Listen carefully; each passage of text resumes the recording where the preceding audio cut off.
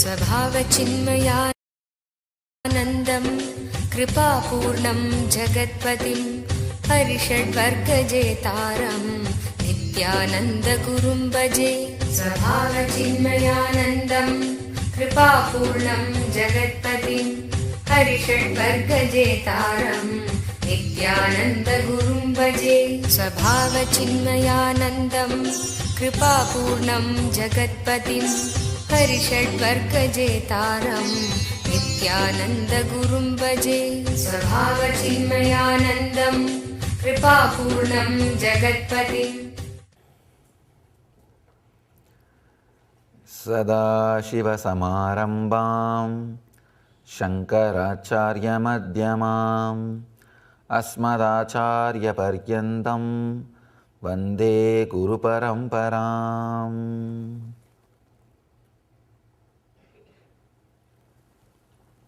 I welcome you all with my love and respects.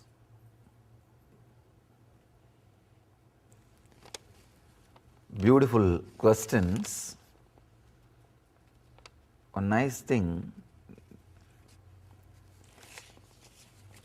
long question, but exactly related to today's sutra. So, I'll talk on the sutra and you will receive the answer. Today Mahadeva is starting another new chapter,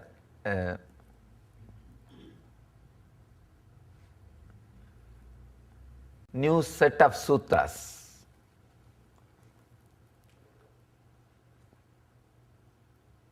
Let me read the sutras. Since in truth bondage and freedom are relative, these words are only for those terrified with the universe. This universe is a reflection of minds.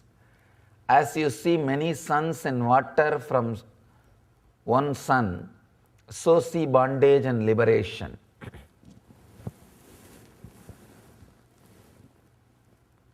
There are three levels of sutras. One, Nitya Sutra, which has to become understanding and which you need to practice every moment. Second, Dhyana Sutra, which you need to practice at particular times, like a meditation technique. Third is Ananda Sutra, just understanding liberates you. Understanding and start enjoying. This sutra is Ananda Sutra. Understand? When you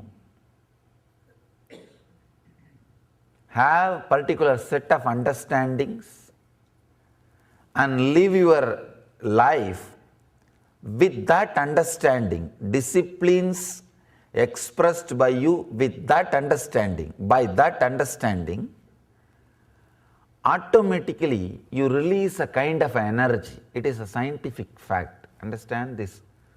Few words which I am uttering are going to be the key point to understand this whole sutra. When you have particular kind of understanding and live your life based on that understanding, when those understanding express as a kind of a discipline in you, that lifestyle releases an energy in you. It's a very clear scientific fact. Any disciplined life, when it is lived, releases energy in you. This energy awakens the non-mechanical part of the brain. Understand, I am trying to express exactly what happened in me or what is happening in me. When you have a strong clarity and understanding and live a life based on that understanding, a kind of a discipline arises in you which is unique and your own. Understand, I am not saying morality. Morality is when you try to generalize the discipline, it becomes morality. No. I can say customized morality. The true morality starts happening in you. It releases a tremendous energy inside your system. That energy awakens the non-mechanical part of your brain. When the non-mechanical part of your brain is awakened, your body is incapable of receiving that new awakenings. That incapability and the new awakening, when it starts gelling with each other, what happens is what I call bliss. Understand? Somehow I tried, and I think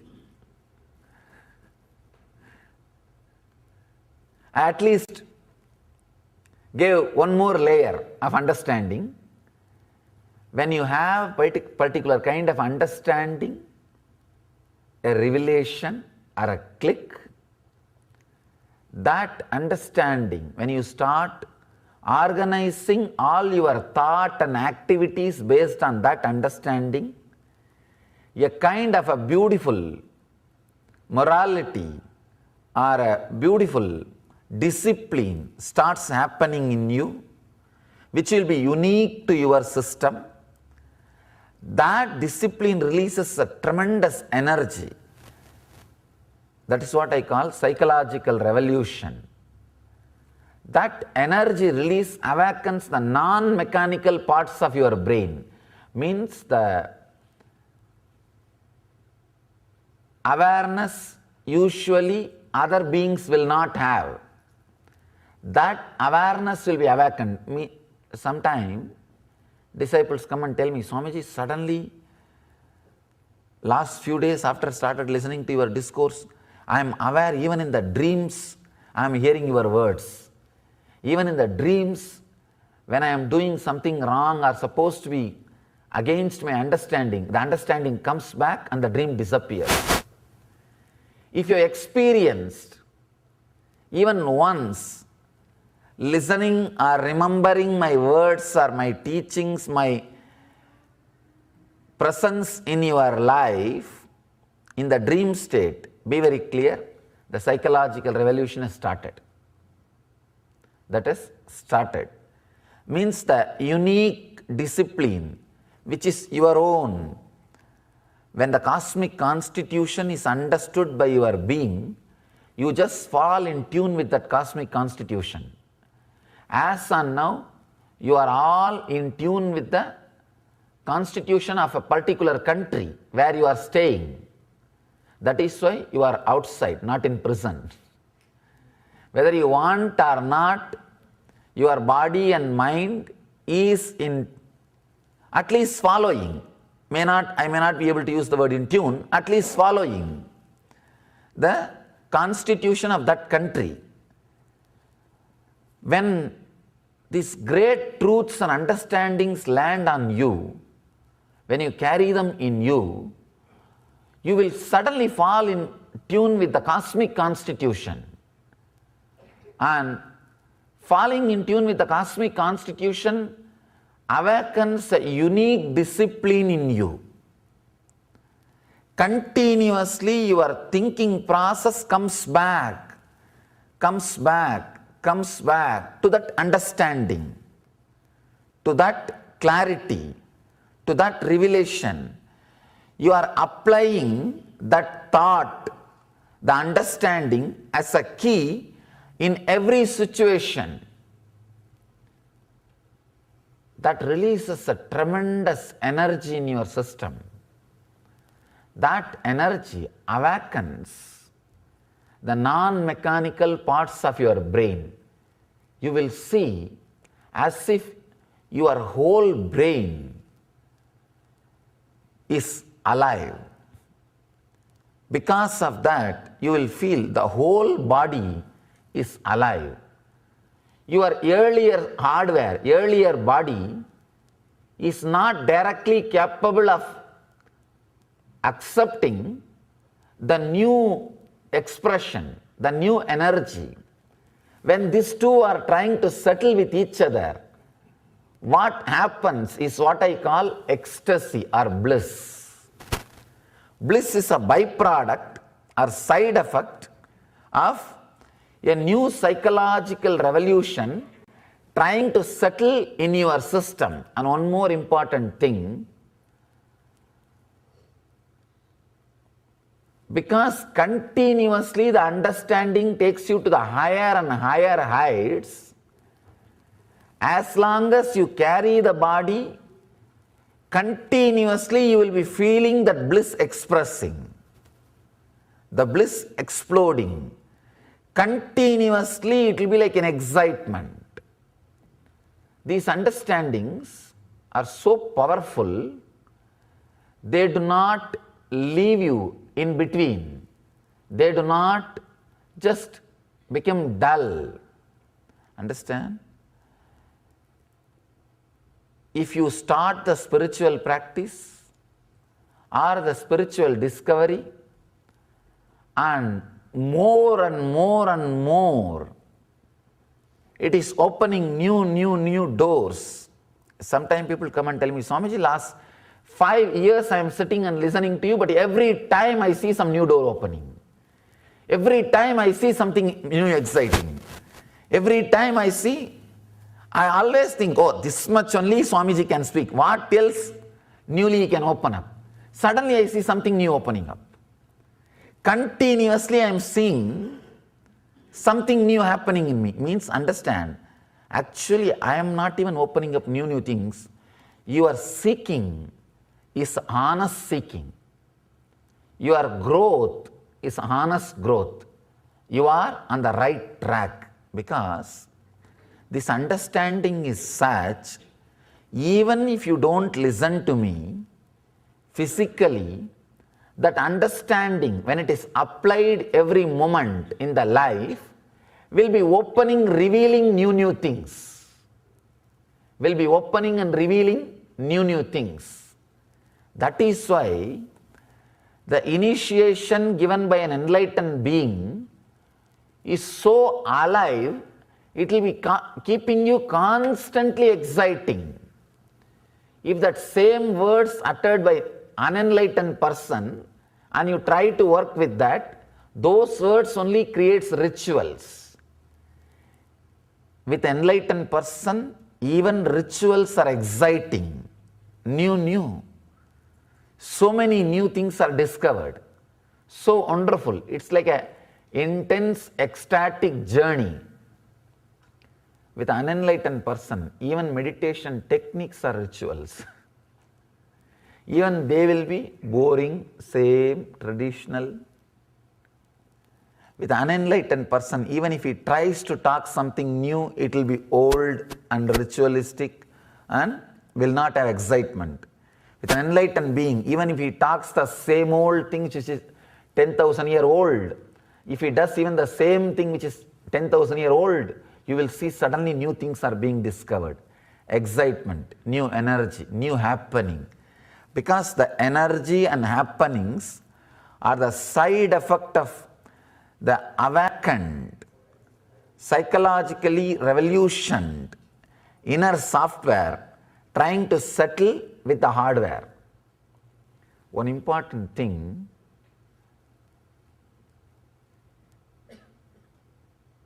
the hardware, the more and more it settles and lives with that software which is awakened, it becomes more and more intelligent and capable of experiencing that joy.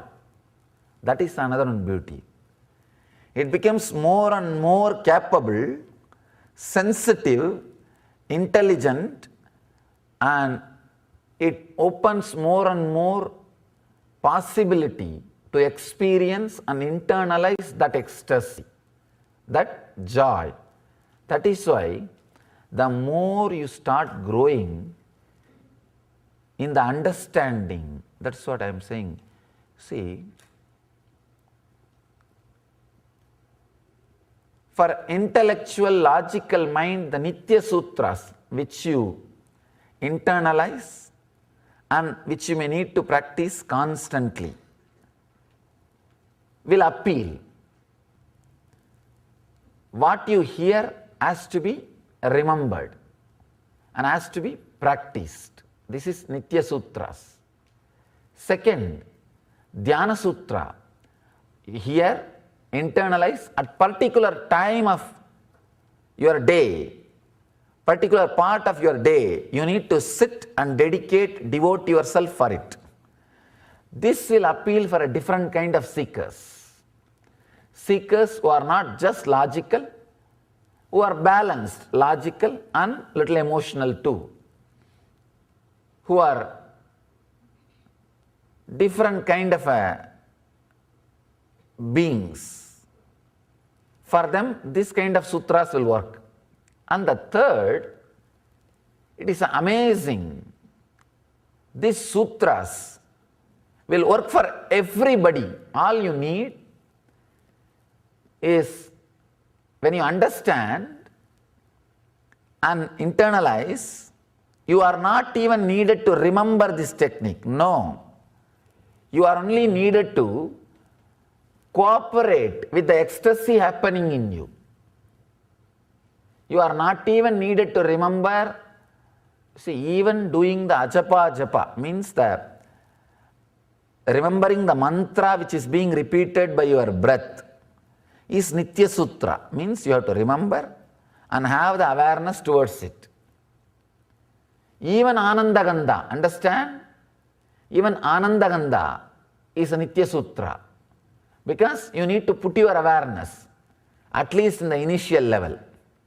Initial level, even Anandagandha is a Nitya Sutra. Means you have to remember and bring your awareness to the Anandagandha and constantly try to be in that area.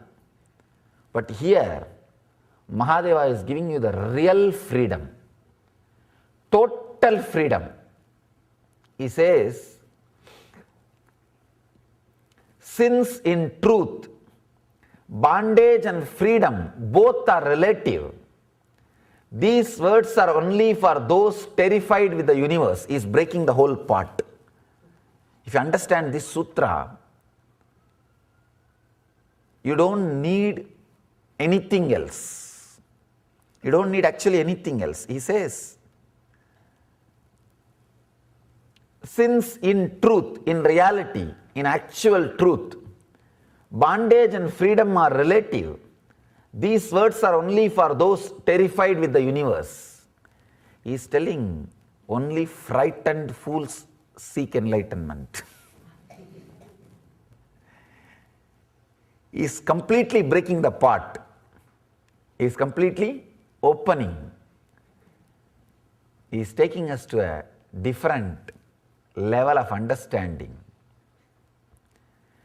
As long as you create questions verbally, you do not understand. You create the necessity for me to talk verbally. As long as you need somebody to talk to you verbally, you are creating bondage. Many people think only logical person can question. Only a person who has freedom or the free way of thinking questions. No. Understand? Questions arises in the mind which is a slave, which is again and again asking for a master to answer verbally. I have seen many people, just by writing a very tough logical question, they think they are independent individual thinkers, especially the pseudo-logical guys. They really think by creating a strong, intelligent question, they are very logical, independent, intelligent, free thinkers. Understand?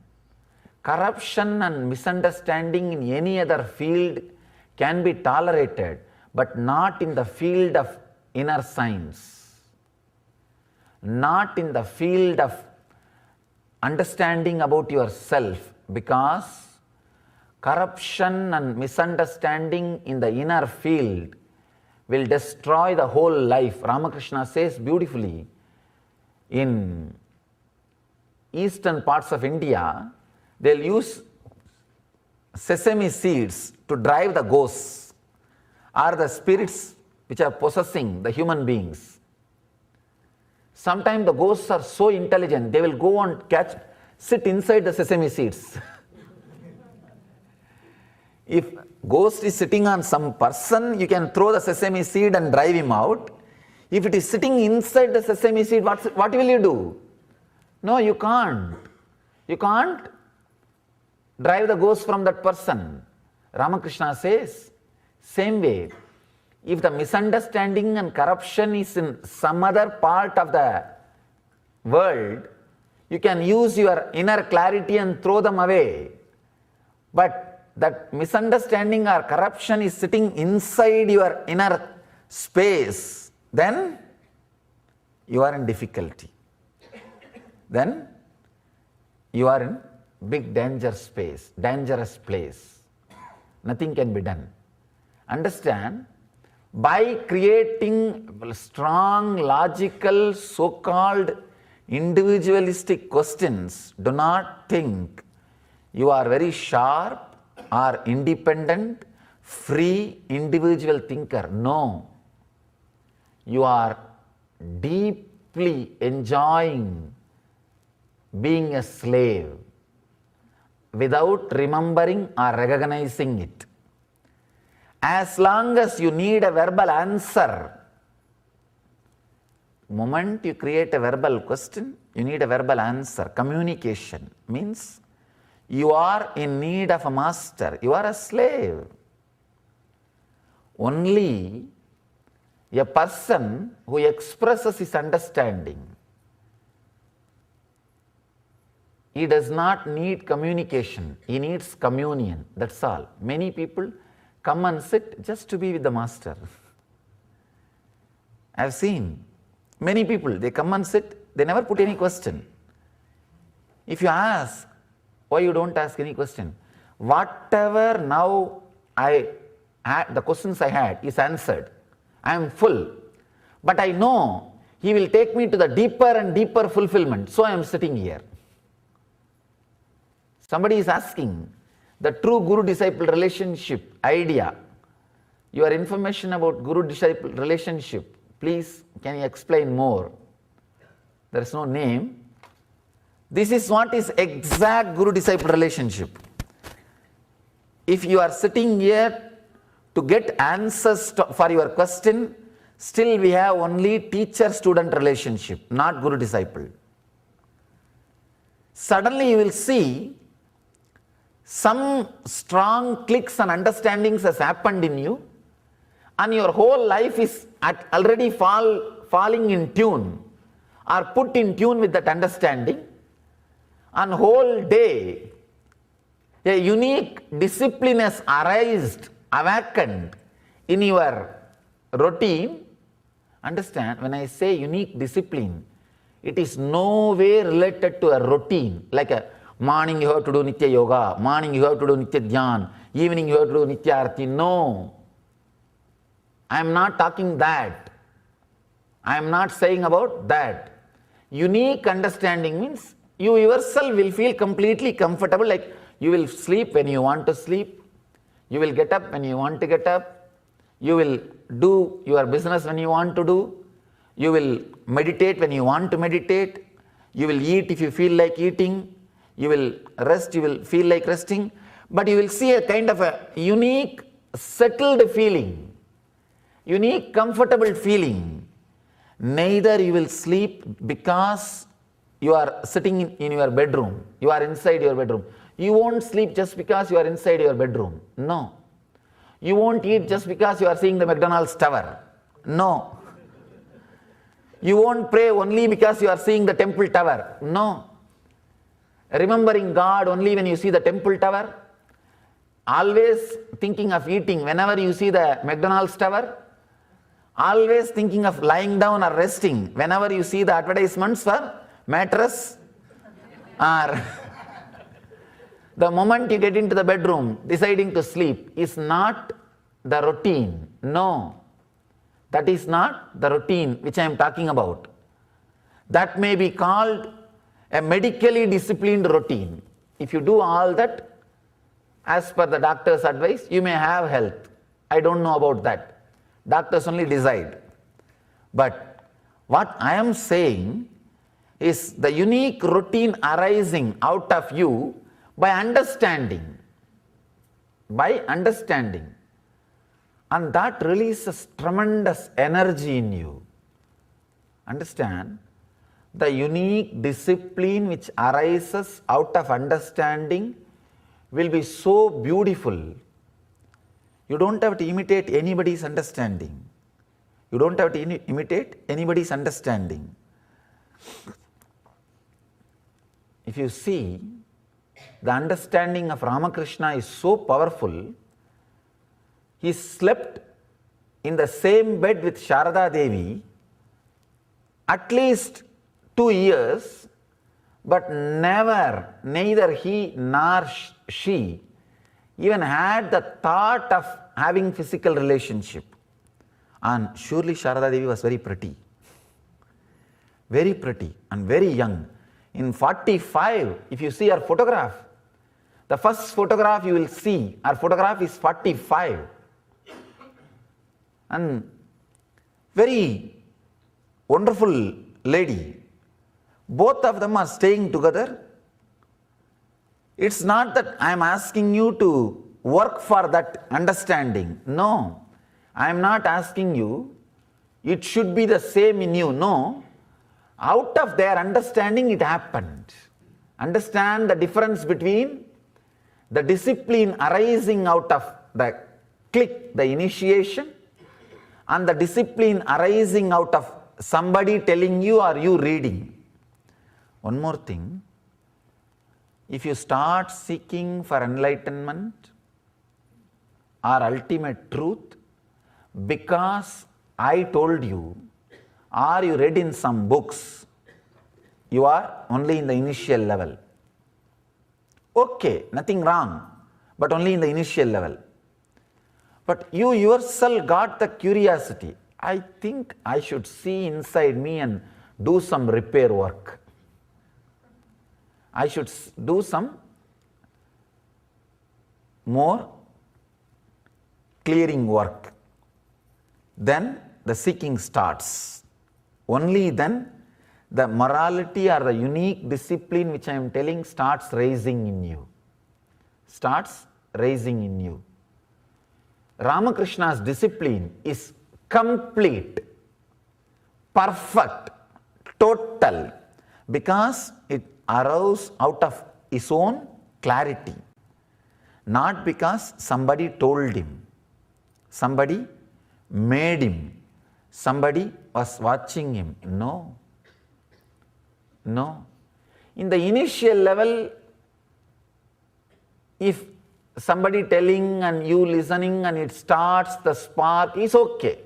But that is not going to be the life. That should not be the life. I have seen people who try to get little seeking or the enlightenment interest because of my initial thing, they try to get, but they don't go deep or do any spiritual practice.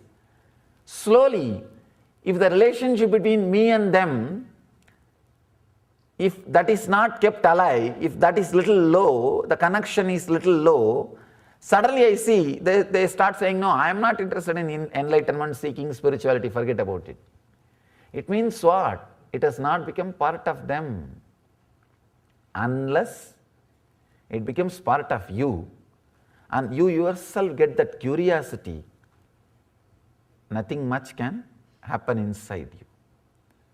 When that curiosity starts happening in you, when the understanding is applied every moment in you, the energy which gets released inside your system, any disciplined life based on understanding releases tremendous energy in you. It is a scientific fact. That energy awakens the non-mechanical parts of the brain means bringing more awareness. That awakening of the non-mechanical parts of the brain only brings tremendous ecstasy into your system. The system is now getting trained to have more and more ecstasy, more and more joy. If you are living in a routine which is forced on you, which has not become your click or understanding, that kind of a routine will lead you to more and more dullness.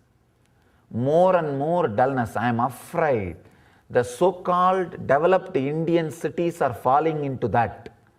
They do not understand the routine which has not become your internal click will lead you to depression. Unless some method of psychological revolution is brought and the routine which they are required to follow matches with their understandings about life, people cannot come out of depression. You may add more and more and more medication equal to food. Sometimes the quantity of food and medication almost is same. In Ayurveda, we say that food should be like a medicine. But people have misunderstood. Medicine has become like a food. You may add any amount of, any quantity of medicine into your system, you will not be able to get out of the depression because the routine is not happened because of your internal understanding. Tapas means sacrificing things without bothering when your internal understanding is trying to set a new routine and trend to your body. When you add this internal understanding to your life, you will suddenly see your day-to-day routine is little disturbed. It becomes little chaos. And if you try to build your whole day based on this internal understanding, naturally for a few months you may not be able to do your regular job, regular routine, whatever you are doing. But having courage to go through the disturbance, to go through the chaos, and settling on the internal understanding permanently, strongly, establishing yourself strongly on that understanding, courage to go through this chaos is what I call tapas. Have courage, nothing wrong. Few months, if it is completely shaken, okay, take leave, take off, call sick. Otherwise you will be sick. Better call sick and let that understanding churn you. I tell you, surely you will see a new beautiful routine arising out of that understanding, happening out of that understanding. And non-mechanical parts of your brain will be awakened. That is what I mean when I say, in the dreams you will remember very clearly the great ideas and teachings which you heard and became part of you.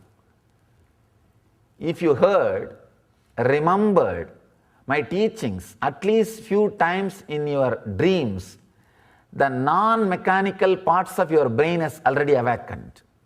The awakening has started. The other day, one person was telling me, Swamiji, I saw in the dream that some animals are chasing me.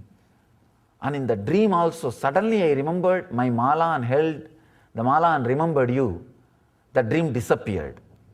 What's the meaning of this? I said, I do not know the mystical or these, that meanings. One thing I can tell, the non-mechanical parts of your brain is awakened. And your path is devotion. If you remember, my words and teachings and understanding which came to you through me, then your path is intellectual. If you remember the teachings and understandings which you heard, got from me in the dream, your path is Jnana Yoga. Add more and more understanding. If you remember just my very being as a divine in the dream, then your path is Bhakti Yoga. Awakening the non-mechanical parts of the brain is what we call in Sanskrit Pratyagatma Chaitanya Jakratam. This is what you expected to have. You are expected to have this awakening of non-mechanical parts of your brain between the age of 7 and 14 according to Vedic tradition. Between the age of 7 and 14, the Gayatri mantra is supposed to do this job. Gayatri is given to you to awaken the non-mechanical parts of your brain, so that you will have that unique discipline arising out of you, unique discipline happening out of you, unique understanding happening out of you. Then by 14, the energy which is awakened, the non-mechanical parts of your brain, will try to settle with the body. By the time you become physically mature, already your system is tuned, trained to continuously enjoy the inner ecstasy and bliss. So you are balanced. Now you have strong, clear tools to enjoy the inner world, live with yourself, and the outer world, live with one person. That is what we call living together. As and now, it is not living together, living together. Living together means even if two persons are living together, constant loneliness is there. There is a constant loneliness. You are still thinking to gather something more, some more people, some more relationships, some more things into your life. The extramarital relationship happens because you are feeling lonely even while you live together. You are not living together, you are living together. You will be surprised how in the traditional Indian lifestyle, even few hundred years ago, people lived happily with one person. Understand? I have seen at least 2 cases, and I have heard at least 25 to 30 cases. 100-year-old, the man will pass away within 3 hours, the lady, she will pass away. If you go to your native villages, you will hear these stories. Understand, passing away cannot happen just by shock. Just by simple shock, the person will not die. And especially after 100 years, why she will die if he dies? But see, they lived together. That is why they are very clear. Yes, now it is time. Let both of us leave the body. If you go back to your village and sit with the elderly ladies and talk, at least 2 stories you will hear. I know for sure. Means they lived together. The living together was lifestyle. Was lifestyle. Understand? That happens only when both the person's non-mechanical parts of the brain is awakened. If both beings, non-mechanical parts of the brain is awakened, you will also be constantly settling with your ecstasy. She will also be constantly settling with her ecstasy. Even if you share each other, you will be sharing your ecstasy. Constantly you will be radiating it. The other day, I was reading an article In Bangalore, the divorce rate is 33%. I was shocked. 33%. What is happening to India? God. Leading. Now the metropolitan cities are leading in divorce rate. 33%. And the whole thing has started raising only in last 10 years. After the IT revolution. No, really. No, the reason, these are all the great side effects of the IT revolution. Understand? The main reason is their routine is not happening after their psychological revolution. Understanding.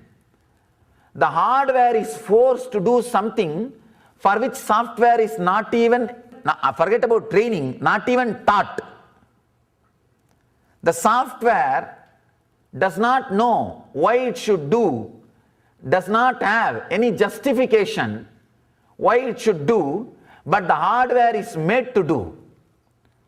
That kind of routine leads to more and more dullness.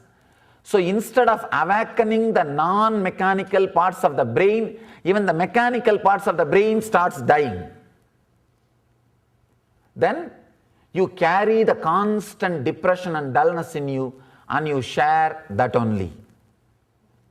When you hug the other person, when you touch the other person, you just pour the depression, that dullness. So naturally, you are living together, not together. The dissatisfaction arises. That dissatisfaction leads to all kinds of fight. One important thing, when that kind of a dullness and depression happens, suddenly you will see, you will start feeling like your whole life is doomed. You will not understand, you will not think this will pass away. You will think, I cannot imagine living with this guy whole life. I cannot imagine looking at the same person every morning. These kinds of thoughts will become stronger and stronger inside your system. I am talking about all this marriage thing because this person has questioned the centuries old custom in the Indian culture of surrendering choice of life. Sexual love made to parents is so powerful in affecting the consciousness in regards to surrender, connection, trust. I want you to understand. Actually, this sutra and this question is very closely connected. That's the reason I am working on this, both the question and sutra. Maybe today we will do just this sutra because this sutra can reveal so much. We will do just this one sutra.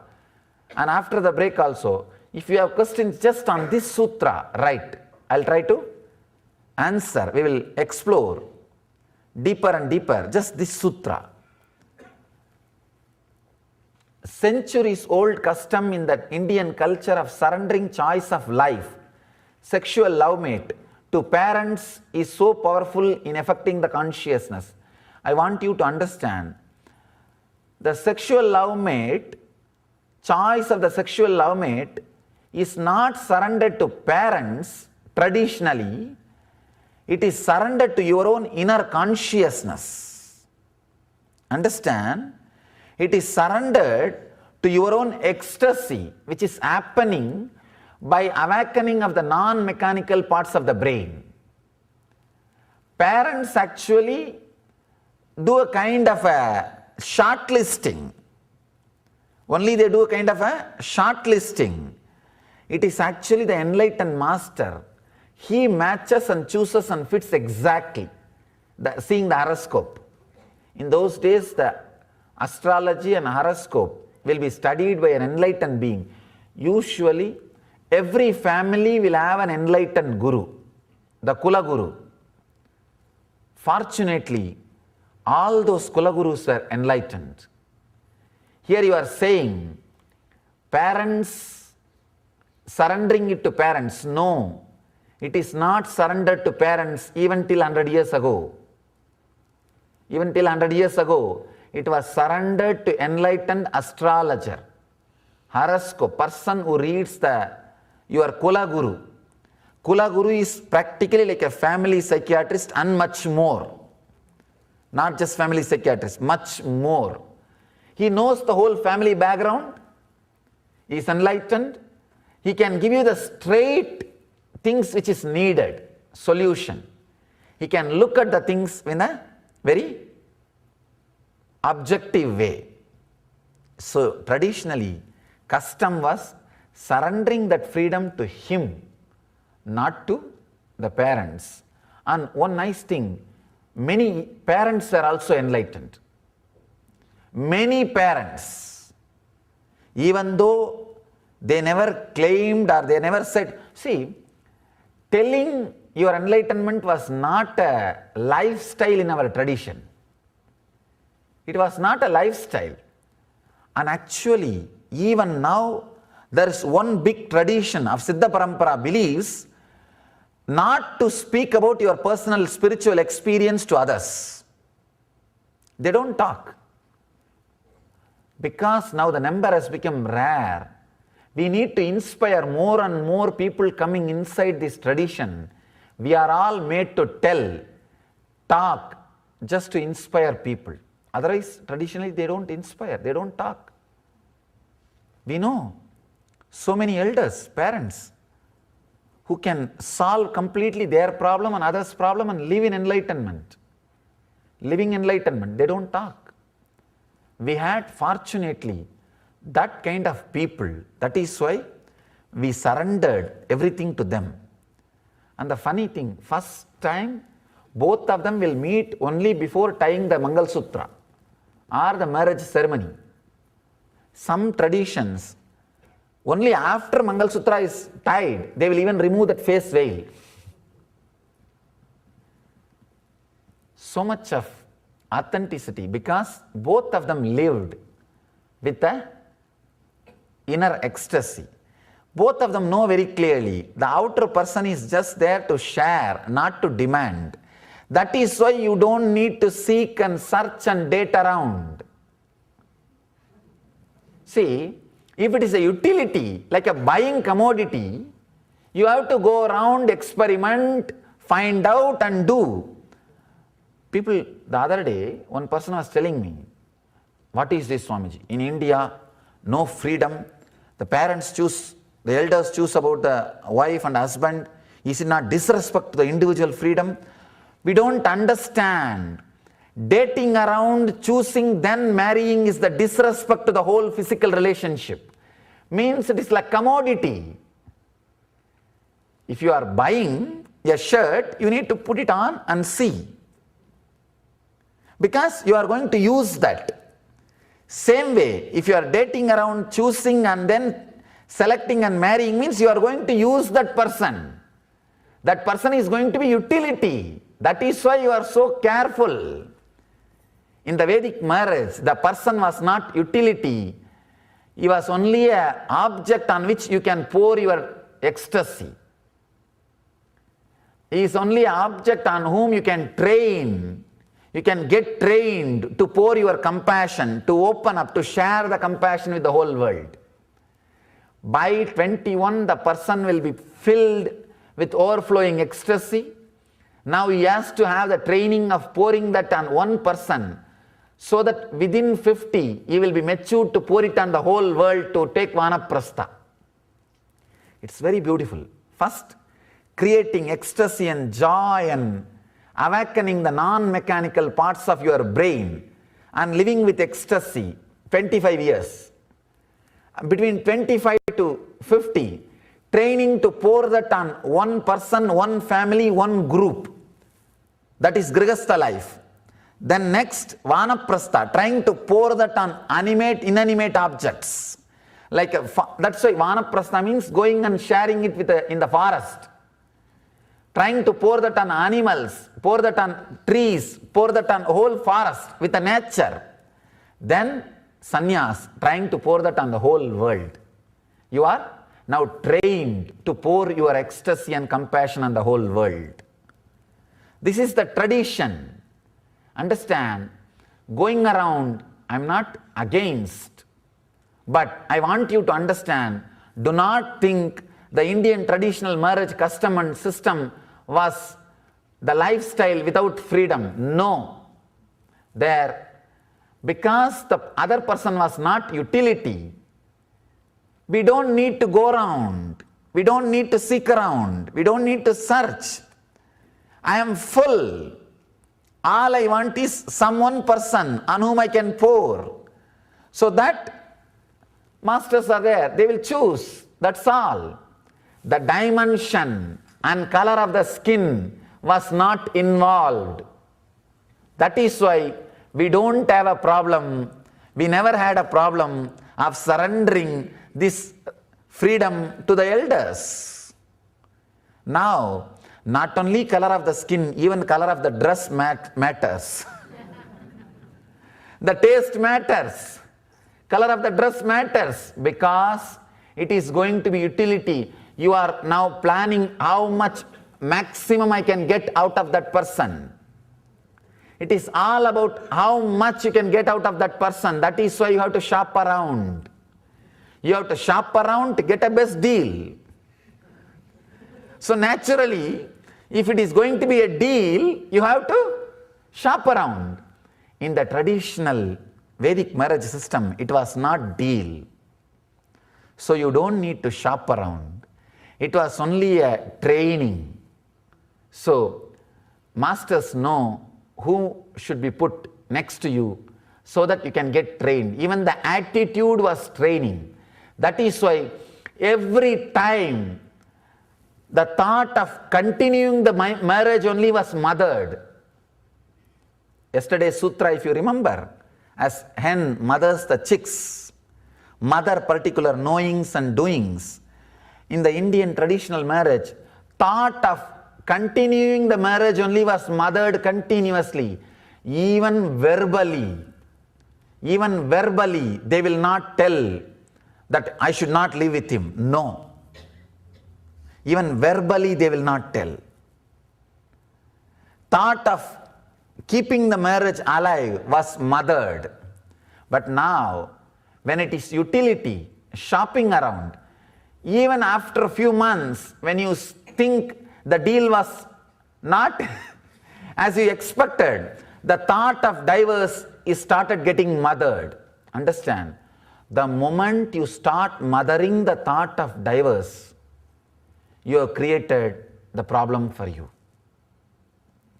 Which thought you mother is the truth. We never kept the relationship as a utility part. It was more pouring. It was more sharing. Whenever a problem in marriage comes, the person only remembers, marriage is happened for me to train myself to pour my compassion and expand me. It is a test. In the marriage system of the West, where the dating and deal is signed, whenever the problem happens, I think I am cheated. Now I have to stand up. I have to put my foot down. Where will you put? Already you are down. Where more you will put your foot down? Where more you will go down? I'll put my foot down. The whole attitude was different. The whole attitude was different. The essence, base was adding the Ananda Sutras to life. Understand? Adding the essential clarity which straight away brings ecstasy to your life. This sutra is a kind of a sutra. Just simple understanding will awaken the non-mechanical parts of your brain. And all you need to do is cooperate with it and allow that awakening of the non-mechanical parts of your brain to create your day routine. That's all. Understand? With the Nitya Sutras, you have to listen, internalize, remember and center yourself every day. It may not need a separate effort, but every moment you have to just remember and bring it back to the center, to that awakening, to that remembrance, like ajapa japa, ananda gandha, putting your awareness on Agnya. There are so many methods. That and all is Nitya Sutra. Next is Dhyana Sutra. Understanding, internalizing, sitting particular time, half an hour, 1 hour, 20 minutes, 30 minutes, sitting and doing it. Dhyana Sutras.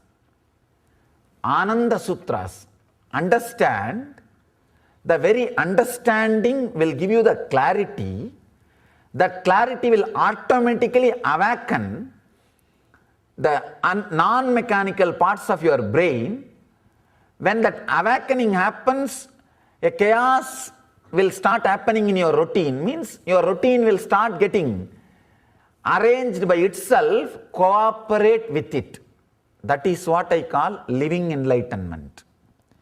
If you don't cooperate for the new ecstasy which happened, new awakening which happened, and if you force your old same dull routine on you, you may forget, or you may bring your awakening back to same old person, back to your dullness and deadness. Here, this Ananda Sutras does not need your effort, it needs only your cooperation. Listen very intensely and understand. Allow that awakening of non-mechanical parts of your brain to happen now, so that you can cooperate with it. Cooperating means when these understandings happen, the tremendous love, tremendous gratitude for the master or God or this understanding. If the devotion happens even to this understanding, that is the respect to the Veda Mata. That is the respect to the Veda Purusha. Respect to Veda Purusha means what? Respect to the understanding. One thing may start arising, something may start arising as a side effect. Just cooperate with all these things, that's all. Just go with all these things. You may always like to be around the people who are also in this kind of life. You may always love to talk or listen about this kind of things. Cooperate with it. Cooperating with the awakening which happened in you is what I am calling being a disciple or living enlightenment. Since in truth, in reality, bondage and freedom are relative, these words are only for those terrified with the universe. Understand? These words are only for the people, for those who are terrified with the universe. First line, very powerful line. Bondage and freedom are relative. Only a courageous master can tell this. Because when you are liberated from bondage, you may not need master. Fortunately, Shiva did not have disciples who were dating around for master. Understand? Just like in the West, just how they date around for a companion, same way the dating around for master also happens. If you are surrounded by the disciples who dated around and found you, you cannot take the risk of giving the ultimate truth to them. Then the deal is over. But here, fortunately, Shiva is surrounded by the disciple who was in the same mold marriage of the Vedic marriage. See, I gave you the clear difference between the traditional Vedic marriage and the Western kind of a marriage and setup, mental setup. Same way the Guru-disciple relationship also. If you are sitting here, all the questions are answered, and just you are sitting here to have more and more understanding, like more and more you want to pour your gratitude. You are here just because your gratitude is Indian traditional marriage. I am an instrument. I happened in your life to train you to pour your gratitude. How the Vedic marriage, the spouse is added to your life so that you will get trained to pour your compassion out on one person. Then you can pour it on the whole world. Same way you will be here. I will be added to your life so that you will be trained to pour your gratitude on me. Then you can pour it on the whole world. It is actually the marriage and guru-disciple relationship is almost same. What idea you have about marriage is going to affect even the idea of guru-disciple relationship. The other way, the dating and marrying, that system means you are sitting with that system, with that understanding. If the guru-disciple relationship starts just going around and picking up and finally choosing one, unfortunately, now we don't have every Kula Guru, the enlightened Kula Guru.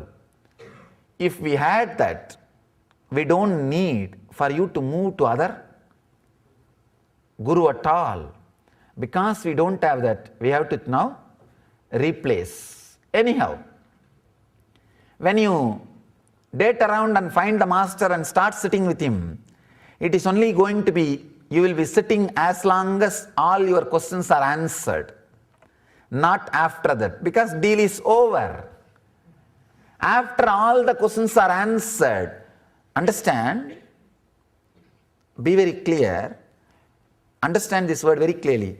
After your brain feels it has taken enough, don't think the moment your brain feels you have taken enough, you have really taken enough. No. When your brain feels you have learnt enough, then you start thinking, I think I have learnt enough. Then now why should I sit here? I think the deal does not seem to be now any more giving. Let's break the deal. I think it is too much demanding than giving. Let's break the deal. Enough, bus. Divorce will happen. And that is what I say, you turn before reaching the goal. You turn before reaching the goal. Understand, you hit the red signal, not the goal. Sometime hitting the red signal, you think as a goal. I have seen many seekers who are trained in the mental setup of dating and marrying, will date around and suddenly have a click. I think, oh God, this guy is fresh out of the box. Young master, fresh out of the box. Surely we can get some new technique, updated version, updated ideas. And sit and learn. The moment you feel your brain is full, or the moment you think, is unique contribution I got. Understand, I don't have unique contribution. I want all of you to know, and I want this to be in record. I don't have anything unique to contribute. Everything I am expressing is expressed at least 10,000 years ago. I am sure it is expressed much earlier, but we have a record at least 10,000 years ago. If you are here to find something, unique contribution from me, you are cheating yourself. You are just in wrong place. I neither have something unique to contribute, nor claim I have something unique to contribute. If you are here sitting for some unique contribution, you are still dating. You are still sitting with your questions. Any day you think your brain is filled, now any day you feel, how much ideas I can grab, I think I have grabbed. Or your brain will say, I think I learnt everything. When you think you learnt everything, be very clear, you filled your brain, not learnt. Your brain says no. Whenever your brain is filled, it gives you an idea, you have learnt everything. You have not learnt everything. Your small brain is filled. That's all. Then you decide, now it is too much demanding. Why should I wear this mala? Why should I do meditation every day? I have to drive all the way, 1 hour drive and go and sit there. He comes in his own time and I am sitting in a normal chair, he is sitting in a big throne unnecessarily. Why should it be? You take a U-turn and you mistake the red signal as goal. Red signal is your brain is filled with thoughts, ideas, but your brain tells you you have understood everything. The red signal shows as if it is a goal and you take U-turn. The relationship with guru-disciple and the marriage both comes from the same attitude. If you are sitting here, all my questions are answered, my brain is full, but I am overflowing, let me sit, I am here around doing whatever I am doing, whether I am giving my time or sharing my talent or my treasury, it is out of gratitude. If you are with that attitude, you will see every day you will be exploring new and new, deeper and deeper things. New things will be opening. New things will be happening. I will only be just an object, a reason, excuse for you to pour your gratitude and love to the whole world. I am like a training object. You will pour it and see. Naturally, you will be trained to pour on the community. First master, then community, then the whole world. How it happens in a marriage system. First, the spouse and the family, community, then the whole world. In tradition, we had only 2 lifestyles. One, living the householder lifestyle, the same mold, pouring it on one person, pouring it on community, pouring it on whole world. In the spiritual way, same thing, pouring it on master and pouring it on master's community and pouring it on the whole world. The sannyas and sansar, both life, same attitude and same goal and same ending. That is why we never had a problem with the whole social setup. With the whole social setup. It was such a beautiful, tuned truth. Since in truth, bondage and freedom are relative, Mahadeva is fortunate. He is having a disciple who has not dated around. Neither for marriage nor for gurus. She is completely in tune. That is why he is opening and boldly declaring. Bondage and freedom, both are relative. Understand? Both are relative. If you are frightened in the universe, terrified with the universe, only for you these words are required. This universe, now he is giving the next answer, next step.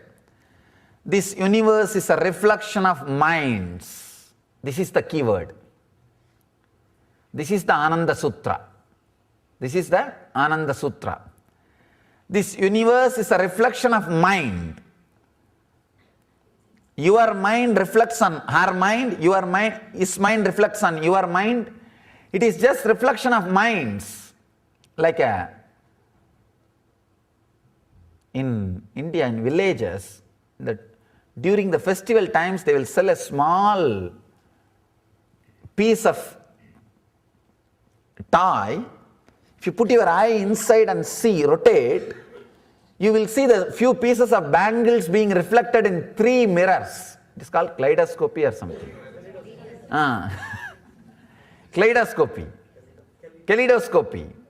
Understand, your life is like the kaleidoscopy. Actually, inside there is only few pieces of bangles, but that 2-3 piece bangle reflected in the 3 mirror will look like a big design. Continuous big design. Same way, here you have too many mirrors, chaotically placed, not flat, different kinds of contours, different kind of mold, different, not only that, many broken to piece.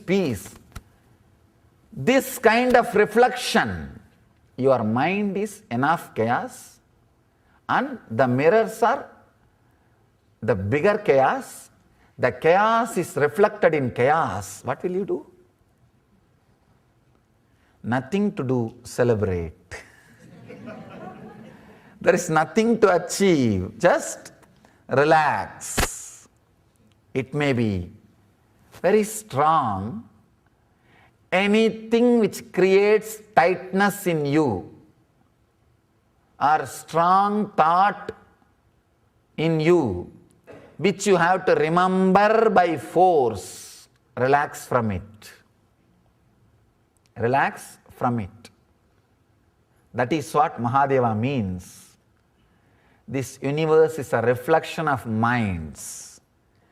When you relax from it, anything which creates tightness or stress, if you relax, a unique kind of awakening will start happening, and your day-to-day routine will go through a big, tremendous balancing. Understand? Not imbalancing, balancing. As on now it is imbalanced, chaos. Chaos will fall into order. It will fall into balancing. Cooperating with that balancing is living enlightenment. When that balancing has happened, you are living enlightenment. The word living enlightenment can be practice and achievement. Cooperating when the chaos falls into order. See, every relationship, every activity, whether your profession or life or business dealing or the personal relationship or anything, is reflection of minds. Reflection of minds. That is why even 2% cannot sit silently, quietly for 2 hours. You see in front of the masters thousands of people not only sitting quite as if there is no two mind. I have seen. Not even slight movements will be there in the body. Just people are there. Means there is no two mind. Only one person has, and he also has no mind. And just his words are vibrating, echoing in the empty inner spaces. So many thousands of bodies, but empty inner spaces. His words are echoing. His words are reverberating. His words are expressing. That is what I call initiation, mass awakening of Kundalini. Mass awakening of Kundalini means intense group of disciples sitting in front of the master and master's words penetrating into that inner space and silence. Universe is a reflection of minds. Universe is reflection of so many different chaotical minds. Mahadeva says one beautiful example. He weighs very small number of words in examples. Very rarely he gives examples. Here he gives an amazing example. as you see many suns in water from one sun, if you keep 10 water pots, you will see 10 suns on the 10 water pot. If you break one by one, the number of suns count will come down. Suddenly, if you break the last part, there is no reflection, only sun. Only one sun actually, but so many reflections in the water. Same way, only one consciousness, but so many reflections in all of us. Understand? This one example, very powerful. When you see so many reflection, even one reflection, if you take and just start following from where it is getting reflected, you will reach the source. You will see the source. In all of us, there is a reflection. Your body and mind is like a mirror. And the divine is super conscious. That sun, exact spot where it touches your mirror, your body and mind is a mirror, divine is super conscious, where exactly it touches, that space is what is your individual consciousness. The mirror may be 2 feet by 2 feet. The sun may be reflecting exactly on the center point. That point is your individual consciousness. We may have so many individual consciousness, but if you trace the source, you will reach the same super consciousness. That is why we say too many periphery centers, but the center of all the periphery centers is one. Too many suns are reflected in the water, but the source is one. These two ideas, whole universe is the reflection of minds, and all reflections have one source. When you understand whole universe is reflection of minds, your effort or intention or the force or irritation to do something will disappear. If you understand all our sources are one, you are resting in the peace. Whether you achieve the Bill Gates wealth or live as a homeless person, when you relax, you are disappearing. You are dissolving into the same consciousness. Why will you then waste your time? Why will you then waste your time hurting yourself? I am not saying you may not create the wealth of Bill Gates. You may create, but without hurting you. The infrastructure which comes out of the ecstatic feeling which you are carrying without hurting yourself is what we call kshetra. Understand? Kshetra is not a city. Kshetra means the whole citizens, the whole group is in ecstasy, working out of ecstasy. That is why those great temples which are built are still standing. It creates kshetra. But if you are doing the same work of creating infrastructure, see the whole thing of human beings kept in the mood of unfulfillment and constantly they are taught you are not complete is a business done by the so-called visionaries of the society to drive these guys crazy to create bigger and bigger infrastructures. That's all. Don't you see the whole fun? Either you listen to the great truths of the masters who came out of the inner world and achieve the truth, or listen to the foolish visionaries who are constantly hurting themselves and filled with irritation and ego and power game and forced everybody to feel unfulfilled or dissatisfied so that they will be constantly running to work and create more and more bigger and bigger infrastructure with which they can satisfy or fulfill and show their ego as a strong. I'm breaking the whole pot. I'm breaking the whole truth. Understand, that is the source from which constantly you are fed the idea that you are not complete, you are not full, you are not as you are supposed to be, and you are not total. These ideas are taught to you so that you will be constantly made to run, to create bigger and bigger infrastructures. Beautiful definition of Kshetra. Kshetra means the cities developed by the Vedic masters.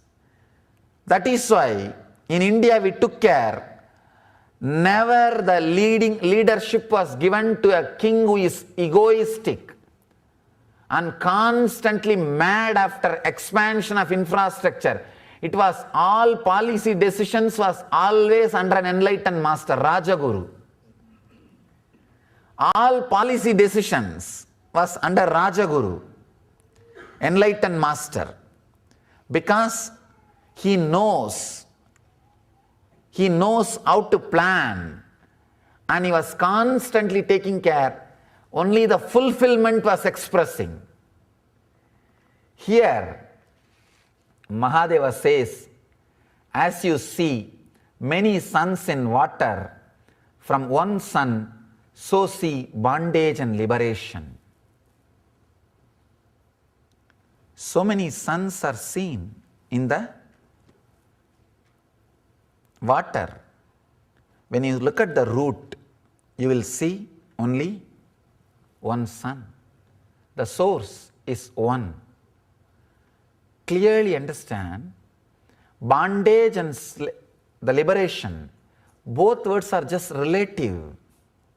They are only relative. They are not ultimate truth. If you think you are in bondage, you need to be taught you are liberated. There is a beautiful example you need to understand. One guy who was standing in the corner of the room, facing the corner, two walls in front of him, corner, is facing the corner. Suddenly he got into the idea, he is in prison, he is caught.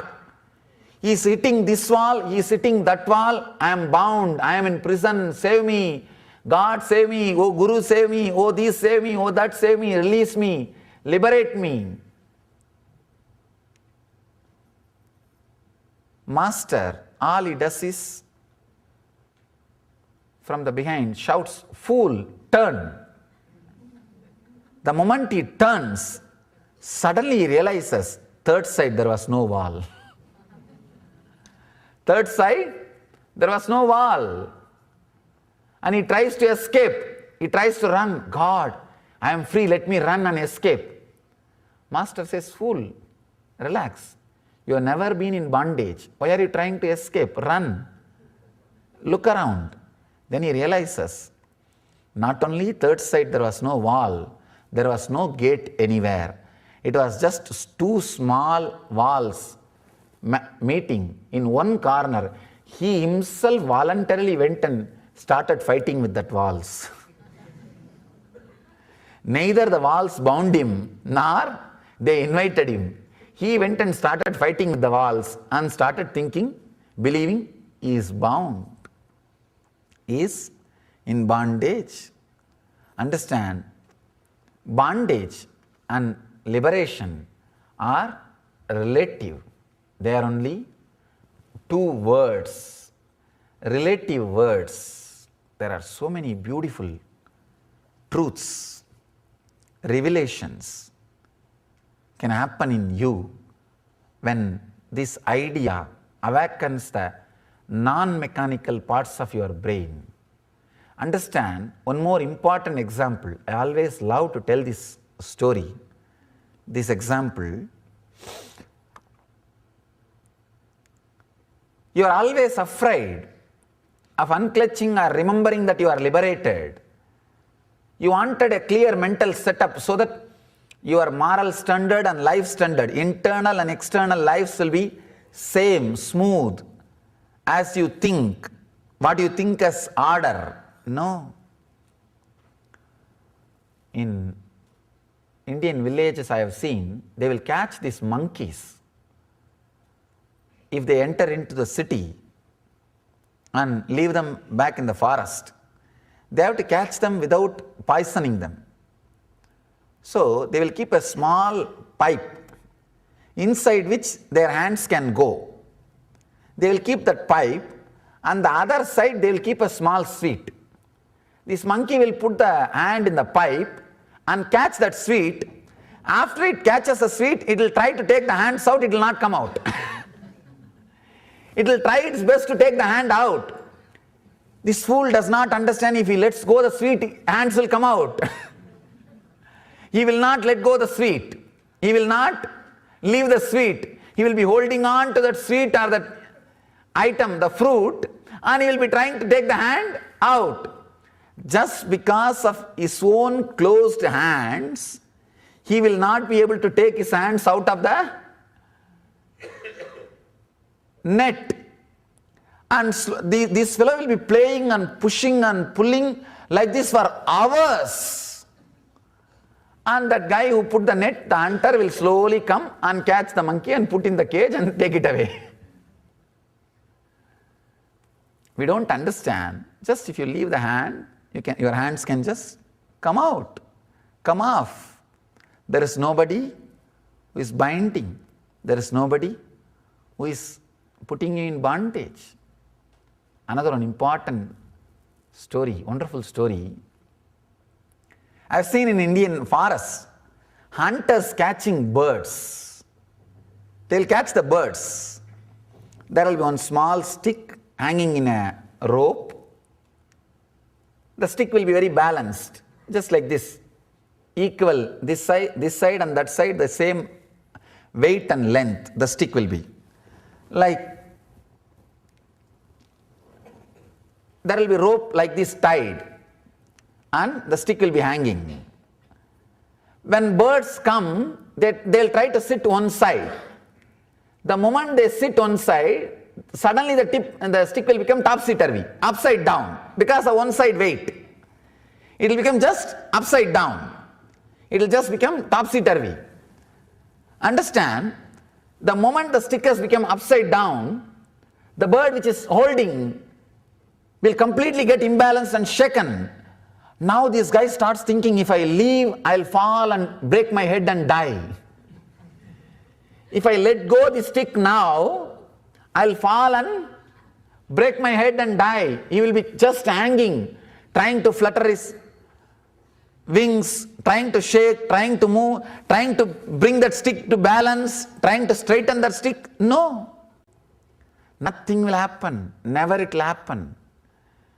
All our practice, trying to create silence and balance through wealth, or peace and balance through some other practice, everything is equal to the trials and the things which his bird is trying to do.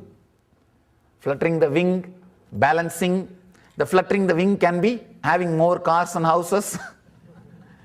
Trying to balance the stick can be more like some japa or meditation or some spiritual practice, some techniques. Trying its best, nothing will happen. This guy will be hanging. Slowly, that hunter will come and catch the bird very slowly and put it in the cage and go. All you need to understand is you are never in bondage. you will never fall and die, just let go. If the bird just opens, it can fly. It can just fly. The hunter is death. Till death comes, you are hanging, swinging, and trying to balance the stick. All you are fluttering. You always think, if I let go and become so easy, I may die, means I may fall and break my head, means I may lose my wealth, I may lose my mind, I may lose my balanced life, I may lose this, I may lose that. No. There is no history anytime a bird falling and dying. Same way, there will never be a history if you relax from all the things you are holding, you will lose your wealth or health or life or miss anything. You won't miss anything, whatever you have. At the most, when that bird lets go that stick, it takes 2-3 seconds for the bird to balance and start flying. At the most, you may need 2-3 months to balance and start flying. That 2-3 months, having the patience and balancing is what I call tapas. That is what I call tapas. Living enlightenment. Understand, we are all hanging. Just open up. Let go. Whatever you are holding in your mind as bondage, and whatever thought you think as bondage, whatever you think is associated with bondage or suffering, as you think, let go. Let go. You may think, I may have to let go my job. Don't bother. Let go. You will never miss your wealth. The moment you are balanced, you will start working out of your creativity. You will start expressing out of your strength. You will start expressing out of your joy. It is not that the person who is flying is not working. No. Paramahamsas are not lazy. They express the honest freedom and creativity. Having the trust that you can express that creativity and strength is what I call bhakti. You need only Atma Bhakti. Means having the trust towards yourself that you can also express that creativity. You can also express that freedom. That is bhakti. And opening, letting go the stick is tyaga, and balancing and flying is courage. That's all need to happen in our system. Anything, if you feel there is nothing really I am holding on, then wonderful, listen to these words. It will go deep and do the work of awakening the non-mechanical parts of your brain. If you still able to find out you are holding on to something, then relax. If you are holding on to something, relax. If you have nothing to hold on, then imbibe, listen to these words, let the process happen. Understand, all you need to do is just let go and fly. You will be a Paramahamsa. Thank you. स्वभावचिन्मयानन्दं कृपापूर्णं जगत्पतिं हरिषड्वर्गजेतारं नित्यानन्दगुरुं भजे स्वभावचिन्मयानन्दं कृपापूर्णं जगत्पतिं हरिषड्वर्गजेतारं नित्यानन्दगुरुं भजे स्वभावचिन्मयानन्दं कृपापूर्णं जगत्पतिं हरिषड्वर्गजेतारं नित्यानन्दगुरुं भजे स्वभावचिन्मयानन्दं कृपापूर्णं जगत्पतिं हरिषड्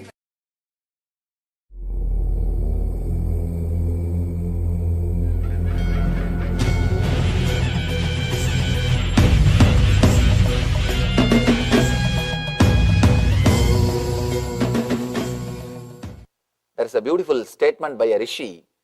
Shrunvandu vishve amritasya putraha vedaha meham purusham mahantam. He says, O sons of immortality, I have seen the truth. I am expressing it to you. Let you all realize it. Understand a basic thing. This one example. When you are driving, do you plan every step? How much you need to press the accelerator? When you need to press the brake? When you need to turn? When you need to turn right, turn left? Do you plan? No. In the initial level, when you get trained, you may plan. But once you learn driving, just you sit. Many times, you don't even remember. When you get into the car, the next thought will be when you get down in your office. Am I right? You don't even remember you are driving. Either you are listening to the music, or talking in cell phone, or eating in the West especially. That is the restaurant. That is the restaurant. That is the STD booth. That is the music bar. Everything. Everything is going on. Sometimes all three goes on. And you are driving. Only when you park in front of your office, suddenly you remember. You finished your driving. You finished your journey. How is this happening? This is what we call prarabdha, bio-memory. You have an intelligence, an automatic intelligence to run, to maintain, to live and expand your life. Please understand, what I am speaking is a very basic truth. Only if you have suffered in your life enough by your mind, you can understand what I am saying.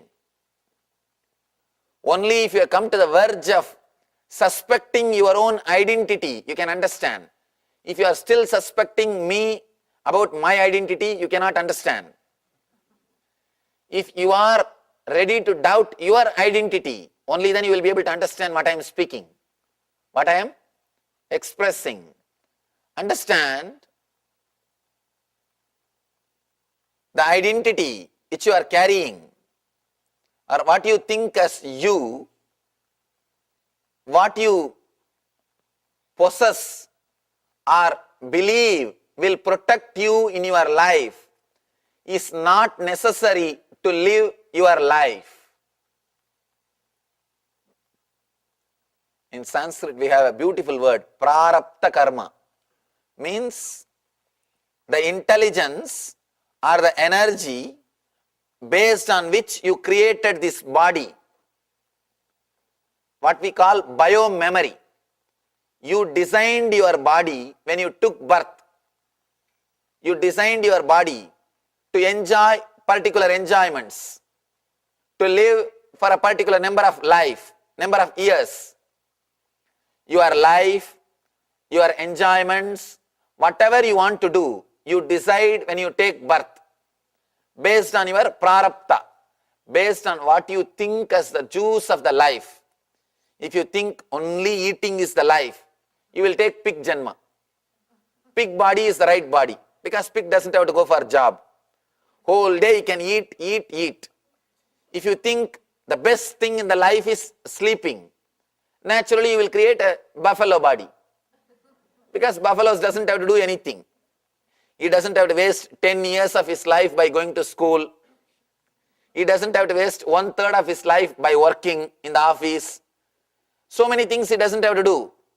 All he needs to do is just chew and lie down. What you believe as the essence of life, what you believe is the greatest joy of the life, based on that you design your body. You design your system. That's what we call prarabdha. You came with a prarabdha. You decided, you designed your system.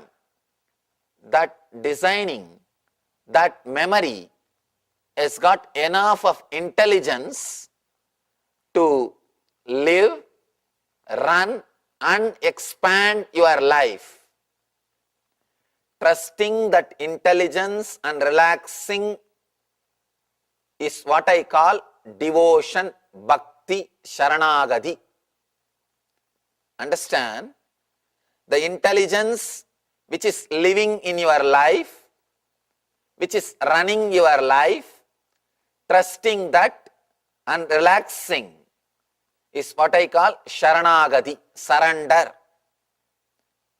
In our life, we are neither taught nor allowed to have the confidence you have an intelligence in you. Always you are given only guilt. Only if you live with the guilt, you can be easily exploited. The society which is created based on power and politics, the social systems which is created by Kshatriyas and Vaishyas, means business people and politicians, naturally will have techniques only to keep people in guilt. But the social system created by rishis, enlightened masters, Vedic seers, that system naturally helps people to liberate people towards more and more expression of freedom, more and more towards the freedom. Understand the big difference. The society created by Vedic system are the rishis, enlightened masters, and the social structure created by politician and businessmen. There is a big difference between these two systems. Be very clear.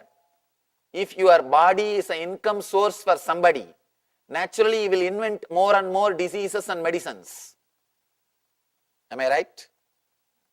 Because it is an income source. Understand? If your body is an income source for somebody, naturally he will be happy when you fall sick. What he will be praying? For example, you and your doctor, both of you come here and both of you pray to God. What you will be praying? You will pray for your business and he will pray for his business. Be very clear. Naturally, each one has to bother about their survival, bother about their life and their expansion.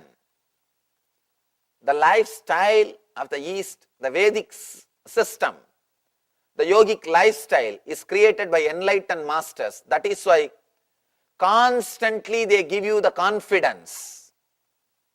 Even when you fail, they say, no, don't worry.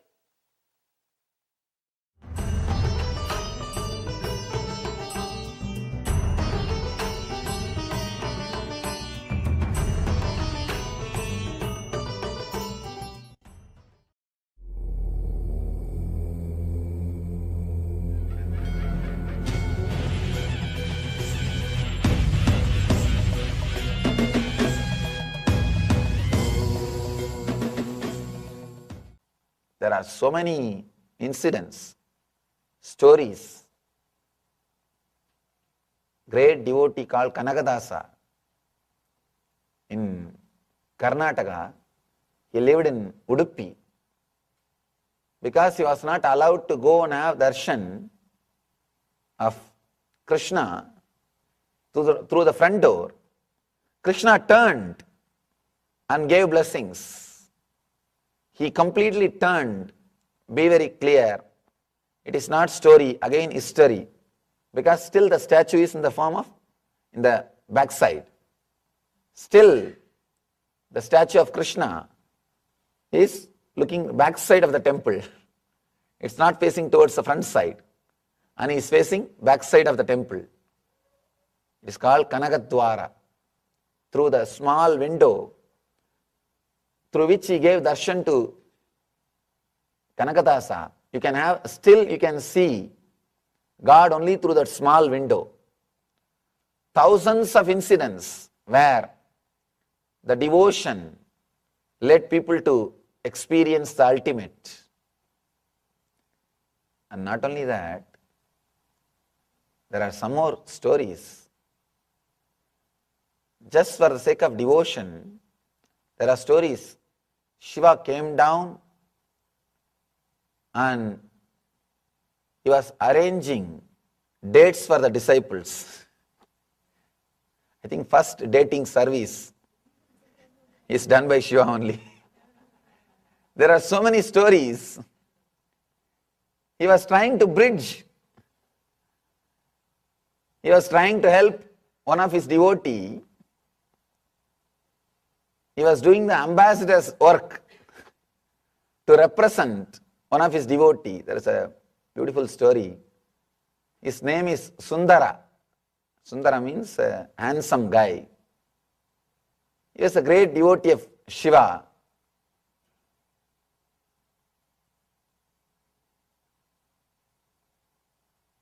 We should understand one thing. Whether the stories are true or not, logically we can argue. But the stories create such a deep emotion and devotion in your being, that devotion is worthy. That is such a great gift. Even if the stories are not fact, it is okay. The devotion which is created by the stories will lead you to the truth.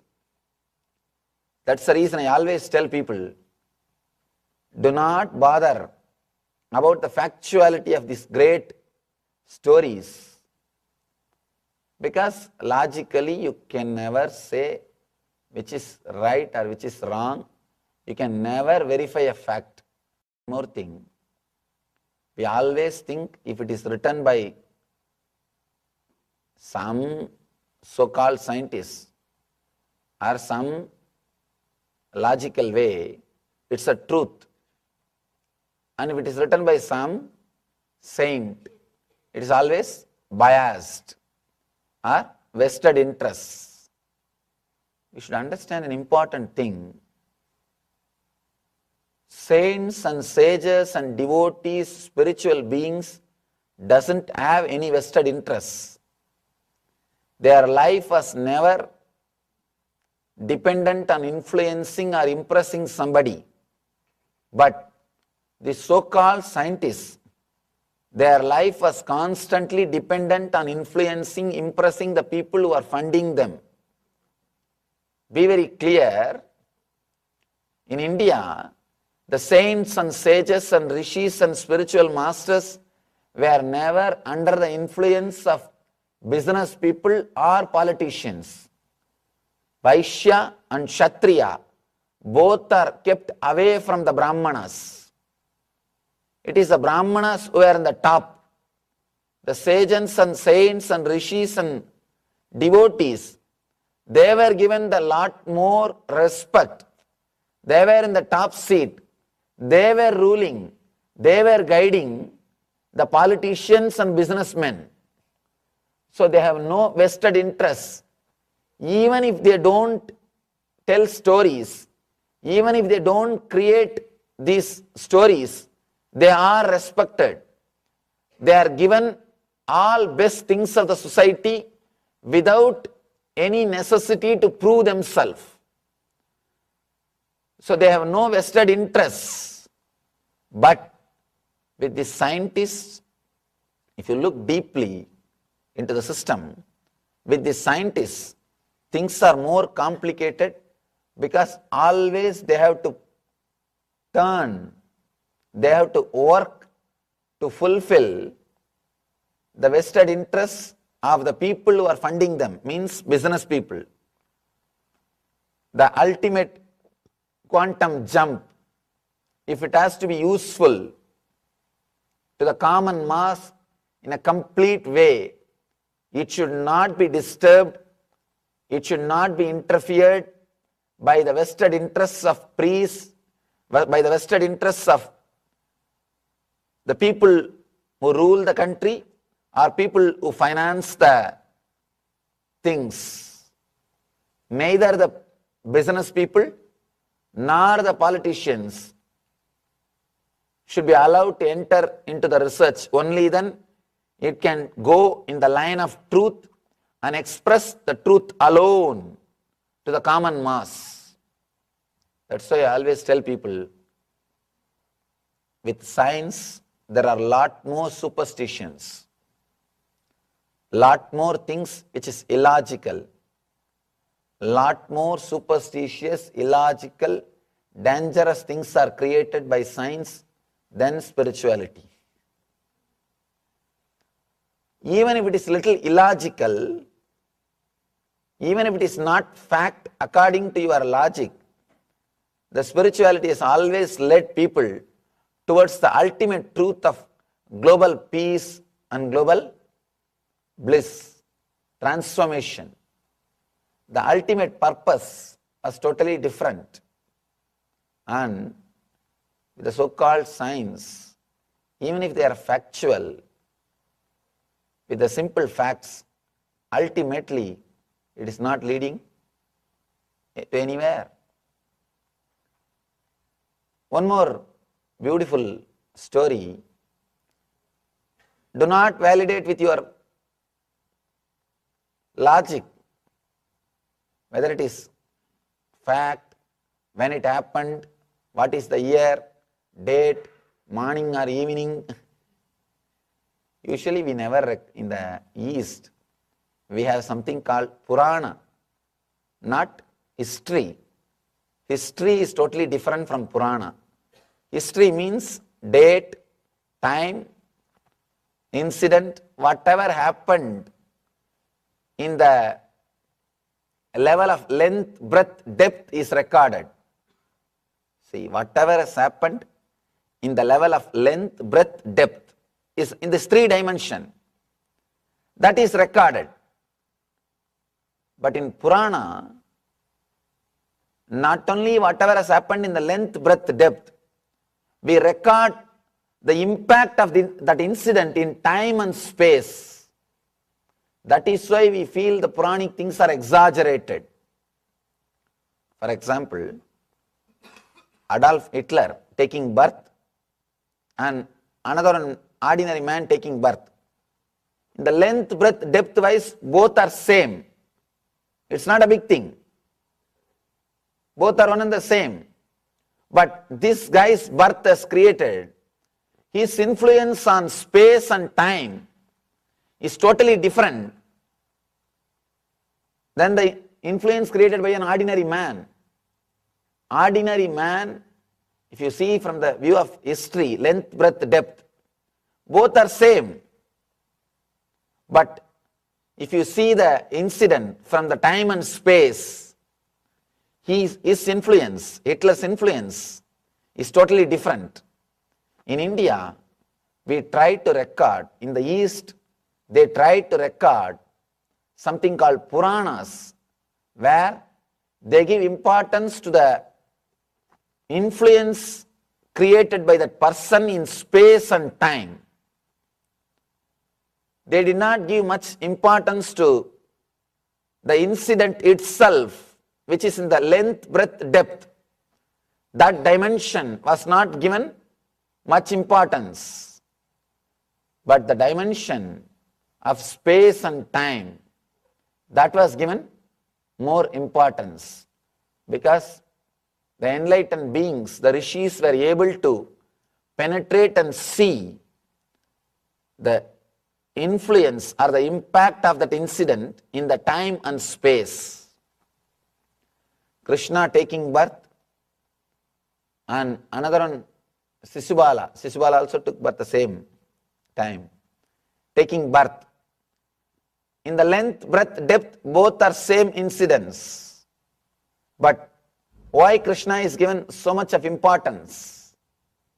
Why a beautiful big book is written about his birth? Because his influence in the space and time is totally different from the influence created by Sisubala. Be very clear. History can never be complete unless it covers the dimension of space and time also. Whatever you call as history is incomplete And not only that, it is biased. Whoever wins the war, he writes the history. If Hitler would have won the war, history would have been totally different. Who wins, he writes the history. So whatever you think as fact or history, as you are taught, be very clear, it may not be the history. It may not be the history. Puranas are the history recorded by the people who are able to see the impact of every incident in space and time also, and who don't have any vested interests, who are not influenced by business people or politicians. That is why sometimes Puranas look illogical for a man who is with a normal logic, who is with an ordinary intellect, who is oriented only with the facts and figures. They describe beautifully when Krishna took birth, all the devatas, gods and goddesses have appeared on the planet Earth and blessed the planet Earth and had the blessings of Krishna. Be very clear. Now you can't verify where they all assembled, which hall they booked, who conducted the party. You can't verify the fact. We don't have which hall was booked, where they had party, what all is served in the party, and who hosted the party. We don't have record. We can't start verifying whether it is a fact or not. But one thing is true, it is a truth. By creating these statements, by uttering these statements, all the gods and goddesses have appeared on the planet Earth and blessed the planet Earth. They mean so much of auspiciousness has happened just by this single person appearing on the planet Earth. So much of good things are going to happen. Still now, you can feel his influence in India, an Indian community. He's a single guy, God. The influence which he's having on the Indian community and India, I can say, is the greatest hero, practically followed by billion people. Billion people follow him. He is the hero of billion people. Still now, after 5,000 years, still his influence can be felt in every village of India. In every village, you can feel his influence. Be very clear. The influence created by him, or the impact created by his birth. The rishis, they know the impact which happened because of that incident of his birth, what happened in the space and time. They know the impact. That is the reason they add big words. They write big words so that you will be able to understand the importance of that incident. Those things should be understood and accepted as an instrument towards the truth. You can't verify. And if you try to verify, you are in trouble. You are in trouble. That is why I always tell people, when some theory is proposed in the East, never it was questioned immediately whether it is fact or not. They questioned it, the utility of that hypothesis, the utility of that theory. What is going to do, what we are going to do, what the theory is going to contribute to us. They were never violent to pull the other man down. They just give enough space. They give chance for every being. They just see what can be done with this theory. can the theory really help us? That's the reason so many people have taken quantum jump, so much of enlightenment, so much of spirituality, so much of conscious growth happened in that spiritual incubator called India.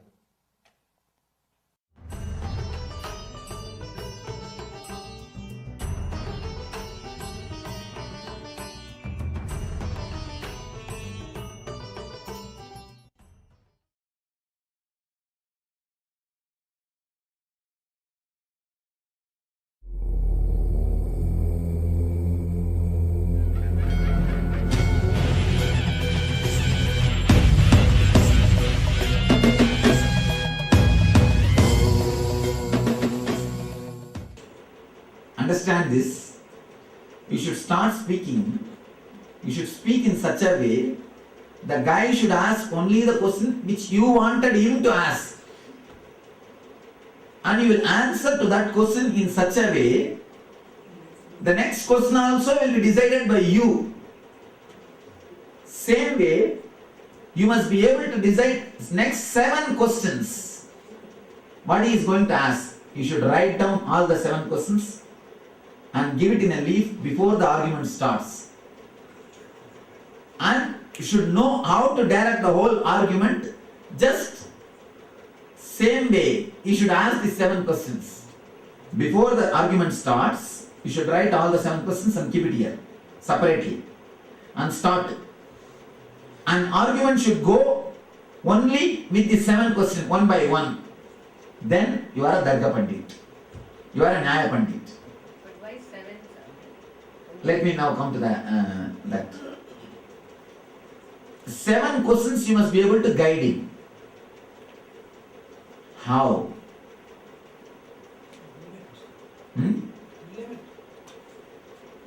Let me tell you. Now there is a beautiful book has come out. There is a beautiful book, Movies of Bollywood and Movies of Hollywood. 2 books. Because of the Movies of Hollywood book has come, the Movies of Bollywood has come. Any of you have seen that book? A beautiful pictorial book about these movies of Hollywood first came. Then these guys have copied and Movies of Bollywood, one book has come. In that book of that Movies of Hollywood, the introduction is written beautifully. They give a gist of the whole cinema history. In that, they give a amazing, shocking truth.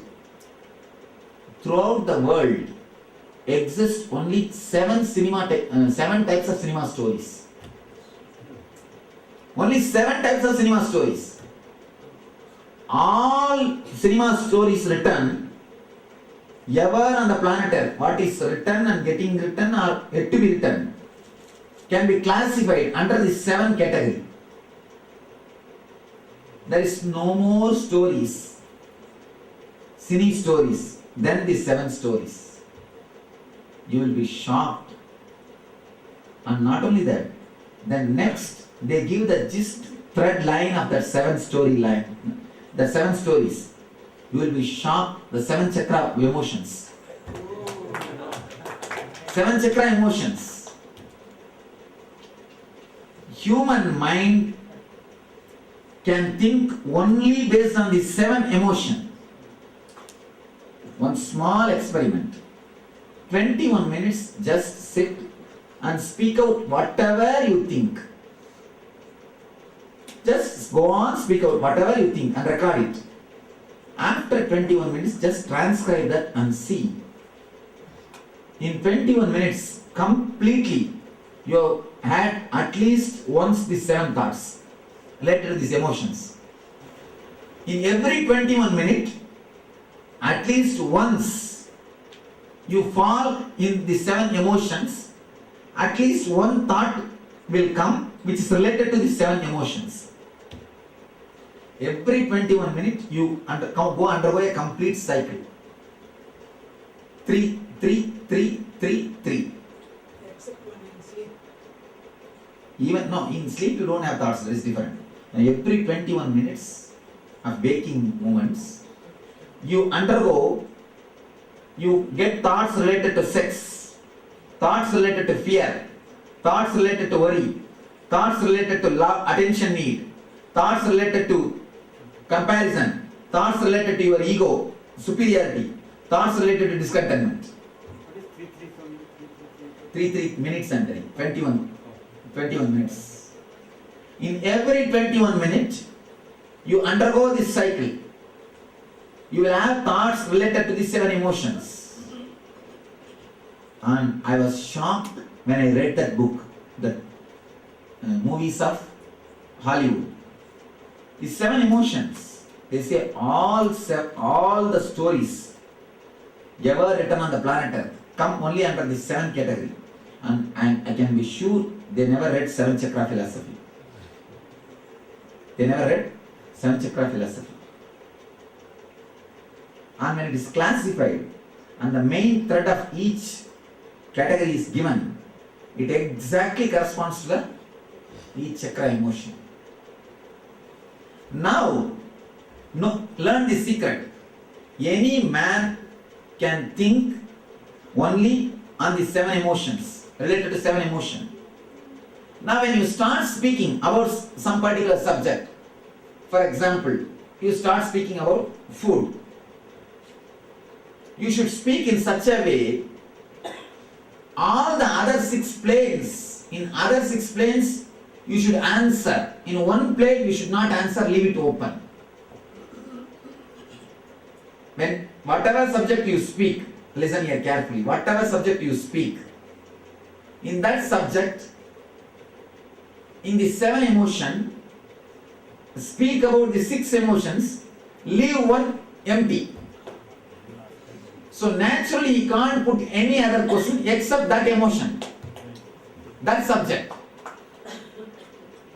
Speak in such a way, Muladhara on food, that you should answer.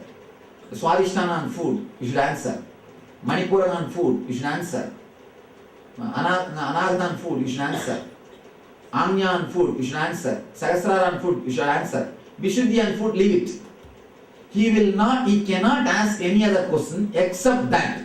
Even unconsciously, he cannot ask any other question except that. Even though you may not know how your mind works, this is the way your mind works. Tak, tak, tak, tak, tak, 7 jump. 7 jump only you are continuously doing.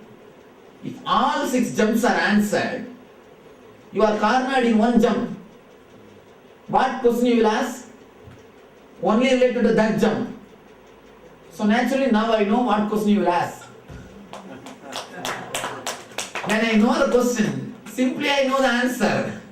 Simply I know the answer. Basic secret. How to make the other person to ask the question which you wanted him to ask. This is the way your mind works. Whether you know it or not, this is the way your mind works. 7 times family, always 7 topics. In anything you will relate with this 7 only. Whether it is this camera, first you will have a thought, desire, let me possess this camera. Then fear, I may not have it. If I take it away, somebody else may catch me. Then worry, how will I maintain? Then attention, how can I use this? How can I have this more? What will it do for me? What will it do for me? Vishuddhi. People have got much bigger cameras, what to do? People have got much bigger facilities, what to do? I will be having only this. Even if I have this, something will be lacking. Some comparison. Then Anya, how can I prove myself through this? You will start fantasizing, as if you are hanging this in your back and do it in the Ooty gardens, or as if you are videographing your whole family incidents. So somewhere, how you can prove yourself through this. Then end discontentment. Even if it comes, I cannot be totally contented. Only the limitations. It can do only this much. If there is a small cell phone also attached with this, it will be really great. There is no cell phone attached to this camera. I should see the cell phone attached camera. Only these 7 link of thoughts can happen to you. Anything. With anything, only these 7 link. Again, tadak, tadak, tadak, tadak, tadak, with anything you see, the 7 link only. In the 7 link only somewhere you will touch. Nowhere else. Your thoughts cannot go anywhere else. Now I give you the secrets of your mind. How your mind works. If you can just understand this one secret, you can manage anybody by speaking. I am giving you the basic secrets of logic. Nobody can win you by talking. But the problem is, you will become egoistic. That danger is there. You will become egoistic. That is why there are few keys still retained. There are few keys still retained. Simply understand this one thing. With anything you see, your thoughts will jump only in these 7 layers. Only in these 7 layers. Someone related to someone, layer. When you speak to somebody, if you can black all the 6, leaving only 1, now you know from which level you will be putting that question. He is cornered. He can ask only question from that level. When you answer that question, you should black all the other 6 chakras. For example, you will allow him to ask Vishuddhi question. When you answer, black such a way, now you leave only Muladhara. He will answer only, he will put the question of only Muladhara. When you answer the Muladhara, black in such a way, you leave only Manipuraga. He will put only the questions related to Manipuraga. So the same way you can play with him in 7 chakras, in the 7 steps. That is why if you can play with anybody through the 7 questions, if you can manage him to ask 7 continuous questions as you wanted, you have mastered the Darga, you have mastered the Nyaya, you have mastered your Manipuraga. Quite tremendous intelligence. Continuously doing it real time. It's not a big job. Actually, it's not a big job. It's just little bit of clarity. Studying the human beings carefully. Just for 10 days, if you continuously talk to human beings with this awareness, with this background, just 10 days, if you speak to anybody, whomsoever you talk to them, just speak with this awareness background. This guy is going to relate only from this 7. Which chakra is hitting? Which chakra is hitting? Answer and black him in all other chakras.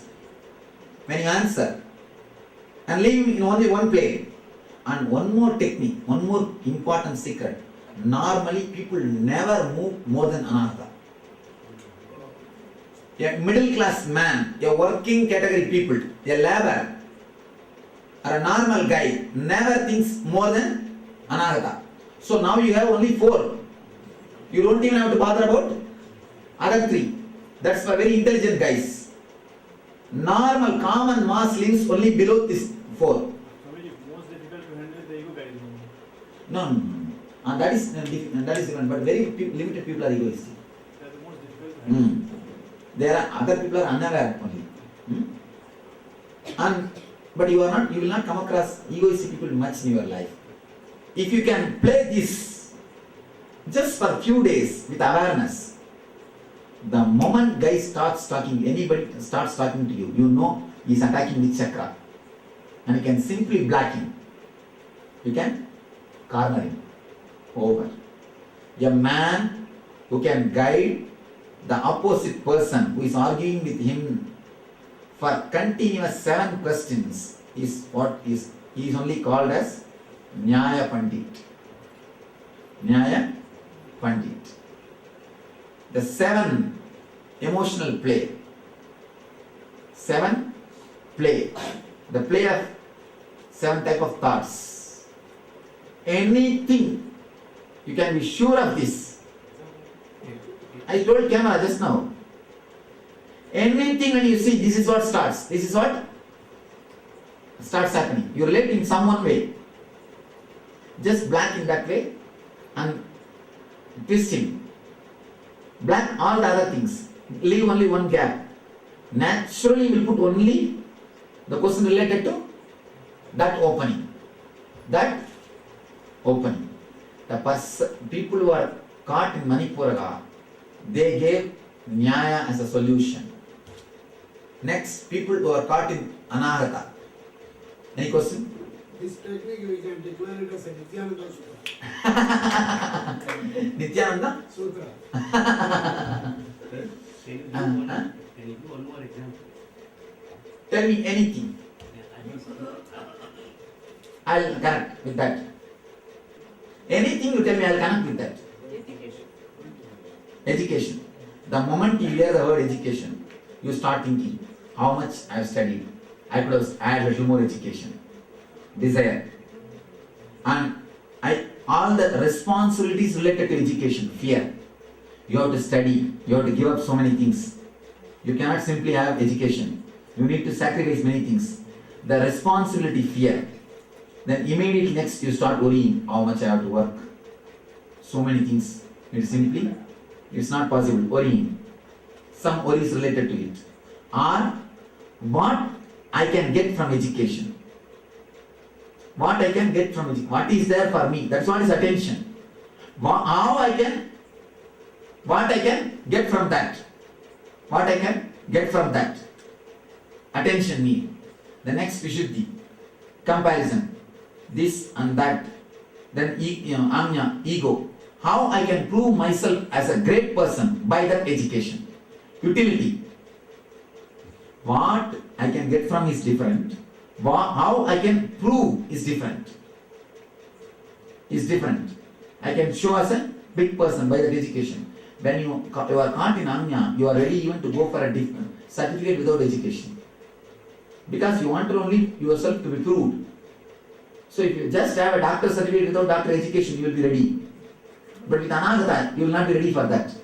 What it can contribute to me? What is the utility for me? You will stand only in that point. But in Anya, you will be ready to go for duplicate certificate also. If it can prove you, that's enough. Nothing more is necessary. In Sahasrara, discontentment. What will I do? How much I can achieve? What is this? Anything. In the 7 only you will start. In the 7 only you will start. If you continue to contemplate, you will undergo all these 7.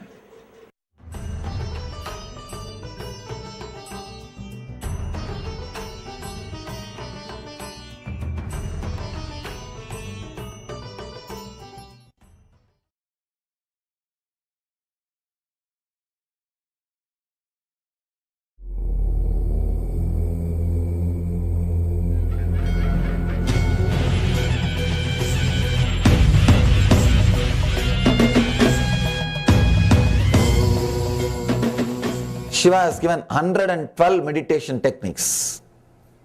I have spoken, I think we are on the 40th sloka. 40. Just try one by one. Try for a few days.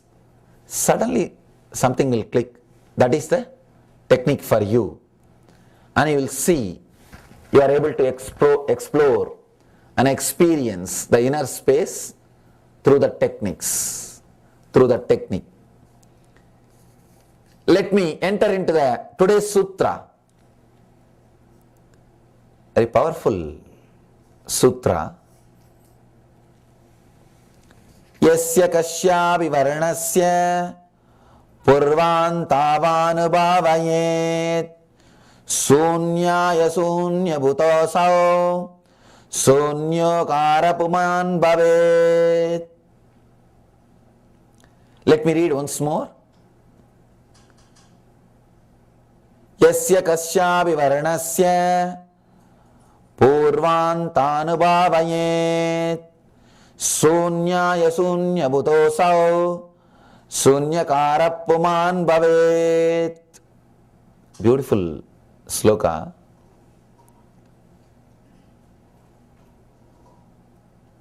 In the beginning and gradual refinement of the sound or any akshara, any letter, O yogi, enter into the power of void and become enlightened. Understand?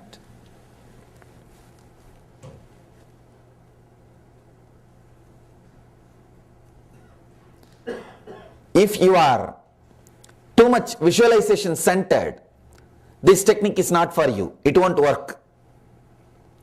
If you are too much centered on physical touch, this technique is not for you. If you are too much centered on eating, this technique is not for you. If you are a musician, if you enjoy music, if you have the sense for music, this technique is for you. If you have sense to enjoy music, if you are too much oriented in your ears, this technique is for you. If you are trying the wrong technique, you won't feel connected. Even when I say this translation, in the beginning and the gradual refinement of the sound or any letter, enter into the power of void and just become void and let you be enlightened. It feels like, how can somebody become enlightened just by hearing some sound and entering into the soundlessness? Looks so simple. You may not feel connected to it if you are not based on sound. See, people who are completely connected to sound, they can't live without listening to music. They will die. If you are that kind of a person, this technique is for you. All human beings are not equal as we think. Human beings are unique, not equal. Understand? You are not equal, you are unique. The idea you are equal creates so much of problem in you. All the tension inside your being is just because when you start thinking you are equal. When you think you are equal, you know in society you are not equal. Then jealousy starts, comparison starts, running starts. The worst thing in the rat race is, even if you win, you are a rat. The worst thing in the rat race, even if you win, you are a rat. Even if you win, what to do? Just a rat. When you think all are equal, problem starts. You are not equal, you are unique. All your tension, see inside. It starts with the basic theory, all human beings are equal, are supposed to be equal. No. Neither you are equal, nor you are created to achieve equality. Understand? Neither you are equal, nor you are created to achieve equality. God is not engineer. If he is engineer, he would have created one mold and make now million copies. He would have created Miss Universe and Mr. Universe. And this 10 million and that 10 million. Over, job is done. He is not engineer. He is an artist. He paints every one of you. He carves every one of you. He creates every one of you. That is why we are unique.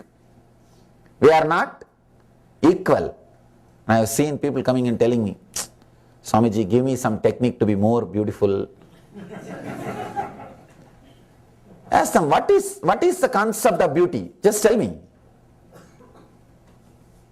What is the concept of beauty? Nothing.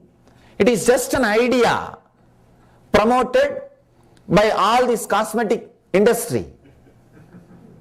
See, some proportion, some measurements are considered as a beauty. This cosmetic industry, the people who sell are the spare parts. Spare parts and paintings. They need to promote their product. It is they who sponsor for all these Miss Universe competitions. They who conduct. Because if they create an idea of some model then everybody will try to become like that model, try to paint or try to change the measurements through so many ways. People who have vested interest, who are in that field, whose business is dependent on creating a model, they create a model. Otherwise, who can say which is the right measurement or wrong measurement? You are unique. You are enough unto yourself. Understand? Beauty comes by adding more and more spare parts and more makeup. Grace comes by accepting you as you are. Grace is different, beauty is different. Beauty can come and go. In India I have seen people do that black painting here and white painting here. When they go in the rain, the color changes. That becomes white and this becomes black.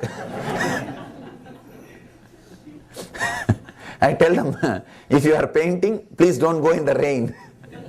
Because the color exchange will happen. Beauty comes by makeup, external things. Grace comes by internal acceptance. When you accept, what is there? There is no such thing as a standard measurement. There is no such thing as model. There is no such thing as model. Understand? I am not talking about male feeling attracted to female or female feeling attracted to male. No, it's a nature.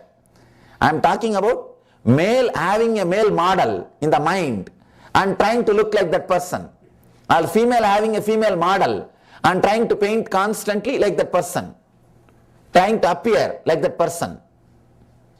One important thing you should know, the moment you start thinking some other body is beautiful or handsome, you have created gap between yourself and your body.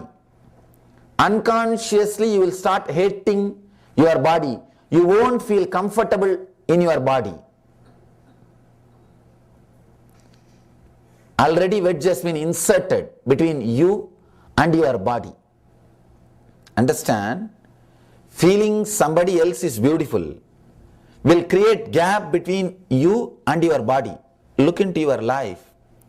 None of you feel completely comfortable with your body. Do you touch your body completely? Do you touch with a love and care? Do you feel comfortable? You don't even look your whole body in the mirror. No. You cover everything and the remaining portions are painted as you want. Not as it is. Only after everything you look into the mirror to do the final touch. You don't even feel completely comfortable with your body. You don't understand an important truth. The other body may be pretty, handsome, beautiful, but you can't drink just cup of tea through that body. You can't enjoy even a cup of coffee through that body. You have to enjoy everything only through this body. First thing, to work with all these techniques, you should come back to your body. You should be completely relaxed with your body. Shiva gives one more beautiful technique to completely feel connected to your body. He says, sit in the water, maybe in your bathtub, neck level water, and just feel completely inside your body. Do not be outside your boundary. Now, when you are here, your body may be here, but your mind will be somewhere. If you sit inside the water, it will be easy for your mind to feel your boundary because the water pressure is there around you. That is why in those days yogis used to sit neck level water in the flowing river. They will sit. It will give them the clear-cut idea about their boundary. If you stay inside your boundary, you will be in the present moment. You can see in your life, morning when you come out of your bed and start brushing your teeth, you are already in the office. Your mind is thinking about the office. When you are sitting in the office, your mind is thinking about evening beach. When you are in the beach or the place, your mind is thinking about the temple lecture. When you are here, now your mind is thinking about when this Swami will end, I can go to the house and relax. When you are in the house, when tomorrow morning will come, we can go to the office. If you are here, one thing is sure, your mind is not here. You don't stay inside your boundary. Your bodies are not your homes, your lodges. You put the luggage and go around for sightseeing. They are not your homes. That is why you don't feel homely inside your body. Understand? Your bodies are not your homes. As on now, they are lodges. You put your luggage and they are there. You just go around. That is why sometimes guests come and, nobody is there, empty. Why not let me also leave? Ghosts. People come and ask me, how people get possessed by ghosts. If you are not staying in your boundary, because it is empty, somebody will come for renting. Somebody else will feel, why not me have a little space? After all, nobody is living there. If you are living inside your boundary, no possibility for possessiveness, being possessed by anything, any spirits or ghosts or anything, or even the split personality. People ask me now, next $1 million question, is there ghost, Swamiji? Don't bother whether it is there or not. The problem which comes in the name of being possessed happens when you don't stay inside your boundary. If you just sit in the bathtub, this level water, neck level, and feel the boundary, and just sit inside your body, feel you are sitting inside your skin. The skin is your boundary. You are not going anywhere else. Just observe what is going on inside the body. Do you have any small pain anywhere? It's like just doing small, simple overhauling or taking accounts. All the bones are there in their place. Or you are able to feel all the parts of the body. Just once in a while, it's like accounts. You don't need to do it like a big meditation technique. Just 10-20 minutes. Sit with your body, with your boundary. See, you spend at least 1 hour every day maintaining your body, taking bath or giving food or decorating it, at least 1 hour. That 1 hour just be inside your boundary, you will become enlightened. You don't need to do anything else. People come and ask me, Swamiji, give some meditation technique for busy people. I am too busy in my life, busy without business. Tamil, there is a proverb. Dog can't stand in one place, but it doesn't have anything to do. It may not have anything to do, but it can't stand in one place. So we are busy, but with no business. People come and ask me, give me some technique for busy people. I am too busy, I can't do meditation. I tell them, do you eat? Yes. Do you take bath? Yes. Do you brush your teeth? Yes. Totally per day, how many hours or how much of time you spend on your body? At least 1 hour. Brushing, taking bath, washing yourself and eating. At least 1 hour. All put together 1 hour. That 1 hour decide, you will be inside your boundary. That 1 hour, when you brush your teeth, you will feel only what is happening in that area. When you are taking bath, you will feel only what is happening all over your body by the water. When the water is being showered on you, just feel what is happening. You will not think about your accounts. You will not think about shouting your subordinate. You will not think about your boss. Just be inside the boundary. When you eat, just enjoy. That 1 hour every day, just be with your body. Nothing else is required. You will be integrated. You will not have split personality. Split personality happens to you just because you don't stay inside your boundary. You don't stay inside your boundary. Here, all these techniques will work. They will be very powerful on you if you integrate yourself, because unless you integrate yourself, you will not even know in which sense you are established too much. As on now, understand, sometime you may think, people come and tell me, Swamiji, I am too much caught with my tongue, I eat like anything, but if I see their energy, they are caught with their lust, it is not tongue. Suppression of lust turns as a craving for food. They are not directly connected to their tongue, they are connected to their lust, but when they don't feel satisfied, when they are not satisfied, then they start eating. The emptiness inside, usually male fill by pouring, female fill by putting food, stuffing. In Indian tradition, male eat, male drink, female eat, over. That emptiness, when you feel that emptiness inside, you somehow want to feel fulfilled and you dump food like a dustbin. Like dustbin, you dump. You won't even know in which sense you are caught, in which sense you are stuck, unless you integrate yourself. Sitting with your body, these things will help you a lot to integrate yourself, completely to be inside your boundary. Decide from today.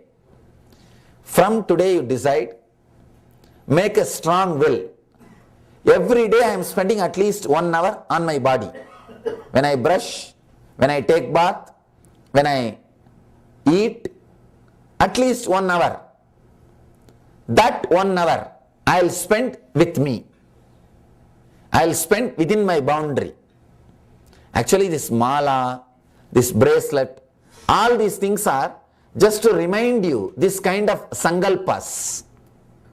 People ask me, why you are recommending this mala and bracelet, Swamiji? I tell them, all these things will remind you. If you take this sankalpa and decide to wear the bracelet, every day before eating you will remember, yes, now I am supposed to be with my boundary. These are all reminding techniques. You are not that great person to have a memory that every day you will remember without all this external help. If you are that great person, you don't even need meditation. We are not that aware. We know that. That is why all these external things. That is why all these small external things. These things are just to remind you about this great ideology, lifestyle, or the decisions which you made. If you don't remember those decisions, these things have no use. They are just weight on your body.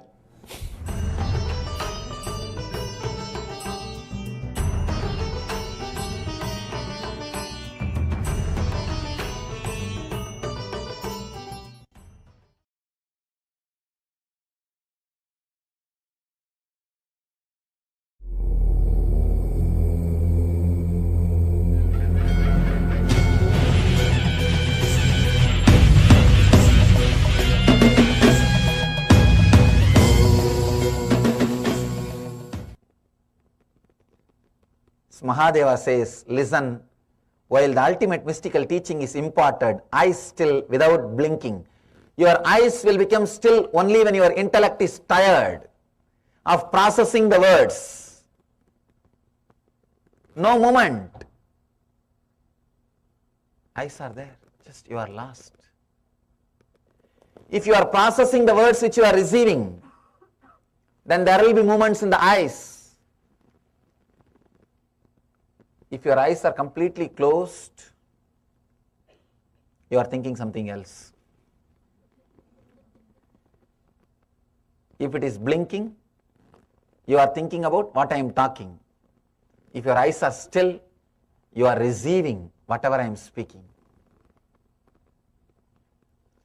Shiva says, eyes still, without blinking, at once absolutely become free and become enlightened.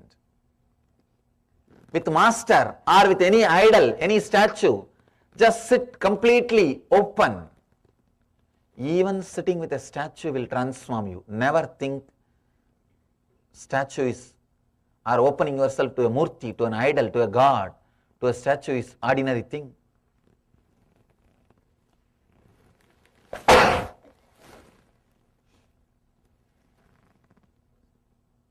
I still, without blinking, at once absolutely became free. If your eyes are not moving, means just that click is happening. See, I may talk many things, you may sit and listen, but the click has to happen.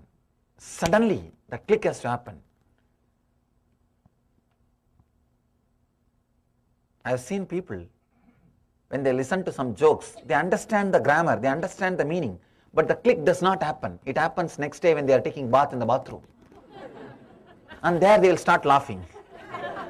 Suddenly for no reason. Because the click has happened only there. When the click happens about the joke, when you understand the joke and start laughing. Same way, when the click happens during the teaching, suddenly your eyes become still. For a few moments, this is what I always wanted to listen. I was waiting for this. When your eyes become still without blinking, those few moments are the time to have that click, satori, first experience, feeling connected.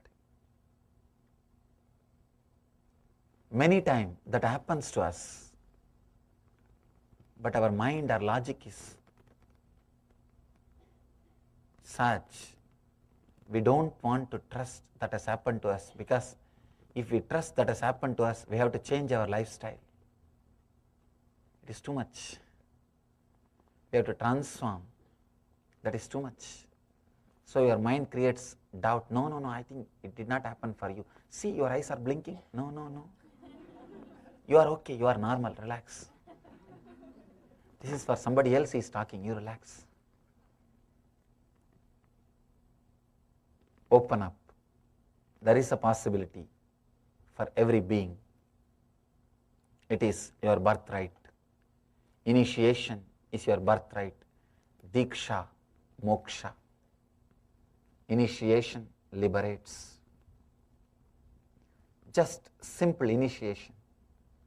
When this great truth is being delivered, just completely opening yourself and feeling connected, listening, allowing these words to work on you. This technique should be used, should be done whenever you sit with an enlightened being, enlightened master. This can't even be called as technique, it is a process. It just clicks suddenly for no reason. You know he is talking the truth, which you always wanted to listen.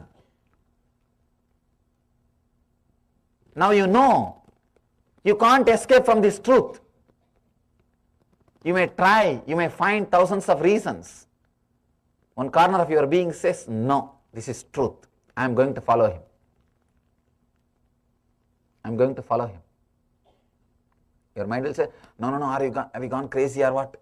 Fool, wait, tomorrow, not today. No, this is there, that is there. He'll give 1,000 reasons. But being says, no, I have decided, I am done. It has happened.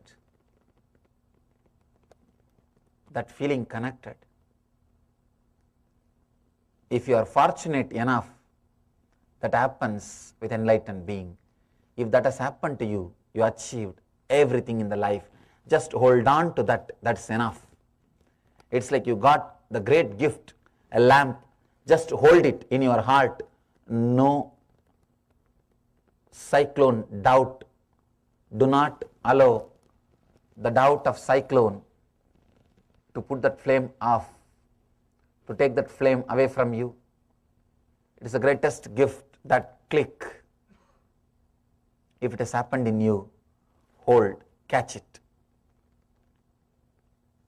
Keep that click, keep that experience alive by constantly listening these words. Listen while the ultimate mystical teaching is imparted. I still, without blinking. Don't miss a single chance of being around him. Don't miss a single chance of staring without blinking. Don't miss a single chance to keep your eyes still. Of course, open eyes, not closed. Eyes still without blinking. Don't miss a single chance. Any moment it can happen. Allow that to happen. At once become absolutely free. Let me read the sutra once more. Diksha moksha. Listen while the ultimate mystical teaching is imparted. I still, without blinking, at once become absolutely free, be enlightened.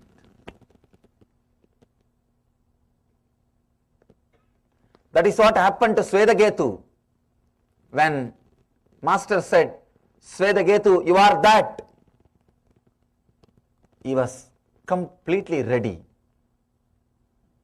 innocent, accepted the life, reality. Single moment he became enlightened. If still you think that you have something to do with your life, it's worthy of you working on it, you doing something, then continue.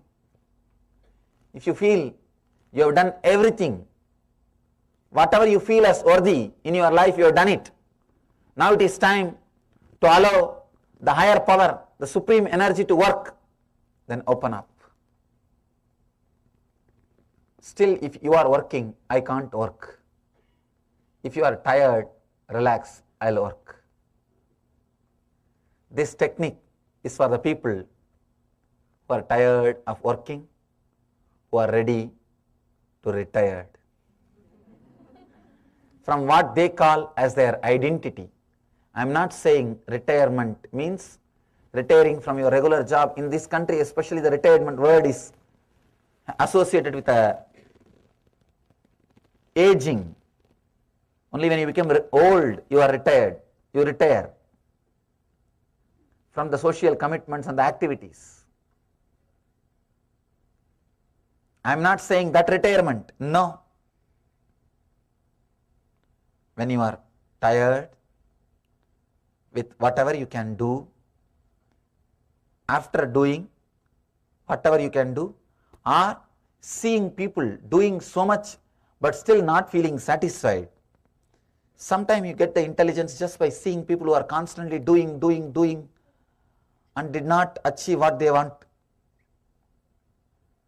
Either by doing or by seeing people doing, you can become tired. If you are, retire, rest, relax.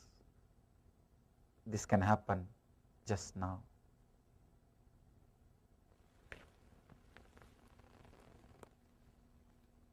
Whoever feels connected, whoever feels enough with their efforts, now sit. Let your eyes be open.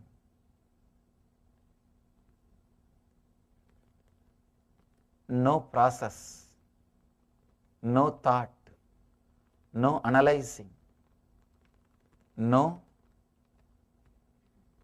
thinking, no mantra, no visualization. Just sit. Eyes still, without blinking, completely open. Feel you are an open flower.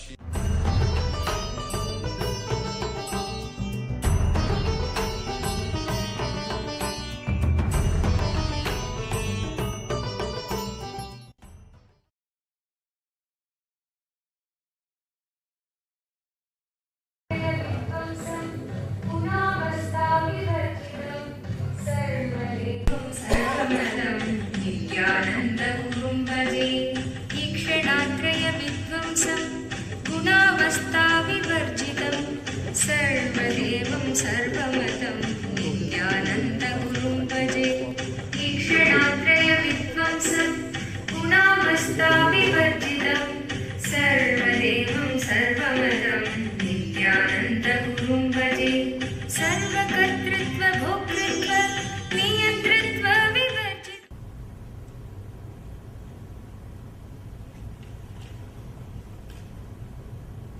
Before entering into the sutra, just few understandings, few words about the scripture, Shiva Sutra. This book is not even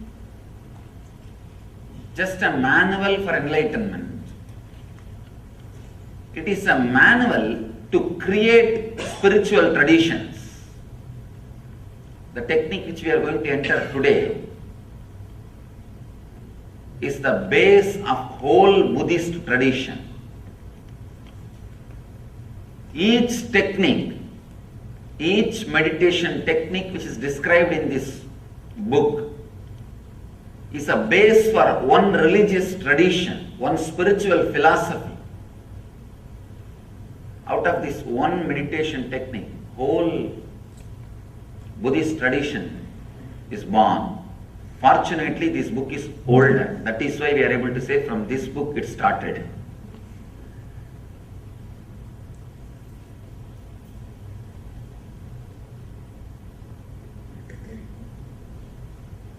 People ask me, how can you keep Buddha also along with gods? Because Buddha did not accept Vedic gods. If you read deeply, Buddha never said there is no God or God does not exist.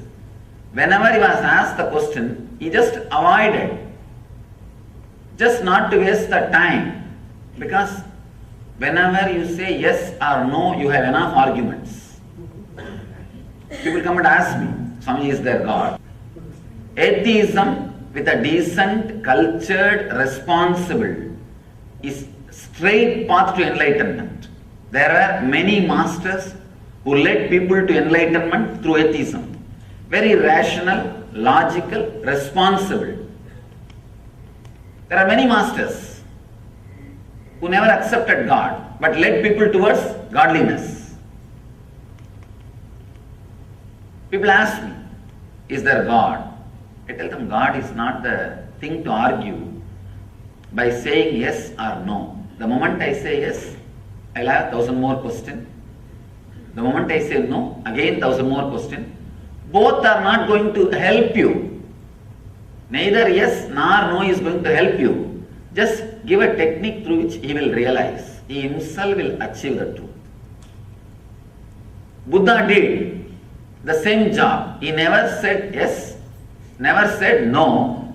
He just gave the method. He just gave the technique and led people to achieve the enlightenment, achieve the truth. In a very beautiful way, without accepting the authority of the Veda, he contributed to Vedic tradition. See, there will always be 50% of the people saying no for everything. See, when you say no, it feels very juicy. Saying no is really very juicy. That is why, kids, why do you think constantly kids say no for anything and everything? Because it gives them the feeling that they are grown up now. Only when you say no, you feel you have freedom. There is something called positive freedom. Freedom of acceptance and saying yes, the ultimate freedom. But unfortunately, neither we are taught about it, nor we experienced it. I can tell you actually, this moment you can liberate yourself. All you need to do is accept you as you are in the outer world and the inner world. Suddenly you will see you are unclutched. You are clutched by only one thread, non-acceptance. Sutre Maniganaiva, Krishna says, I am the thread running through the whole existence. There is one thread in you which is running through the whole suffering of your life. Non-acceptance. Just like a Lord is the thread. Krishna is the thread running, connecting the whole existence. Your non-acceptance is the thread running and connecting your whole sufferings. What you call as samsara roga, bhava roga, suffering of disease.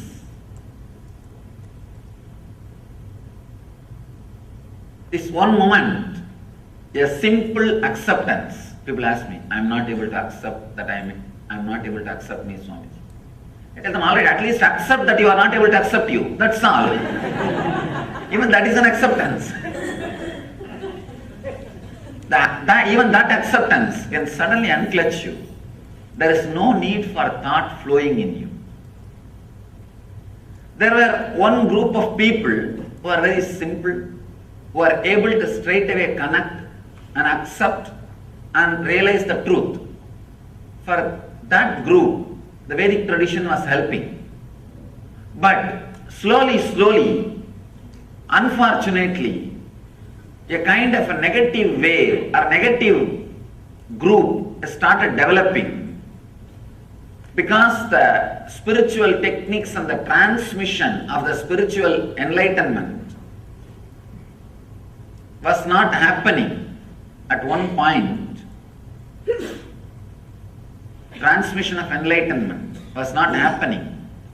So the antagonistic crowd, the crowd which started saying no to everything. If you say no logically, there won't be any problem. Saying no, just, I don't want, just for the sake of feeling strong. For that group, there is nobody to guide them. It is not that just because they have gone astray, they can be dropped or they can be completely thrown out. No. Somebody has to take care of them. So then divine descends as Buddha, who gathers all the dropouts, gathers all the people who are saying constantly no. He also gathered all of them and said, yes, he played the same tune. He played the same tune, but I can say among the masters, Buddha is the master who contributed maximum number of enlightened beings to the planet Earth. Maximum number of enlightened beings are contributed to planet Earth from the Buddhist tradition. Directly from Buddha. When he was alive, fortunately he was in the body for more than, you can say 80 years. And he became enlightened around 40. 40 years enlightened public mission. He created at least 10,000 enlightened beings. I think even now it's a achievement. I don't think anybody else has done much more than that. He contributed so much without directly saying yes or no to the question whether God exists or not. He straight away gave the technique. And that technique is from this sutra. This is the sutra which forms the core, center of the Buddhist tradition. Let me read the sutra, then we will understand. Unminding the mind, keep in the middle until it drops.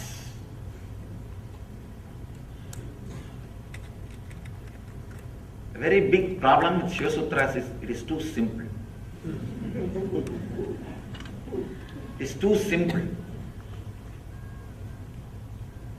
Only an integrated person will be able to use these techniques. These are like a fire. Only a person who is ready will straight away explode by the touch of the fire, by the touch of the Shiva Sutra.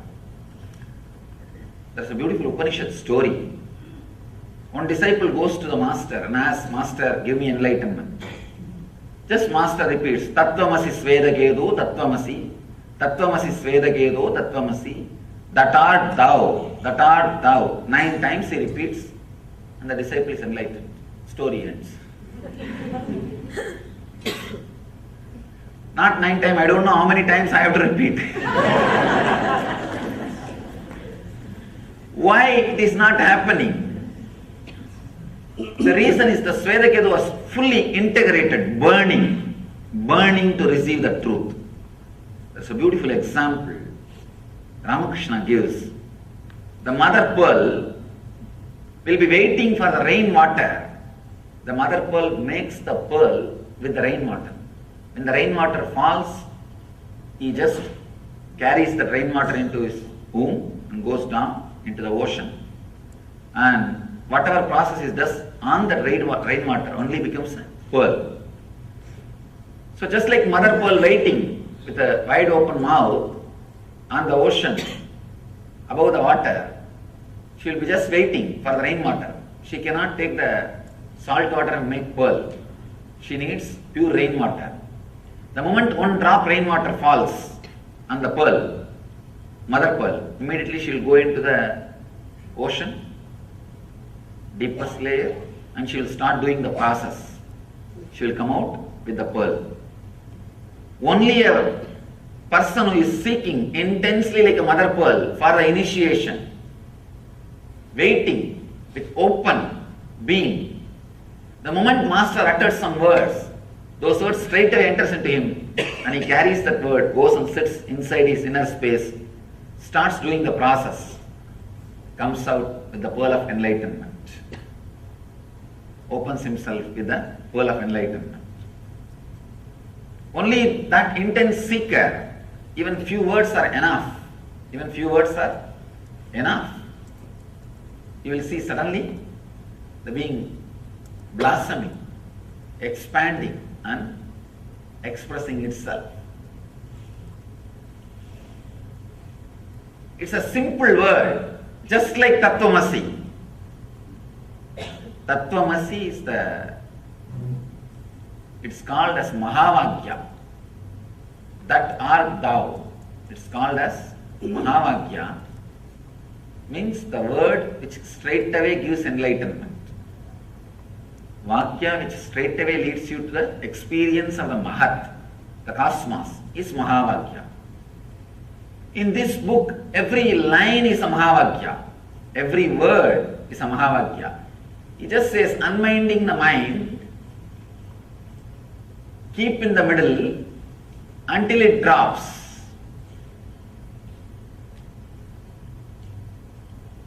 Buddha calls it as a Madhya Pantha, middle path.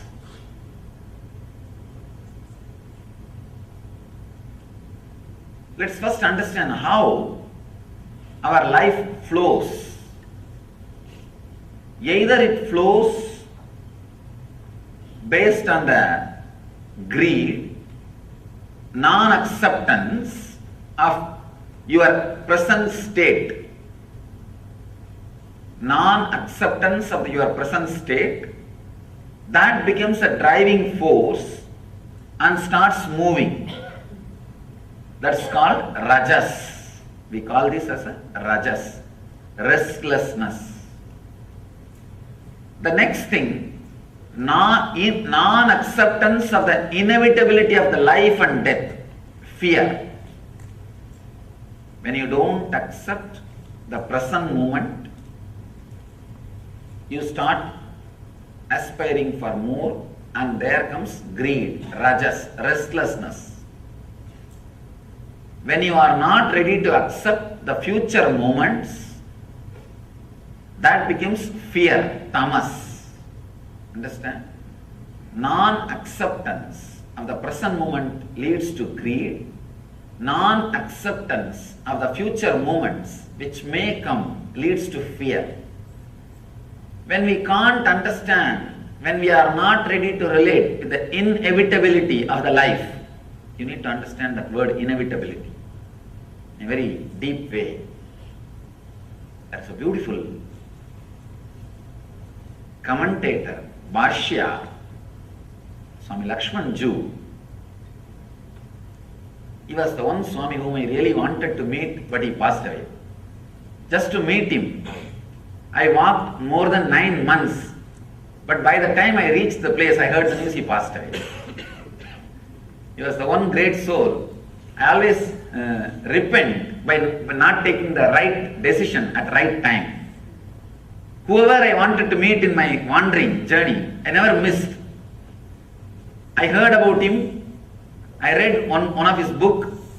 I had a very strong feeling to meet and started.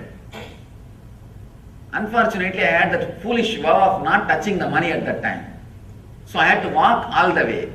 I felt that vow is supposed to help me towards enlightenment. That vow itself has finally disturbed me. It has become an impractical vow. By the time he was very old and he was sick, I also heard, I know that he was sick and I know he may pass away at any time. But somehow, I was walking. By the time I reached, he passed away. He beautifully comments. I wanted to remind and give the credit for this great treasure which is shared with the world and offer my gratitude. That's the reason I remembered him now. He very beautifully explains the inevitability.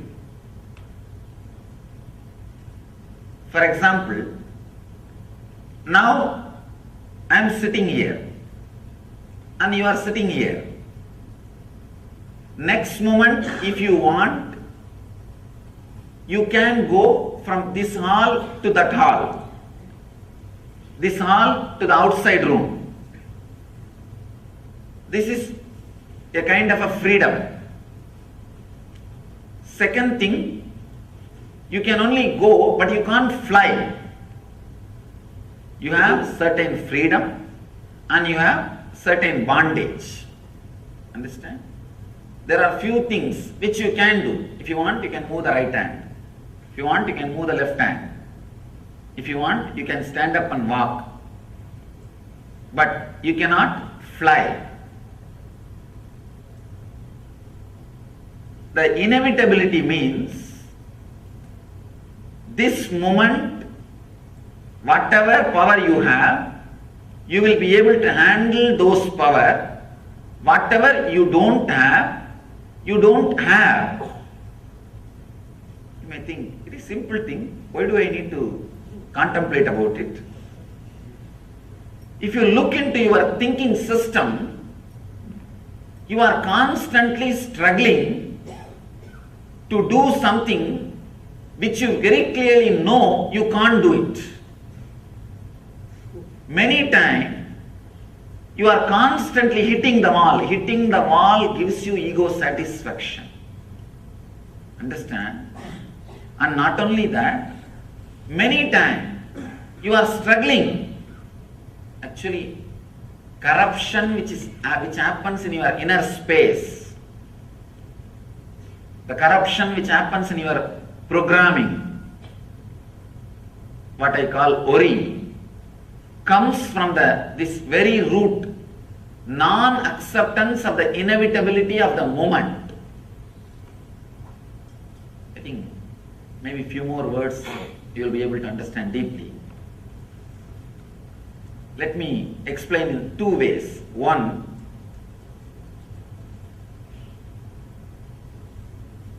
now, next moment if you want, you can go out or you can stand or you can be here. But this moment, you are already here. So this moment, what is inevitable. It is there. You can't avoid.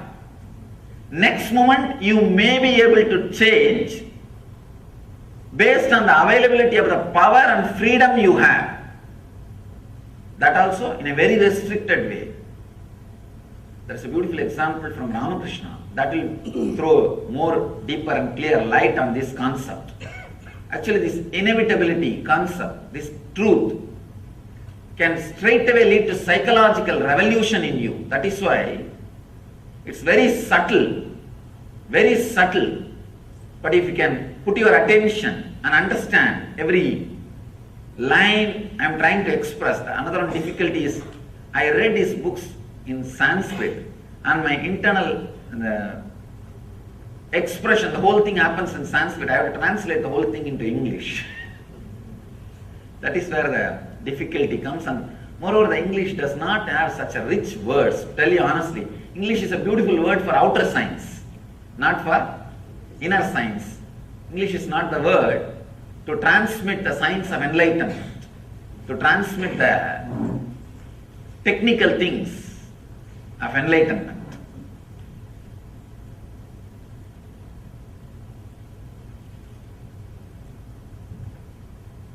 Somebody asked Ramakrishna, is everything in the life is a fate or individual freedom? Do we have individual freedom or everything is predestined? Ramakrishna says beautifully, if a cow is tied on a wall or a pole, 5 feet rope is there. The cow has a freedom to sit or stand or walk around inside that 5 feet radius, but not more than that. So there is a particular part which that cow can do. Beyond that limit, it cannot do. Beyond the limit, everything is fate. The cow has freedom to eat whatever is available inside the 5 feet. It has got some freedom. But if a lion comes and attacks, it is a fate. Cow cannot save itself.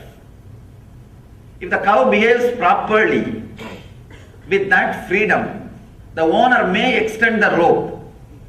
If he is not bullying around, if he is not hitting people, if he is not doing nonsensical things to disturb others, the owner may extend the rope or may even completely leave it free, liberate. So the freedom, the individual freedom or fate, predestined, comes based on our lifestyle. We do have a certain kind of a freedom. If we properly use it for a right purpose, for not hurting others, living properly, that freedom can be extended or completely given to you. Accepting the inevitability. Now, this is the freedom we have. Next moment, we may have, may not have. And this moment, whatever is happening, is inevitable. That is the way it is happening. You cannot bring the moment which is lost back and correct it, alter it. There is no time machine. Inevitability means accepting all these three ideas. First thing, you cannot bring things back and alter. Second thing, this moment is this moment. Nothing can be added to it. If you want, you can only add in the next moment. Third thing, even the adding in the next moment is not completely under your control. These three understandings, when it settles in you, it brings a tremendous psychological revolution. Understand?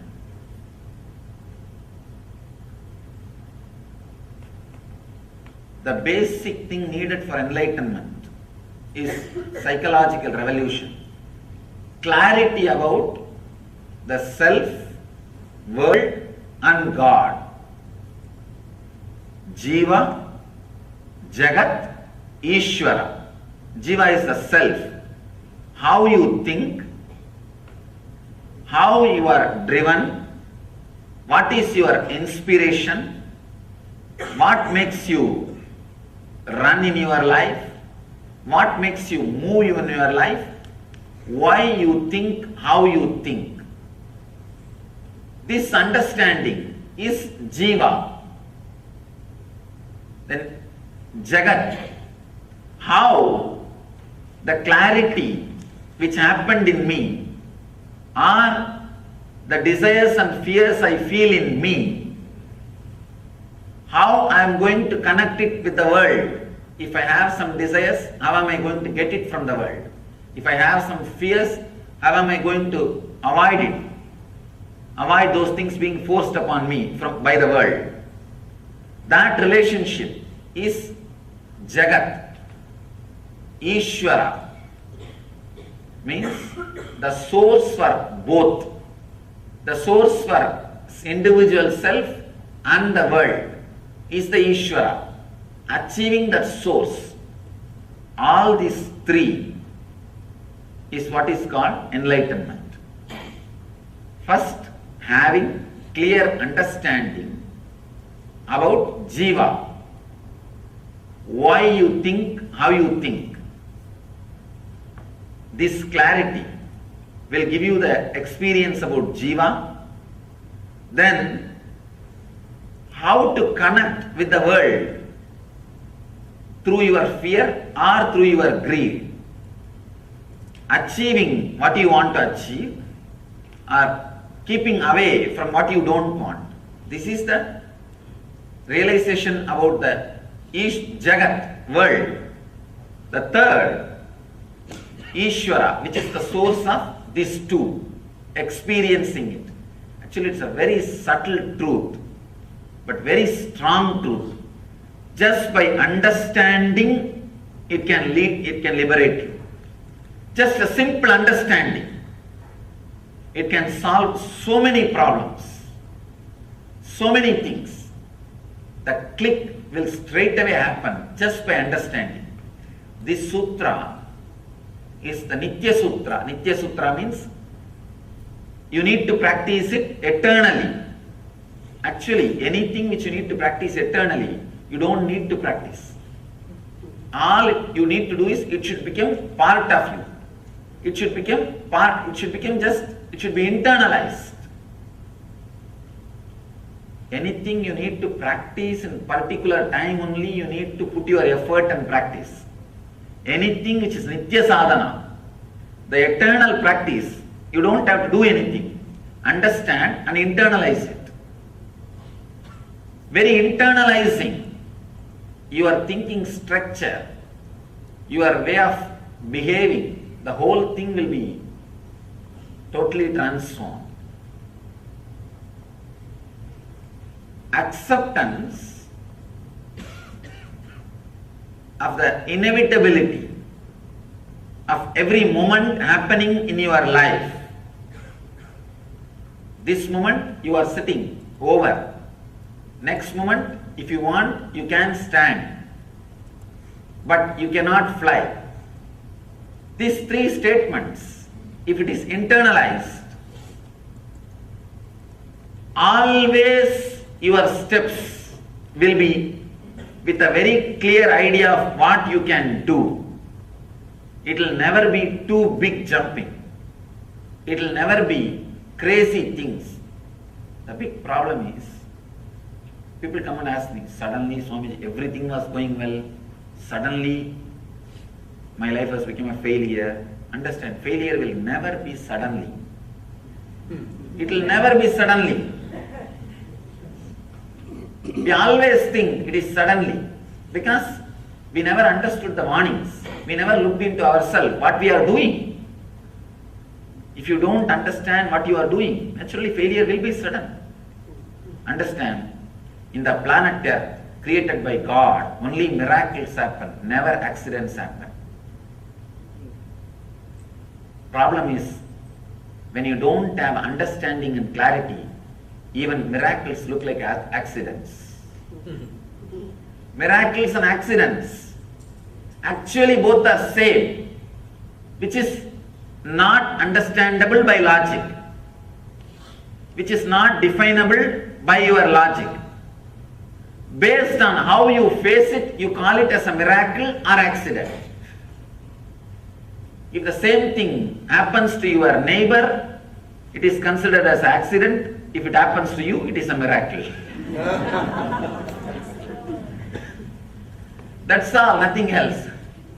How you face it, how you face it, how you see it.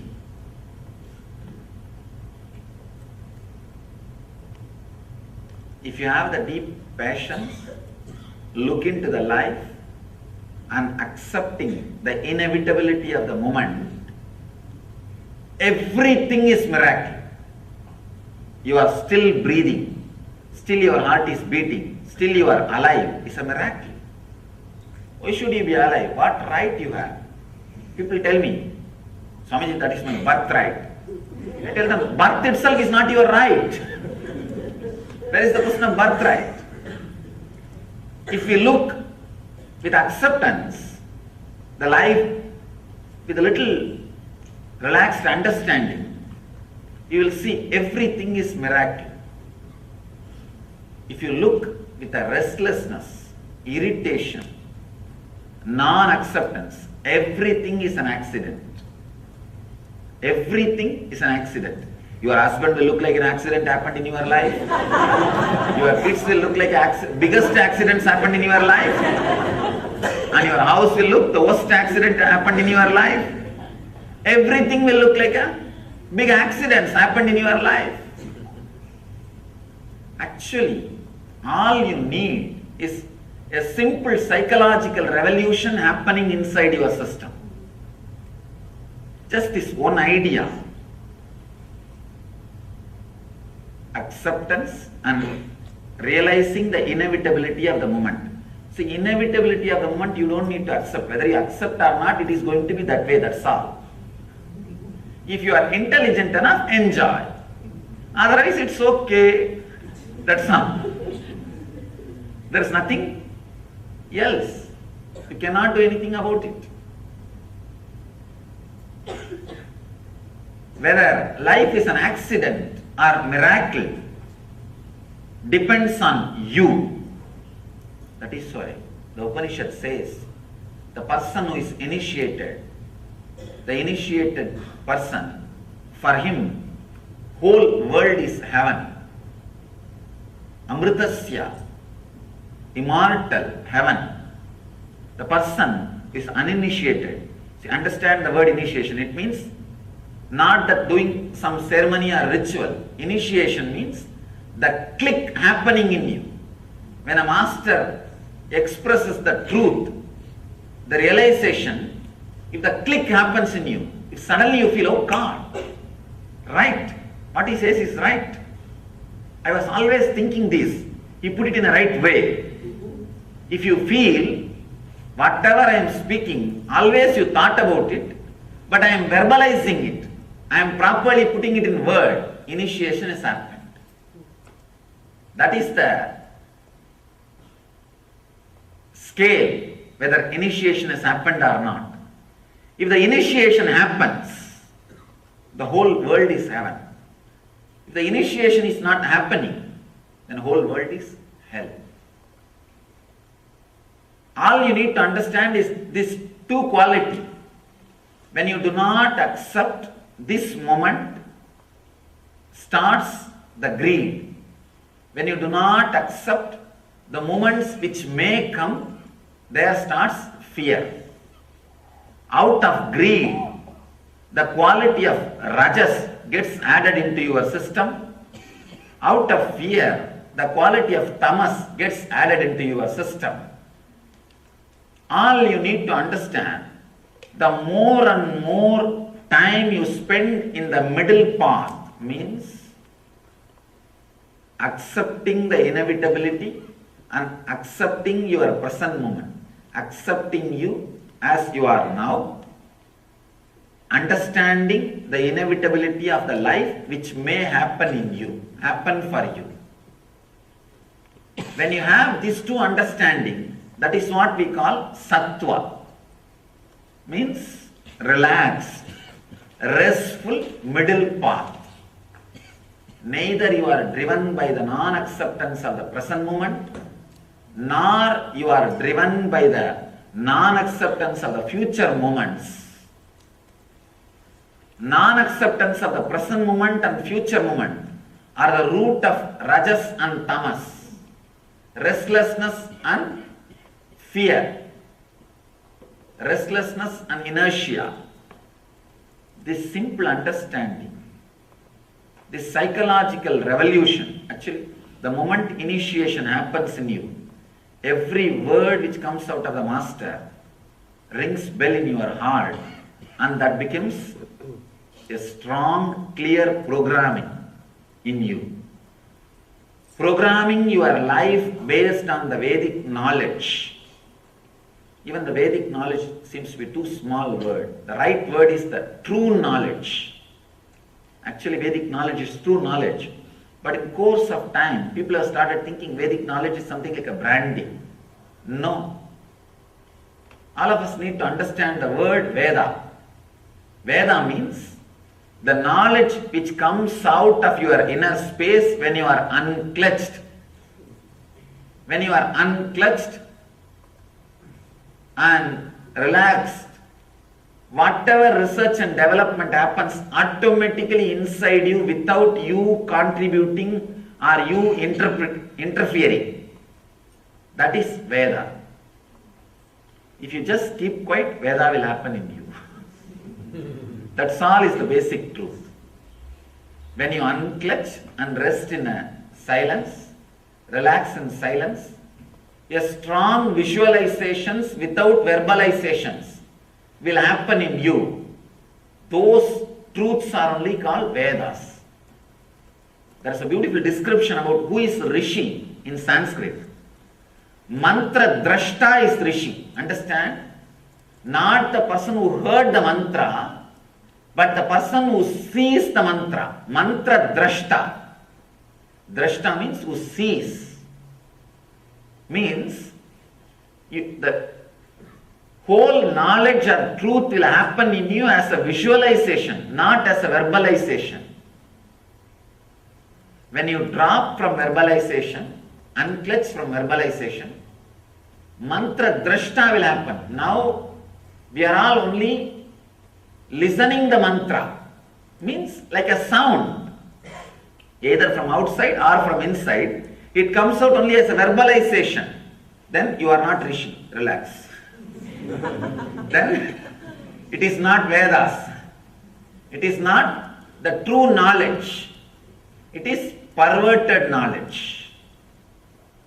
In Sanskrit we use the word, the perverted knowledge. Means half truth or perverted truth.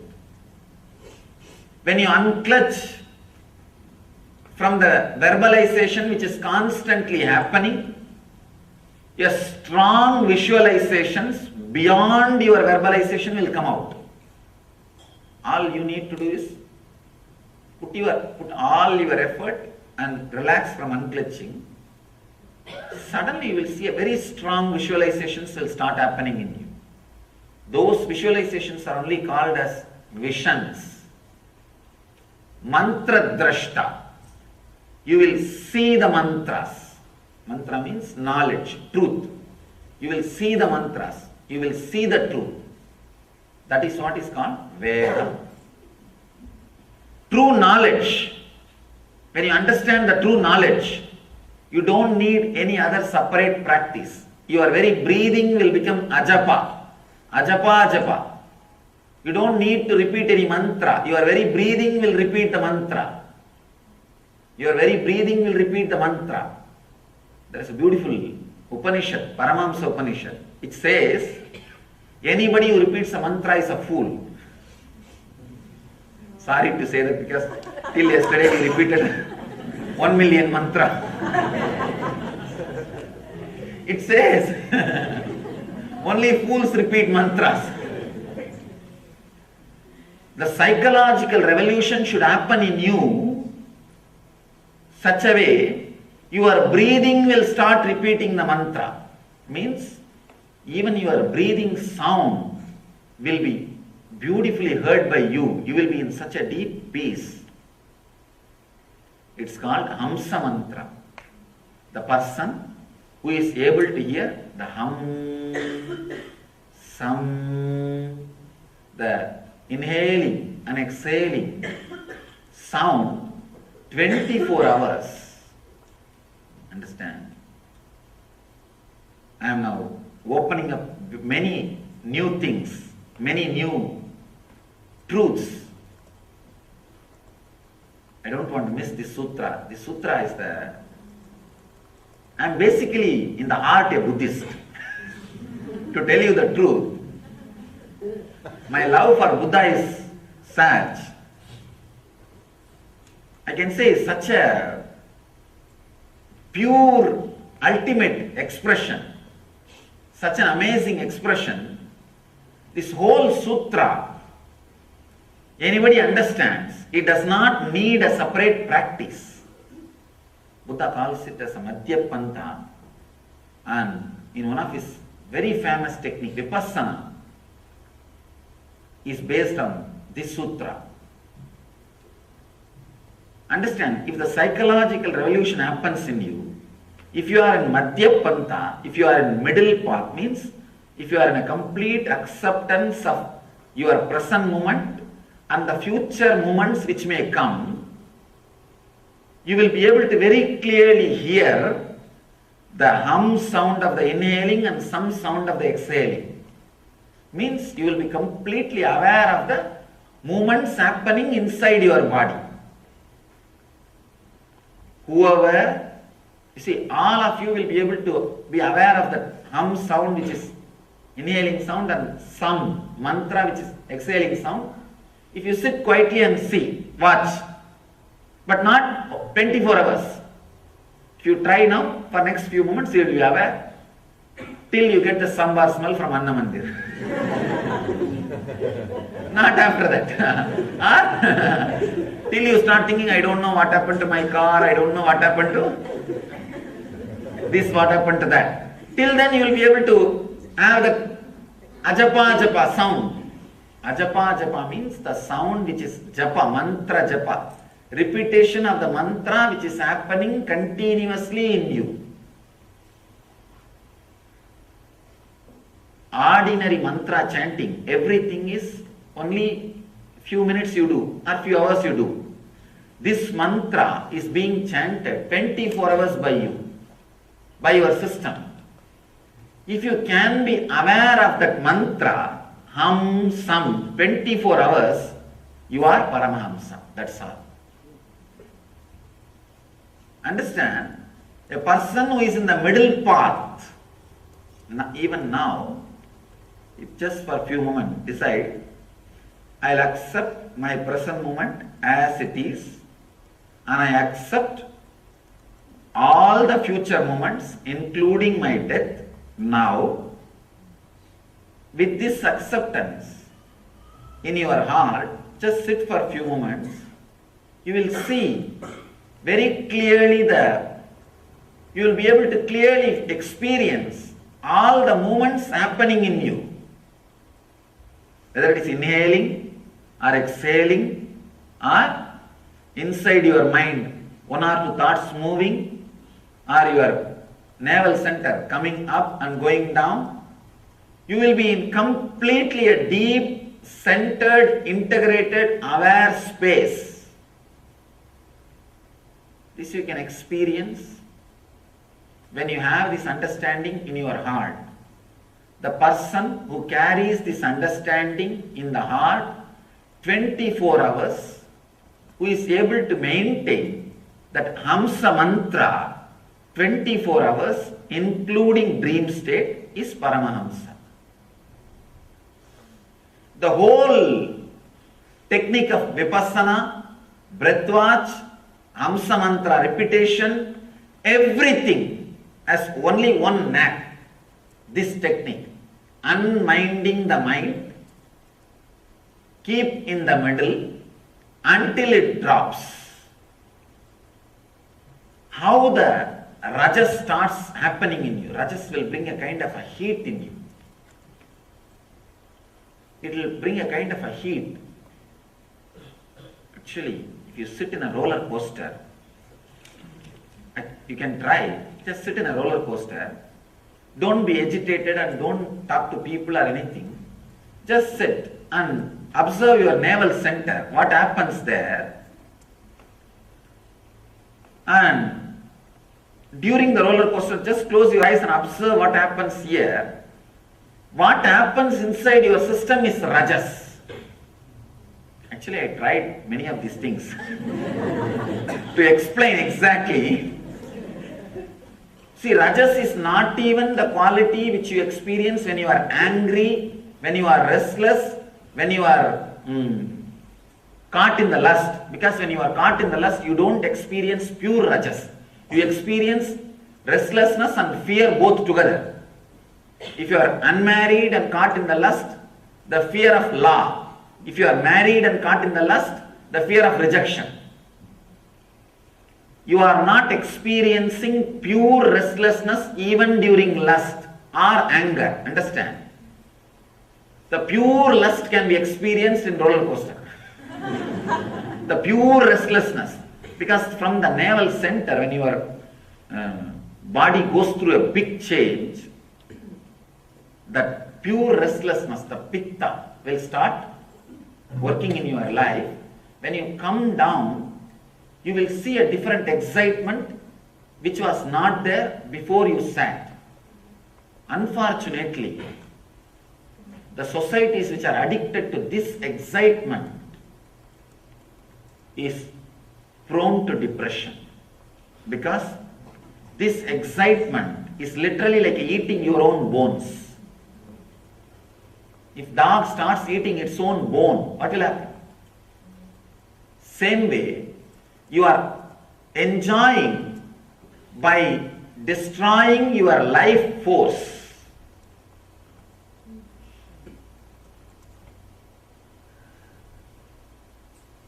Enjoyment, being in the middle path, will constantly enrich you and add the ability to enjoy more and more. And will add the ability to enjoy more and more. The intensity of the enjoyment will be getting deeper and deeper. But the enjoyment which comes out of the restlessness will tire your senses, tire your body, and will more and more lead to depression. Of course, there can be no enjoyment out of tamas or fear. You will only restrain from something for the sake of future. All I want you to understand is, understand how rajas feels. Actually, you can try at least once to give you the understanding about how rajas feels, because when you sit in roller coaster and come down, after that just feel how your mouth tastes, but you need to be completely aware.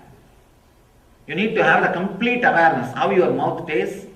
From this area only the rajas will start raising. Usually rajas rises through this area of the body, tamas rises through this area of the body, sattva rises through the center of the body. You will feel a kind of a things happening through this area. Just feel once and see how rajas feels. Why I want you to feel, whenever you have that feeling, stop deciding. Do not make any decisions, big decision in your life. Do not do any business decision. Do not do any relationship decision. Be very clear. Those moments you are caught now in rajas. So just sit and try to come back. Balance yourself to the middle path. Whenever, try once sitting in roller coaster, once or twice, try that. To identify the feeling. Because I tried, I experimented with many things. Somehow I have to make my disciples understand what is middle path. I have to give a very clear explanation. Only then people will be able to practice. You see, I cannot just talk in the terms which you can't practice, then useless. Then maybe I will be telling you I know too much, but that is not the way you will be helped. See, the philosopher's work is constantly to prove that he knows too much. Master's work is constantly to work. The disciple should know too much. The whole purpose is different. I was experimenting how to tell exactly how you will be able to find out whether your rajas is working or tamas is working. I saw the pure rajas gets activated in roller coaster. When your body goes through a very wild movements, unexpected, unmanageable, wild movements, if you, in India, we do the ceremony of fire walking. Even during that time, the Rajas gets awakened. Of course, here I can't ask you to go through fire walking. Try the roller coaster. That can give you the idea, but before sitting, be completely relaxed and observe. Put your awareness near the navel center and see throughout the ride, that 60 seconds or 90 seconds, what is happening inside your system. When you get down, again, don't start talking, don't start doing anything. Sit in on corner and observe what is happening. What all the parts in your body are restless, or how is your mind feeling. Just observe. That energy is Rajas. Once you understand internally what is Rajas, you are saved.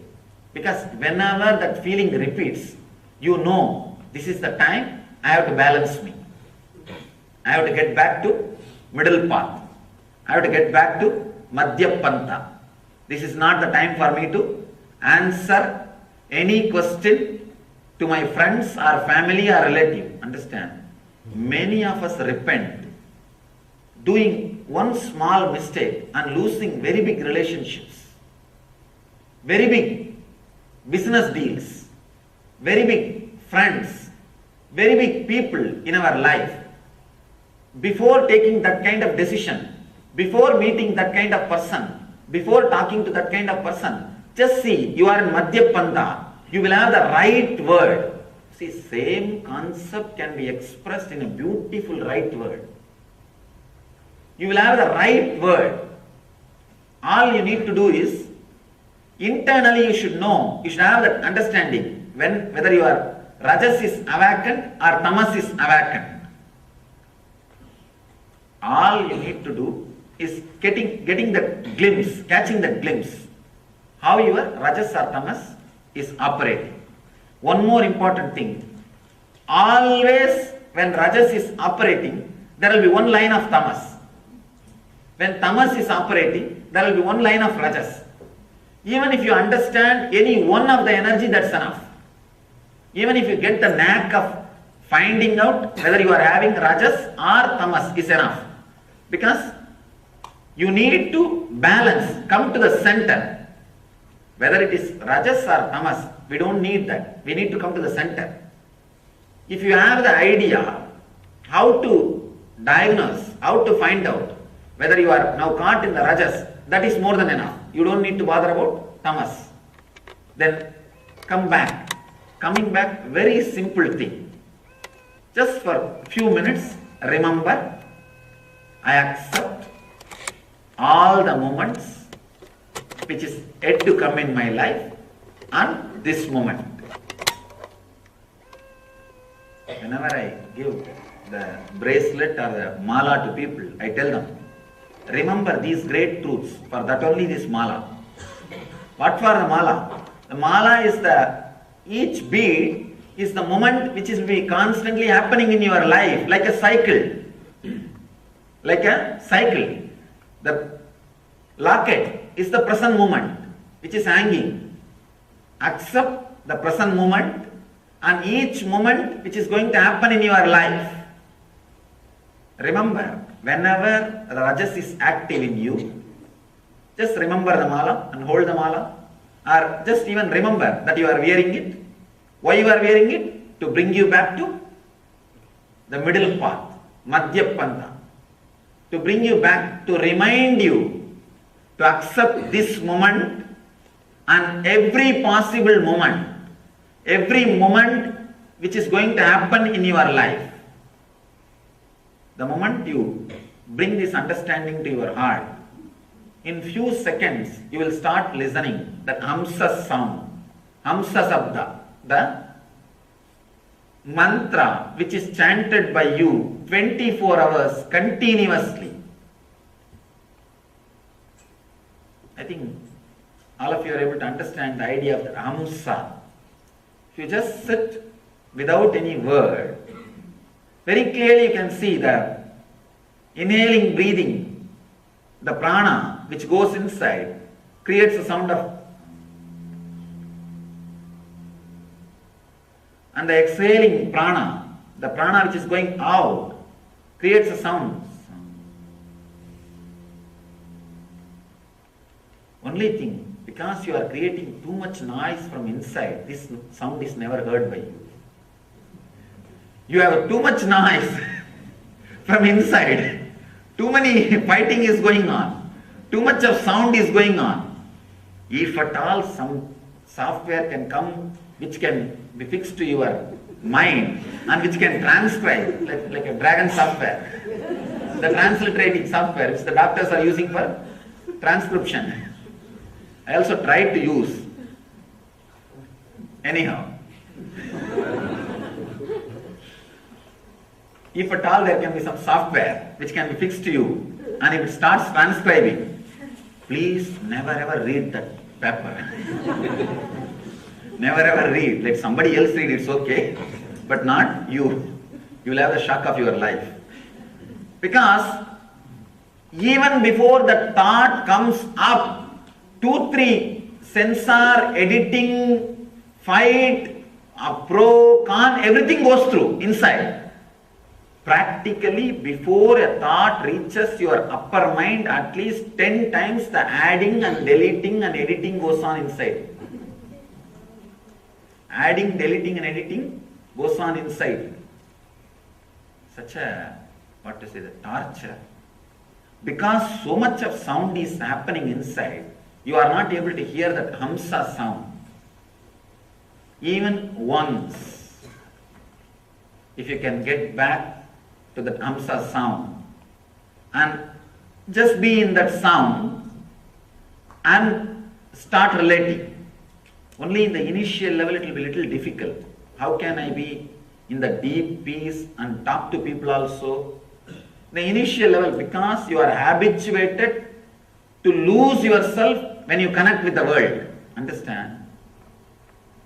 Whenever you lose yourself, your center, the self-remembrance, the clarity or the idea about the jiva, when you connect with the Jagat, Jagat will take over you. Understand? If you put your awareness on you, you will be a living spirit and world will be a dead matter. It will listen to whatever you say. If you lose yourself, if you lose your center, the middle path, if you lose the awareness about the jiva, individual self, and jump on the world out of fear or greed, the world will become a living spirit and you will become matter and world will dictate on you. Whether you want to be a spirit or a matter, you can decide. One important thing you need to understand. In ordinary people, in all of your case, matter adds value to you. How many cars you have, how many houses you have, what is your bank balance, that adds value to you. If you go to Ramana Maharshi's ashram or Vivekananda's ashram, there is a small coconut shell used by Ramana Maharshi and just simple chappals used by Vivekananda is worshipped and respected. Millions of people come there just to pay respect and touch that. Matter is added value by the spirit. Understand? In ordinary case, matter in all of normal man, matter, the material which you are having, your car, house, bungalow, bank balance adds value to you. In their case, spirit added value to ordinary matter. Whether your jiva is going to add value to Jagat or Jagat is going to add the value to jiva is your decision. Whether your self, spirit is going to add value to the world or world is going to add value to you. Keep yourself alive by keeping yourself in the Madhya Pantha, in the center. In the initial level, because you are trained to lose yourself when you relate with the world, either in the fear or in the greed, you may lose the track. Again and again you may lose the track of the Madhya Pantha. You may lose the track of that Hamsa Sabda, the Hamsa Mantra. For a few days, don't bother. Come back. Again, come back. Try to relate with people. Try to relate the business dealings. Try to do your interviews. Try to do your physical work. Try to do everything, including eating, even while you lie down and fall asleep. Try to do everything just with this one middle path, bringing yourself back to the balance. Even if you lose your balance, lose your Hamsa mantra 100 times a day, that is okay. 100 times you had the mantra, that is why you are able to lose 100 times. So don't bother about 100 times losing. Remember and give the credit to you that 100 times you remembered. So 100 times you failed in the quitting the smoking is not a big thing. 100 times you tried. So 100 times you may forget the Hamsa mantra, that is okay. 100 times you remembered, that is a great thing. So try, in the few days you will see, you are able to talk, you are able to relate with people, you are able to relate with the world, you are able to relate and do all your responsibility from morning till night, 24 hours with the balance of Hamsa mantra. With the balance of what Shiva says as keep in the middle until it drops. Understand? Whenever you come back to the center, to the balance of Hamsa mantra, let me describe once more very clearly the just essence of this whole technique. Just carry the understanding in your heart very clearly. I accept this moment, what I have in the outer world and the inner world, as me. And I accept all the moments which is yet to happen in my life throughout the eternity. Just carry this acceptance in you, in the heart, and sit in a relaxed way. You will see there is no need for any sound from inside. There is no need for any movement from inside. There is no need for any disturbance from inside. The Hamsa mantra is flowing beautifully. The Hamsa mantra is moving by itself without you repeating, without you being conscious of it, without you being aware of it, without you putting any effort to it. Just stay in the Hamsa mantra. Initially, start doing simple work like talking to your close friend where you don't need to lose yourself. Talking to simple business dealings, or playing with a child, or moving your body in a simple way. Try all these small things with the balance of this Hamsa mantra, and you will see within few days you are able to be constantly centered on Hamsa mantra and able to do all your activity. Understand, I promise, when you are centered on Hamsa mantra, you will never do a mistake. Because the energy which flows in you will be sattva. The sattva energy is so intelligent, it knows exactly how to relate with the world, how to relate with the jagat. When a sattva is happening, the Devi, the jagat, the world, the jagat is called Bhudevi. She becomes your servant, she becomes your assistant, she becomes your friend. She completely falls in tune with you. Simply, your intelligence will open how to relate with every moment, how to relate with every relationship. Your intelligence will be completely available to you. It is not that we are not intelligent, but when the rajas is active, our intelligence will not become available to us, will not be available to us. That is the moments we make mistakes in relationship or business dealings or in the life. All you need to do, bring yourself back to that Hamsa mantra. Bring yourself back to that middle. Bring yourself back to that center. From the Rajas or Tamas. That's a beautiful story. One drunkard goes to Ramakrishna and asks, Bhagwan, do something, I am not able to drop. Ramakrishna says, very funny instruction. He says, before drinking, just remember Kali and offer it and drink. He comes back in 3 days and says, I am not able to drink, it has dropped me. Understand, it may look like a miracle. I tell you, it is a simple science. Anybody who can bring themselves back to the Madhya Pantha. But one important thing, the drunkard was very deeply devoted to Kali. So whenever he remembered Kali, automatically he came back to Madhya Pantha. He came back to middle path. He came back to the Hamsa mantra. So naturally, the Hamsa mantra is intelligent enough to guide your body and mind, to guide your system. Understand? This Hamsa mantra can do a big psychological revolution inside your system. Shiva says, unminding the mind, keep in the middle until it drops. So just rest in the Hamsa mantra.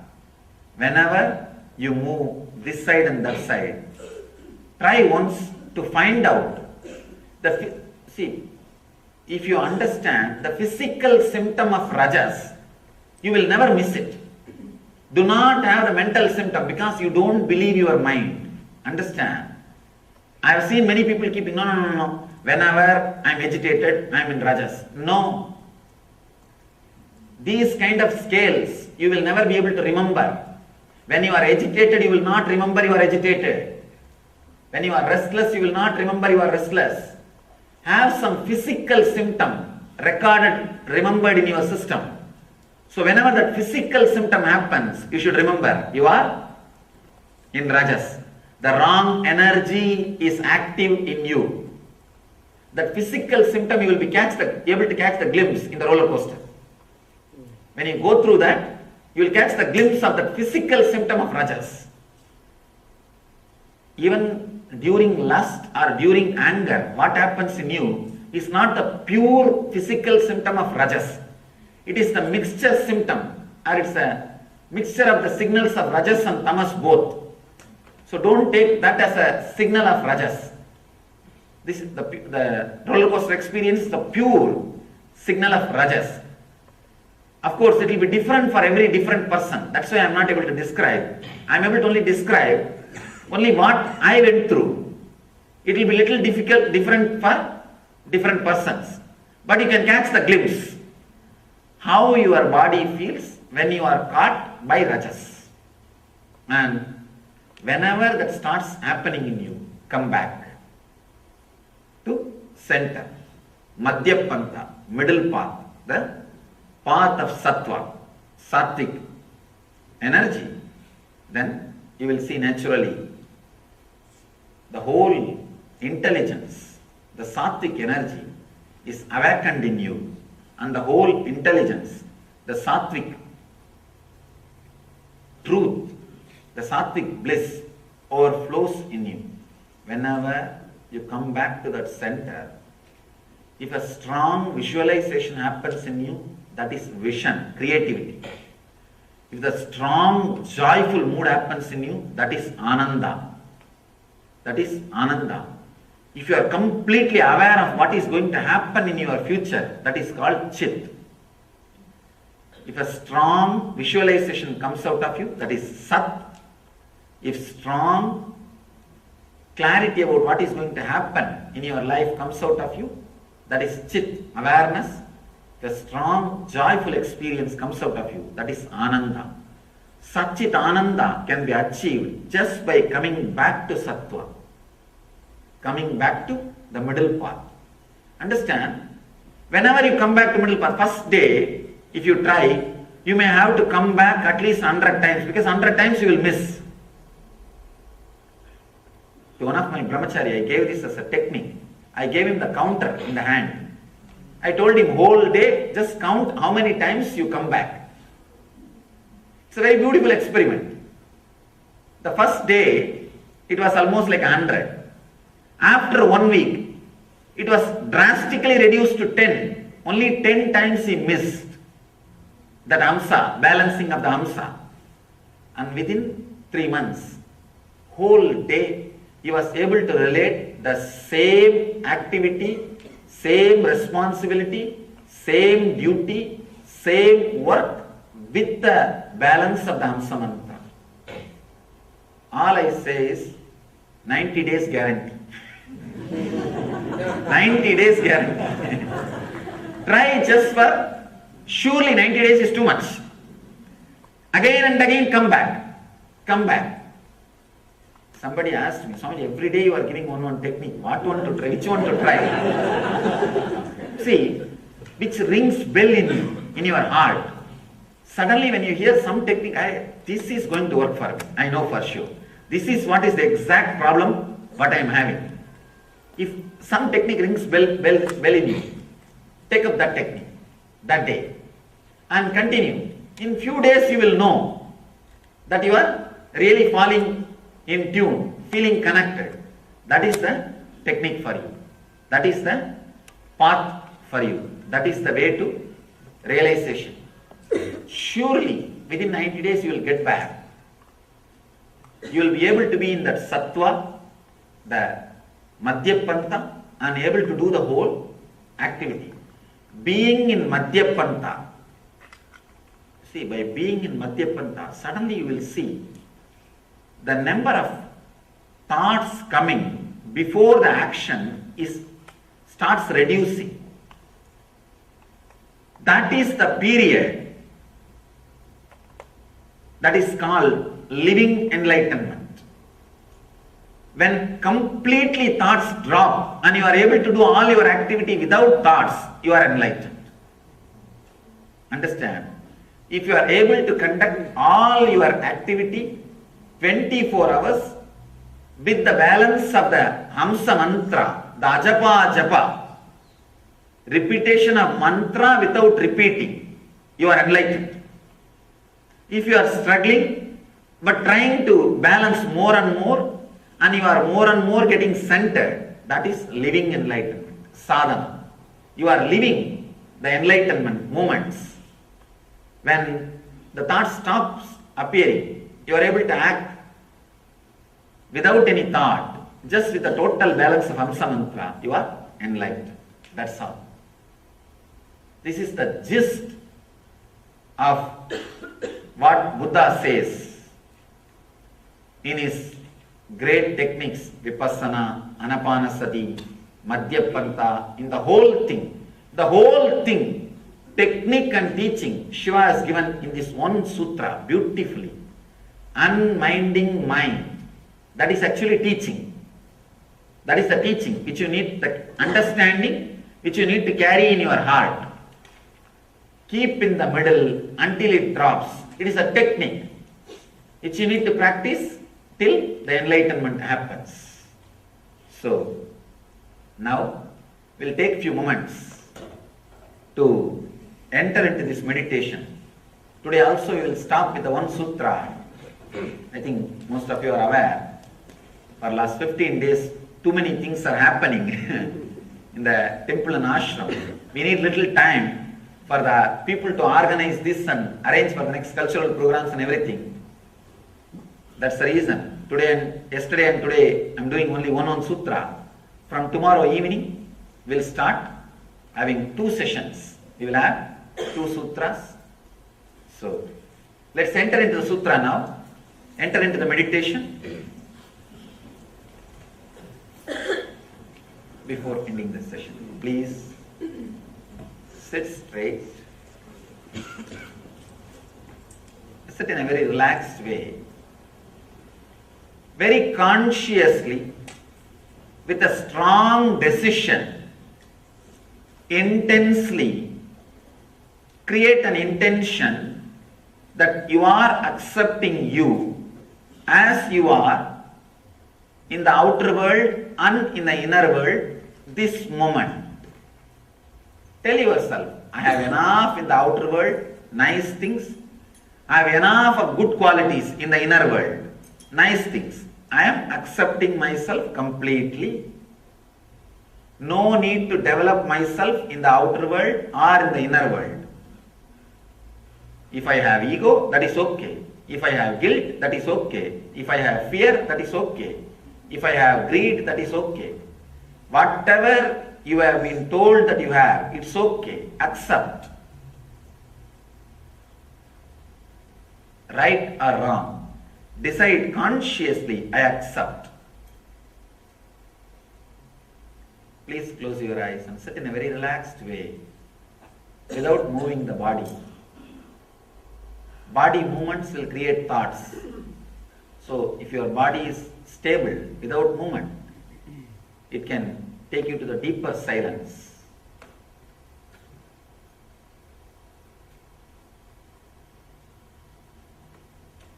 Whatever objection your mind raises, no, I can't accept me, I can't accept this, at least accept that. Accept that also.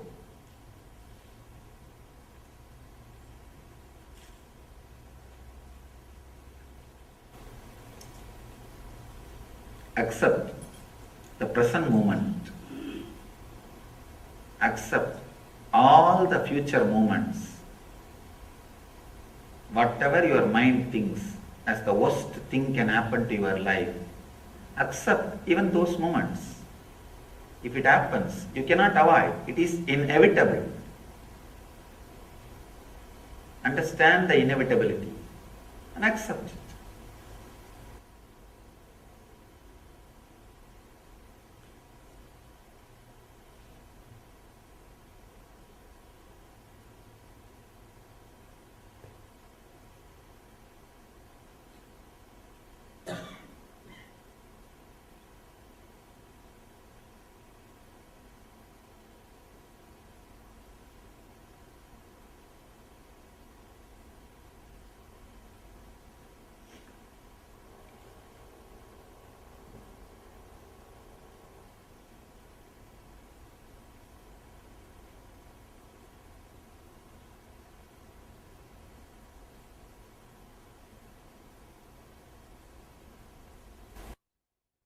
Do not try to do anything. There is no need to repeat any mantra. Just sit with this acceptance. Automatically you will see your breathing flows with the deep sound of that hum sound. Just you become silent. You will hear that mantra which is getting repeated constantly, continuously in you.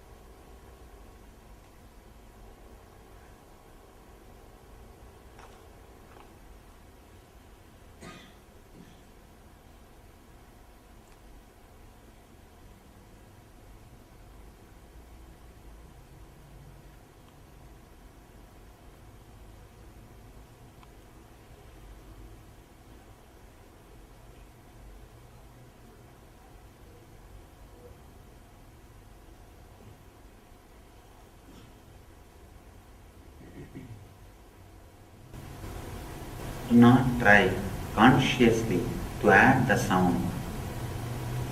If it happens, you just be silent, carrying this deep understanding of acceptance in your being. Let the tamas and rajas be balanced. Let you be in sattva.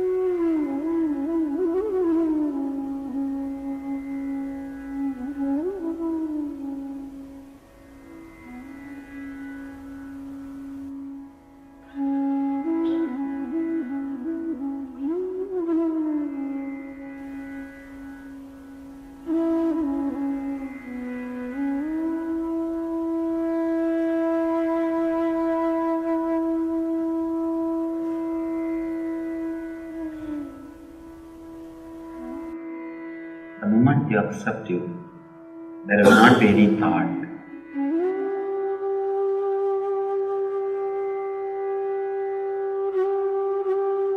Whatever you saw and heard from the outer world, drop it and accept it.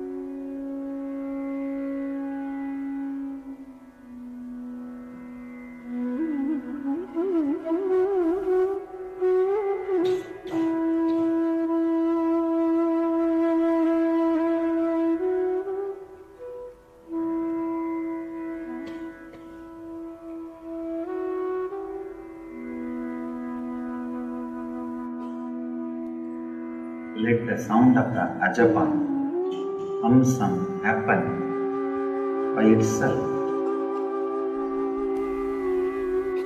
Try to add sound. Do not try to repeat the mantra. Just relax with the deep acceptance in your heart.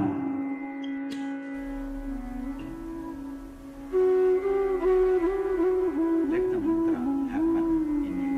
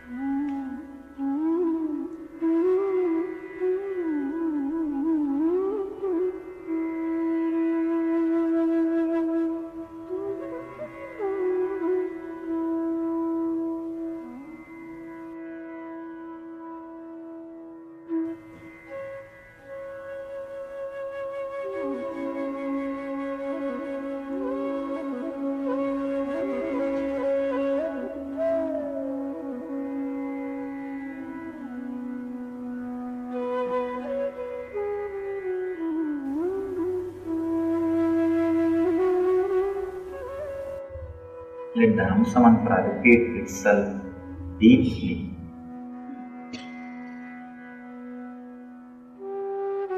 You lost the connection, come back and again sit with a deep acceptance.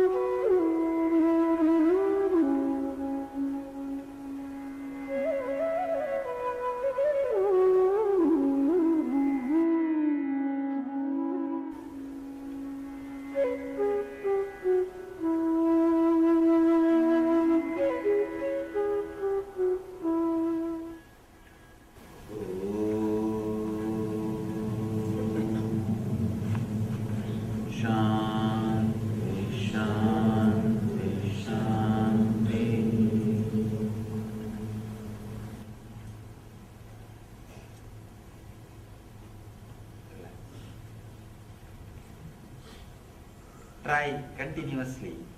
Actually, this technique is not supposed to be done in a particular time. Continuously, whenever you feel that rajas is happening, come back. Even otherwise, come back and be in that middle path, Madhyapanta, in the Sattva.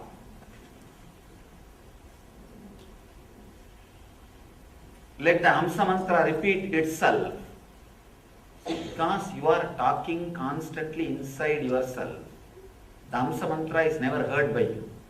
If you relax from talking, inner chattering, by the acceptance, the Hamsa mantra will be heard by you. Again and again come back and be in the Hamsa mantra, Ajapa Japa, the middle path, the Sattva, center. Suddenly you will see, as I was telling, this brahmachari's counter. First day you may need 100 times to come back. Within few weeks it will become 10 times. Within 3 months you will see. You don't need to come back at all. Constantly the ajapa, the Hamsa mantra is happening in you. You are centered in Sattva, but you are able to do all your activity. Your profession, your business, your relationships, your life, and you will be able to manage everything, but you are centered on ajapa, you are centered on Sattva. That is what I call living enlightenment. That is what I call Jivan Mukti. Means even while you are living, you are liberated. Because of you are centered on the Sattva, you will have a clear understanding about the Jiva, means the self. You will have a clear understanding on way to relate with the Jagat, the world. Because of these two clarity, naturally you will fall into the source, which is Ishvara, God. The person who has realized Jiveshwara Jagat, the person who can play with all these three and enjoy, is the enlightened being. So understand and carry this acceptance and the truth in your heart, and let this ajapa japa, the Amsa mantra, repeat itself in your inner space, and let you live enlightenment. Let you all achieve and radiate the eternal bliss. Nithyananda. Thank you.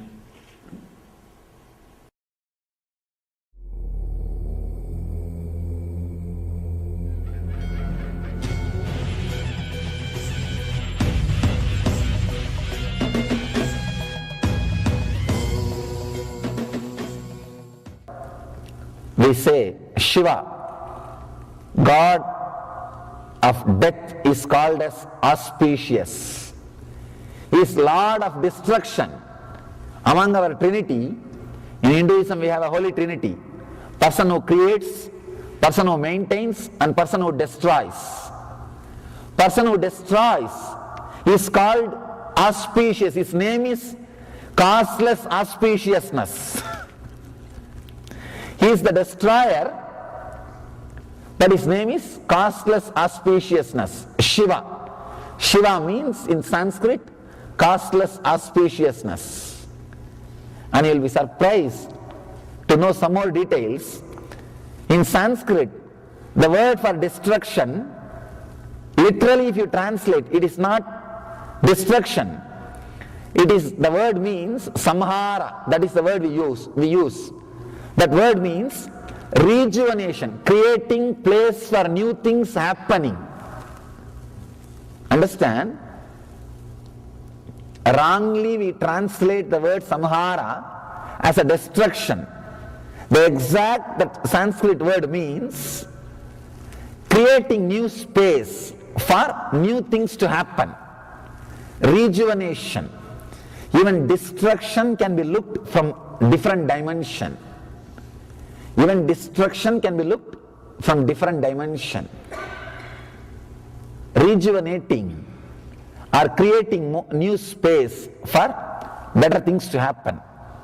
Even the disease which happens to your body just creates a new space so that you can start having new body. You can get ready to live a new life. You can just restart the whole thing. So actually, restarting the whole thing can heal many of your wounds. There are some wounds which can't be healed just by going to sleep and coming back. There are some wounds which can be healed by falling asleep and coming back. You will forget. There are some wounds which can't be healed by falling asleep and coming back. At that point only you decide, let me restart the whole thing. Let me just refresh. Then you allow the body to have some disease so that the rejuvenation process can start. You can drop this body and take a new body and start new life, the new way of thinking, new way of living, new way of expressing. According to the Vedic tradition, no experience goes waste. Every moment when you move from one moment to next moment, you are expanding, you are growing, you are learning. If you look from this angle, even your death is auspicious, because you are going to next step, you are going to further. Only if you are not clear about the next step, you will feel the fear of death. It is not even fear of death, it is fear of unknown. Fear of unknown. Mahadeva, Shiva, is considered as Lord of destruction, not just because he destroys, he creates space for rejuvenation. He creates space for new things to happen, creativity. If you see, the traditional Vedic temples, behind every deity there will be an arch. There will be two lion faces at the bottom, one big lion face in the top. That arch has got a very important significance.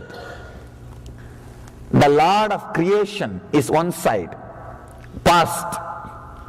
Lord of maintenance is the other side, future. Understand? Maintenance is not something to do about present. It is always something to do about future. Maintenance has nothing to do with present. You maintain for future. So the Lord of maintenance is Vishnu, is for future. You create wealth, you save wealth for future. For future.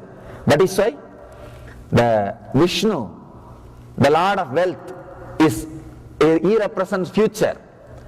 And the Lord of destruction, or I can say rejuvenation, he represents present. Future, you can see in that arch, it will be beautiful. From the past and the future, the time shaft will go from the past mouth, get into the present's mouth, and become past. The future becoming past is present. Understand? Future becoming past is present. Present moment means where the future is slowly becoming past. In that arch you can see beautifully. One side, the past, Brahma, creator. He has done his job. The other side, future, Vishnu, wealth, maintainer. And the top, present moment, rejuvenator, the person who rejuvenates. He is swallowing the future and making it into a past. He is the possibility of rejuvenation. Present moment is the possibility of rejuvenation. If you are in the present moment, you will experience overflowing energy in the body. You will feel whatever is happening is auspicious. If you are caught with Brahma or Vishnu, you will not feel whatever is happening is auspicious. If you are caught in Shiva, if you are centered in the center, present moment, where future is disappearing into present and becoming past. If you see that arch, you will understand. The past, from the past mouth, time is entering into the present's mouth and coming out to the future's mouth. The beautiful description, the future slowly becoming past. If you are in the present moment, in this moment, you will become like Shiva, who is rejuvenator, who is constantly creating space for new things to happen. You will be fearless the moment you are fearless about the things happening. You will feel everything happening around you is causeless auspiciousness. As long as you are caught in future, you will feel insecure, fear. If you are caught in the past, you will feel things are inauspicious, life is dull, dead. If you are in the present, one more thing, if you are in the present, you will see very clearly the future which is coming inside you and becoming past leaves so much energy in you. Every moment you are just overflowing with energy. If you are caught by future, you are in fantasies, means castles in the air, no energy. If you are caught in the past, you are just a stone, a rock which can't be moved, dead, no energy. If you are caught in the future, air. If you are caught in the past, dead rock. If you are caught in the present, if you are centered in the present, you will be a flowing river, water.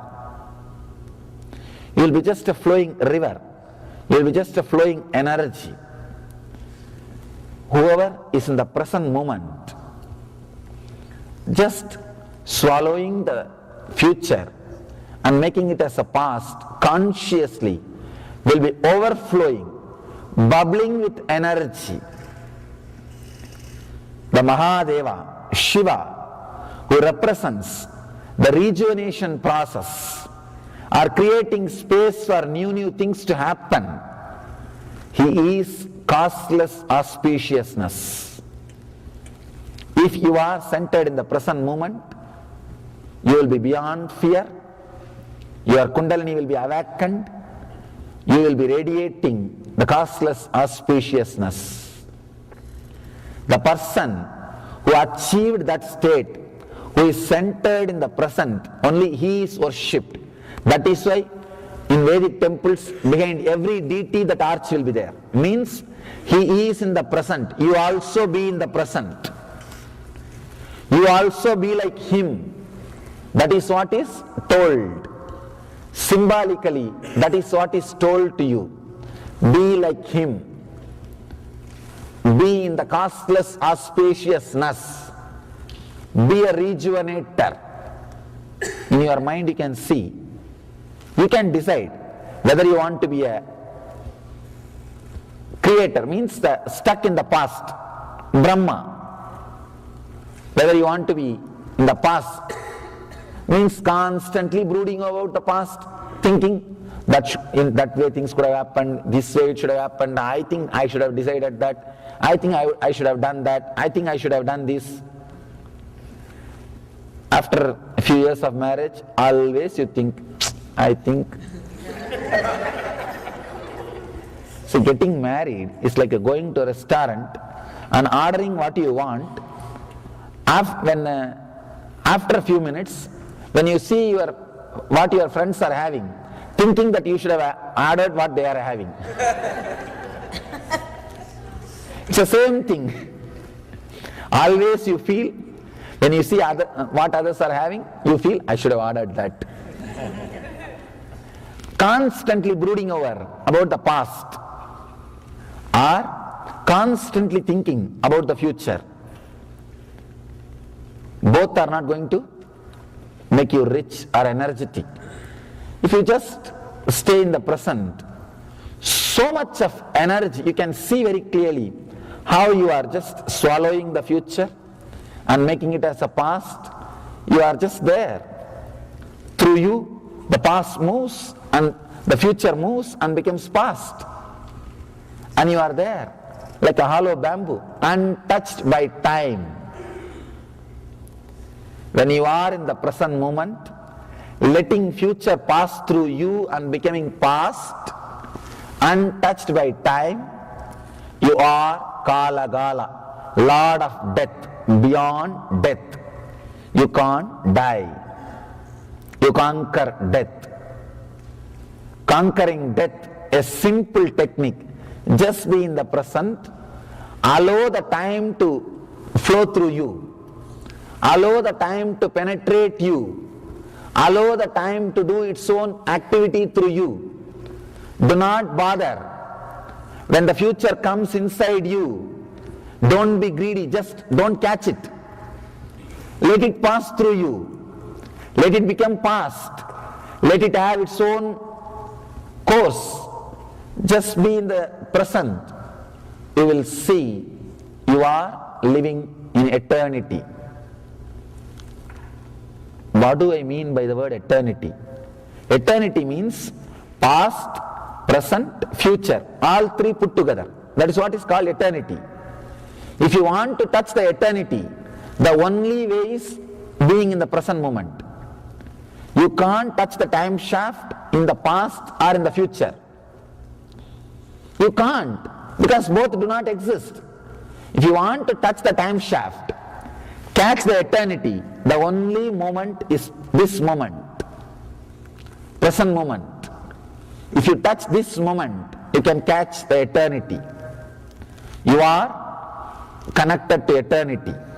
When I say eternal bliss, I am not saying you to bother about your future bliss or the past bliss. No. Just be blissful in this moment.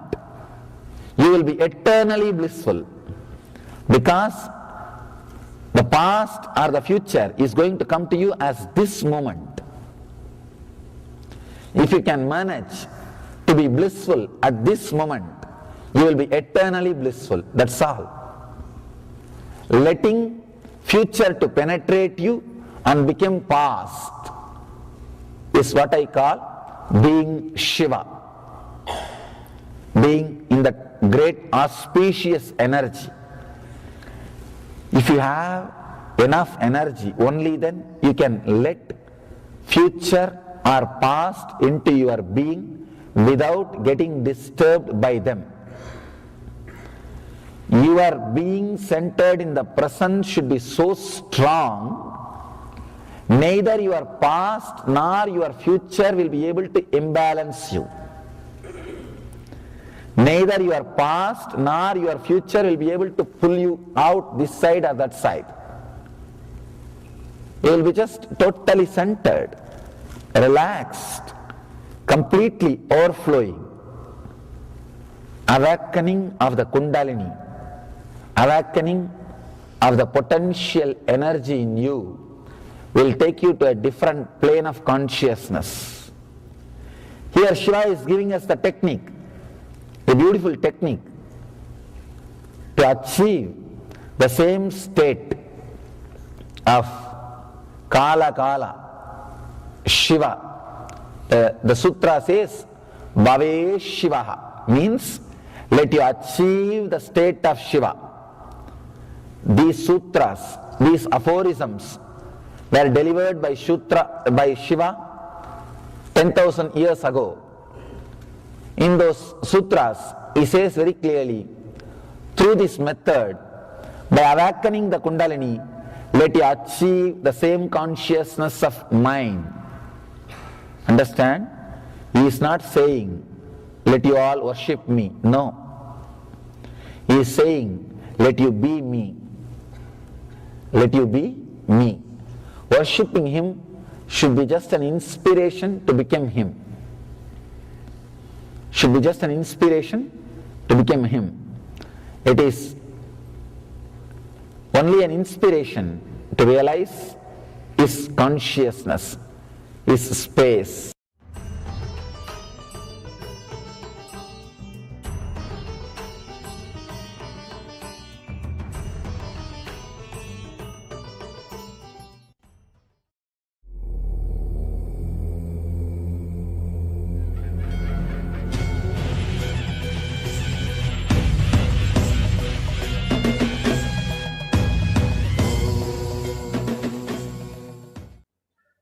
When you practice this technique, you will understand. Just try in a simple way. Sit with a rose plant or any other small tree or plant. Just try to look at that object, look at the tree, without bringing the name of the tree in your mind, without bringing the color of the tree in your mind, without bringing any other thoughts related to that tree in your mind. Just look. It will be difficult because you never did this. You have never done this. Whenever you see a person, thoughts start flowing. Whenever you see an object, thoughts start flowing. Now Shiva is saying, look without allowing the thought flow, without allowing the inner chatter, without allowing your mind to move away from that object. He is saying to experience the object as it is. Understand? If you look at a rose flower without creating the word rose, just simply looking, suddenly you will see the boundary of the rose slowly starts disappearing. You will intensely start feeling the same feeling which you are feeling inside this body with that body also. As long as you create word and separate that object, that body from this body, you will experience two, Dvaita. When you do not create word and just experience some object, suddenly you will start realizing, you will start experiencing the same life, intensity, energy which you are experiencing inside this skin, in that skin also. Inside this skin, what you are experiencing, you will start experiencing in that skin also. That is what I call Advaita. If you create a word rose, you will not experience the life which you are experiencing inside this skin, in that skin. If you drop the word and relate with it in a very silent way, you will experience the same life, same vibration, same intensity which you are experiencing inside this skin, inside that skin also. That's what we call Advaita. That is what we call experience of oneness. Now Shiva is giving you the technique. Do not create a word. Do not look at the boundary. Do not allow your mind to drift away. Just look some object. Try in your house. Just sit in front of a flower or a lamp, whatever you like. But don't sit in front of things you like. Because you will start thinking about it. You will start thinking who presented that, why you like that, why you are either attached or detached, and all those things will start. Just sit with something. Do not judge.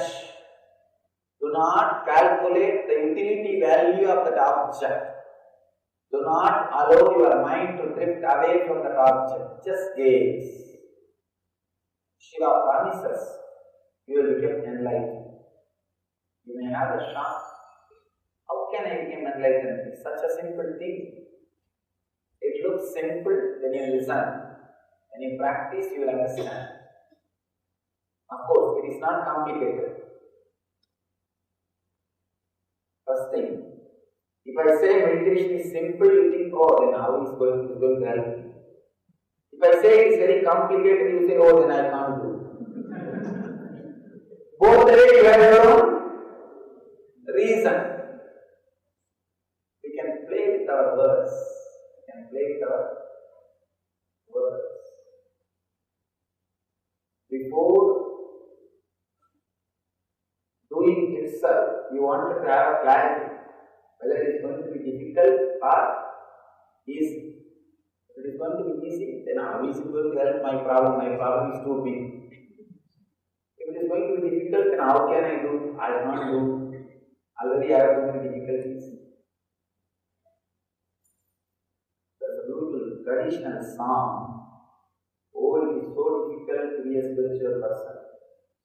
And Bhagwan heard this song. He wrote a new song. No, it is so easy to achieve enlightenment. He says, to achieve something only you have to work. To achieve enlightenment, just keep quiet. I tell you, it is neither easy nor difficult. It is neither difficult nor easy. It is there already. It is already exists. It is there. Then how can we use the word? It is difficult or it is easy. You created many difficulties. Just relax from the idea it is difficult. That is enough.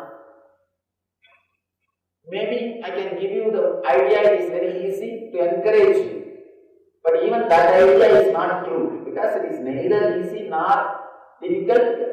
See, if it is something to be done, then you can say it is difficult or easy. There is nothing to be done. Like how a child looks at some object. When a child looks at something, you can see his whole body will respond. Not just his head, his whole body will respond. Look at some object. Try this today in your house.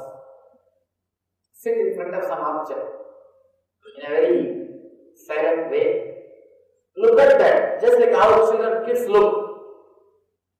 For example, if you are sitting in front of a lamp, before learning the word lamp, how you would have seen this?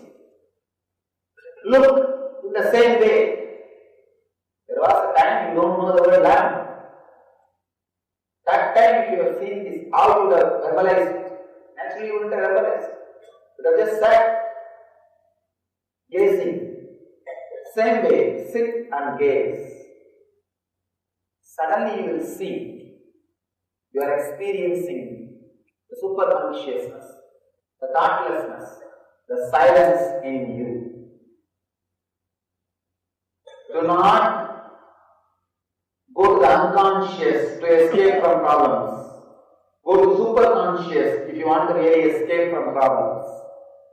If you want peace, do not push your activities into unconscious. Pull yourself to superconscious. Only that is going to give the final solution, the ultimate solution, the truth to your very life, to your very being.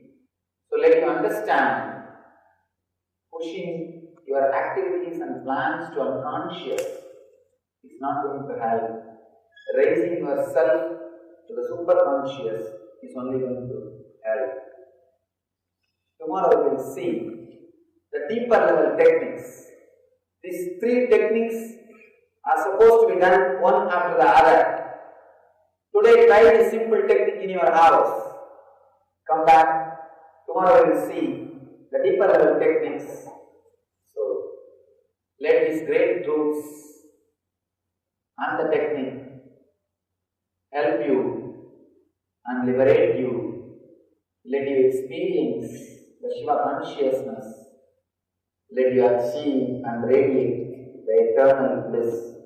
Nithyananda. Thank you.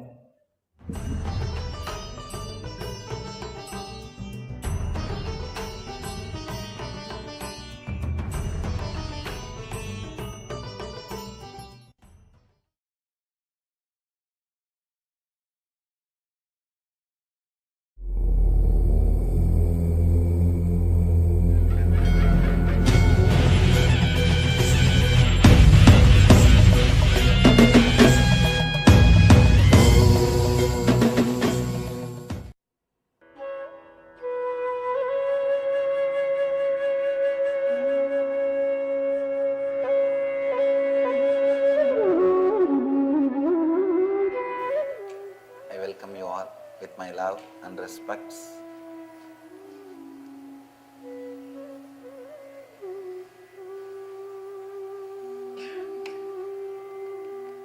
This great book, Shiva Sutras,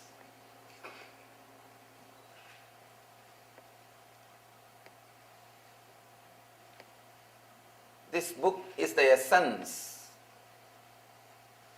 of the great research and development done by the Vedic seers for thousands of years. This book is the essence of research and development done by at least 1 million inner scientists who worked in the consciousness, who are constantly doing research with various techniques,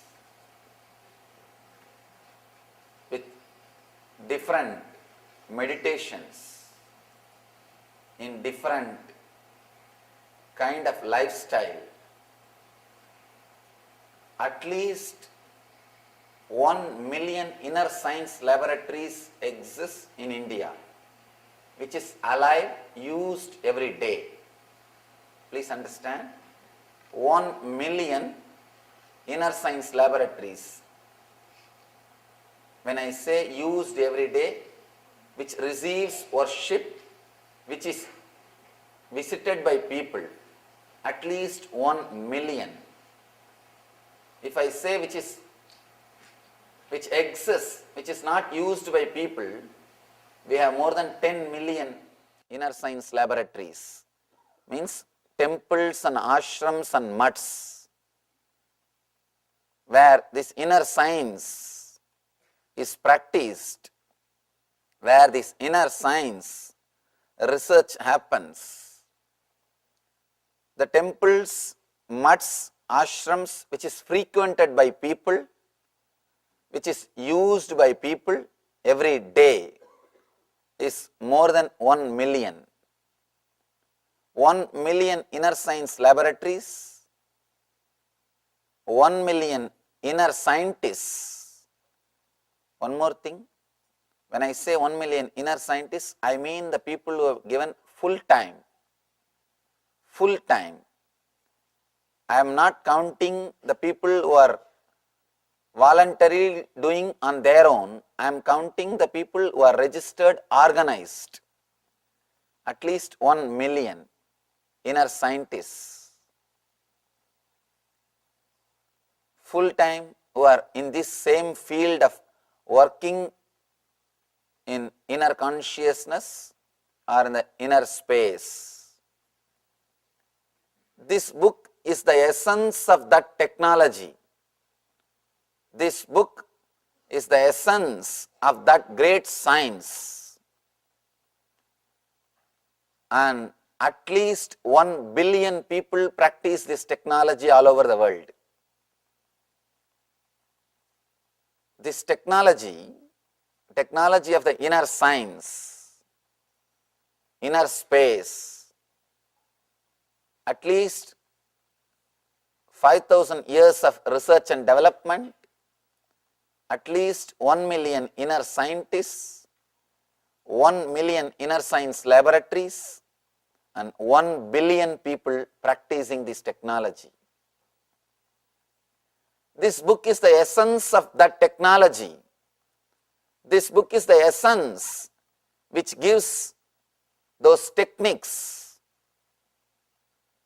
Here, Shiva is using every opportunity which raises in our life to give you the glimpse of the Atman or the higher consciousness. You may call with any word, Nirvana, Atmajnana, Brahmajnana, God, whatever word you may call, the experience beyond mind, the experience beyond your intellect, that is what we call the experience of consciousness, which gives you the deep feeling of fulfillment, which makes you feel enough. Really it is, the life is worthy. Yes, I have lived. I have taken this body really for some purpose, which gives you the feeling that you are needed, which gives you the feeling of fulfillment. Shiva is using every opportunity, everything, every inch in the life to give you that ultimate experience, to give you the great knowledge, to give you the glimpse of this wisdom, this experience. Today we will enter into the 55th Sutra. Shiva has spoken 112 meditation techniques. It is around 200 sutras. Today we are entering into the 55th Sutra, maybe 29th meditation technique in that 112 meditation technique, 29th technique, in the 200 Sutra, 55th Sutra. Every day we are working on one Sutra and one meditation technique. Today we will be working on this Sutra, this technique. Before entering into the technique, I will read the original words from Mahadeva, Shiva himself, in Sanskrit. Then we will see the translation. Then we will enter into the technique. We will enter into the understanding of the technique. Let me read the Sanskrit words from the Mahadeva, Shiva himself. Pinancha durbalam shaktim dhyatva dvadashagochare.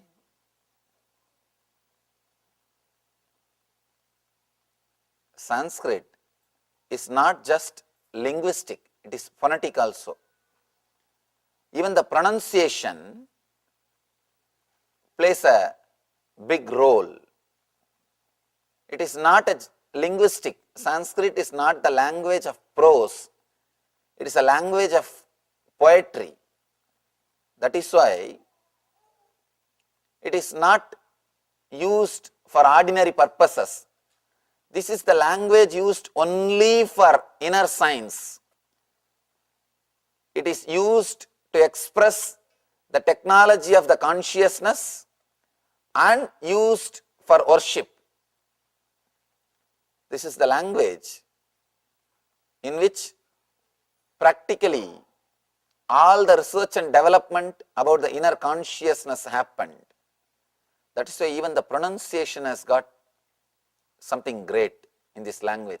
Sanskrit means highly, intensely developed, I can say nicely developed, cultured and developed. This language is cultured and developed by great enlightened masters. That is why even the sound, phonetic importance is something which we need to understand. Pinancha durbalam shaktim dhyatva dvadashagochare bhavishyak hridaye dhyayan mukta svadantriyam apnuyat. Let me read the literal translation. Having meditated on the gross and weak Shakti in the Dvadasha Indriyas, thus making it subtle, one who enters the heart space and attains mukti, becomes liberated, takes the jump into ultimate consciousness. This is a literal translation. There is a great commentator called Abhinava Gupta, who is called Bhashyakara of this book. In his commentary, he gives few tips for us to understand this technique. Here, if you read straight away only the sutra, you may not be able to get a complete view, an overall view. The commentator gives a few more tips to understand this technique in a very deeper way.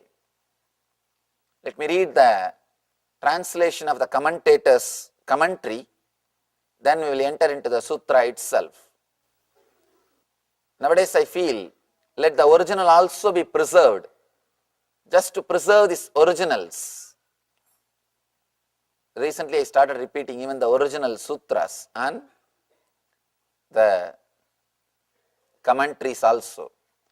Let the people understand the source, especially in the West. Slowly, people have forgotten the roots of the yoga, the source of the yoga. Nowadays I am listening many names like a super deluxe yoga. And what all yogas I am listening, I was shocked. I can never think all these names. All these names I don't know from where they originated. And so many names for yoga, but they forgot the roots of the yoga is in Yoga Sutras, a great book written by a father of yoga science. People who are teaching yoga for 10 years, even they don't know who is the father of yoga. If you ask them who is the father of yoga, I don't know, Swamiji. I learnt only from this person. They lost the roots. They lost from where it originates.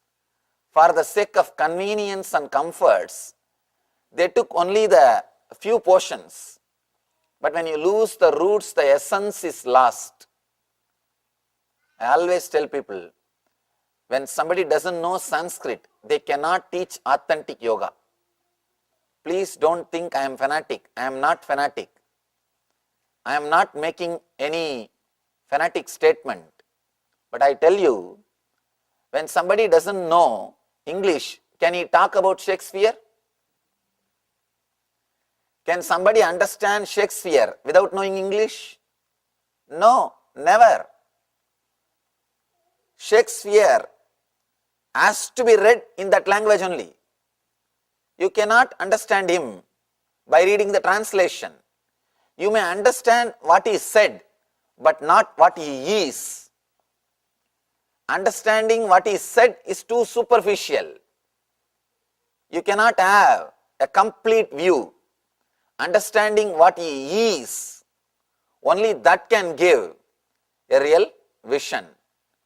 You need to understand the very roots of the culture from where the science originated. Only then you will be able to have the maximum benefit. That is why in India, teaching is always done orally. We call the ultimate teachings as Shruti. Shruti means heard. What is heard? Not read. Please be very clear. Not read. We have a beautiful word for ultimate teachings, the Vedas. Shruti means what is heard, not what is read or what is memorized. Memorized is Smriti. Memorized and remembered, recalled is Smriti. What is heard is Shruti. That's the ultimate teaching. Means we believe in teaching through the oral traditions. We believe in teaching, we believe in learning directly from the person who is living that culture, who is living that tradition, who is living in his life, not who learnt from books, not who learnt from videographs, not who learnt from some media, who learnt from the authentic source, from the oral traditions. That is why we always say the ultimate teachings as Shruti means which is heard. Understand, if at all you wanted to have the maximum benefit from the great truths and knowledge of Eastern culture, go into the roots of the culture. If you are learning yoga or teaching yoga, learn little bit of Sanskrit. Learn to understand the meaning of the original words. You will see a totally different dimension, transformation, not only in your profession, even in your personality. The very word yoga is defined by the yoga master, the father of the yoga, yogaha chitta vritti nirodhaha. Yoga is cessation of mind, not directly connected to physical health or good looking. Please understand, yoga is reduced just for physical health or looking good. But the original root, the word itself means cessation of mind. Actually, when you go beyond mind, you will have the health and you will have something beyond beauty, what we call grace. Beyond beauty, grace, both will happen to you as a side effect, as a byproduct, when you understand what is really meant by the word yoga. Same way, if you go into the roots, only then you will understand what is exactly taught. Even if you miss one or two small things, you will miss the essence of the technique. The whole thing will be lost. One essence missing is enough to lose the whole truth. That is why I am taking you to the root from where the whole Jnana Ganga, or the river of wisdom, originates.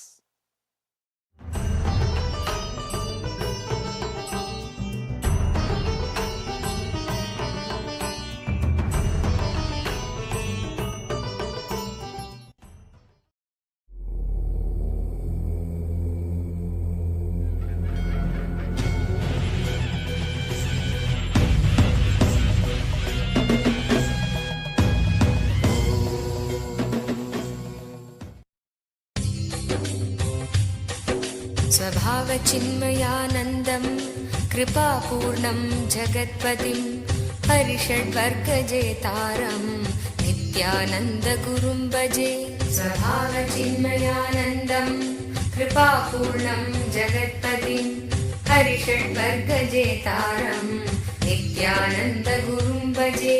स्वभावचिन्मयानन्दं कृपापूर्णं जगत्पतिं हरिषड्वर्गजेतारं नित्यानन्दगुरुं भजे।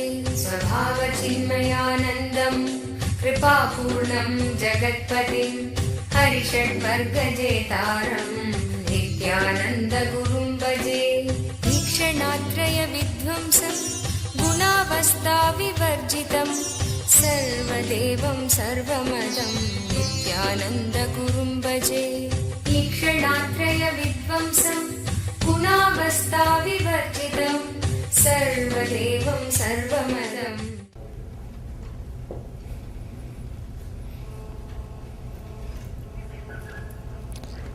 सदाशिवसमारम्भां शङ्कराचार्यमध्यमाम् अस्मदाचार्यपर्यन्तं वन्दे गुरुपरम्पराम्।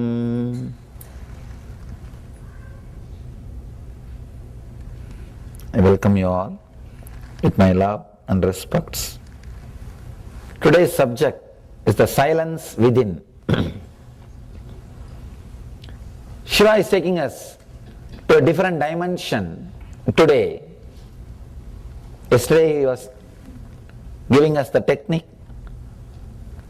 to jump from sound to soundlessness through withdrawal, the method of withdrawing, pratyahara.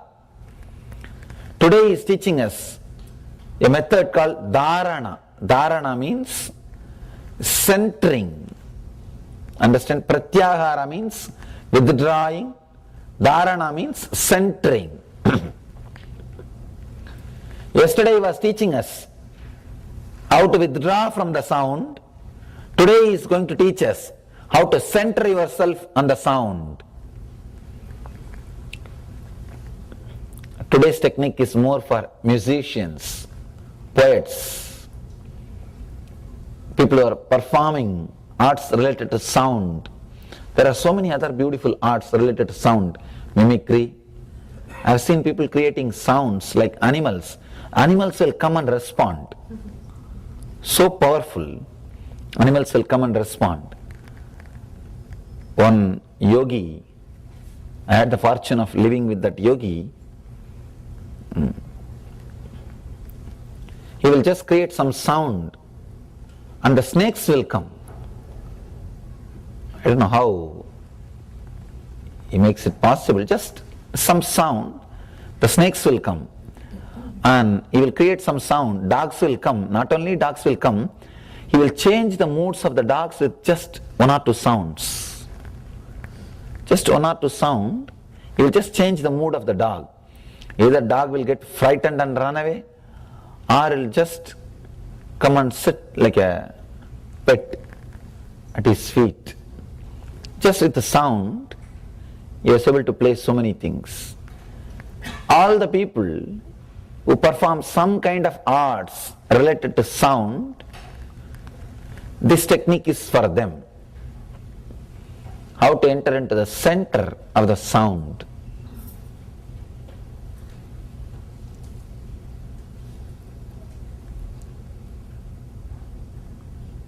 One beautiful example you need to understand. Pratyahara will not be successful always. Pratyahara means moving away, withdrawal. Withdrawal from the vision, seeing, light is possible. If you close your eyes, it will become possible. But withdrawal from sound, just closing your ears will not work. Unfortunately, that is the one sense which you can't close, which is open. You can't be putting your ears, your hands all the time, or you can't be using the earplug all the time. Even if you use the earplugs, you will be just waiting for some sound to disturb you. I have seen people, either they get disturbed by sound. It is not even sound that disturbs, your resistance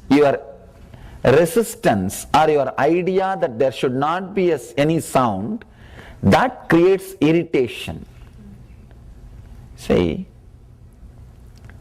you can see many times, people who show that they are meditating, they will make so much of noise. Before they start meditating, they will tell you, keep quiet, do this, stop that, stop that, stop that. They will go around and make the whole house topsy-turvy.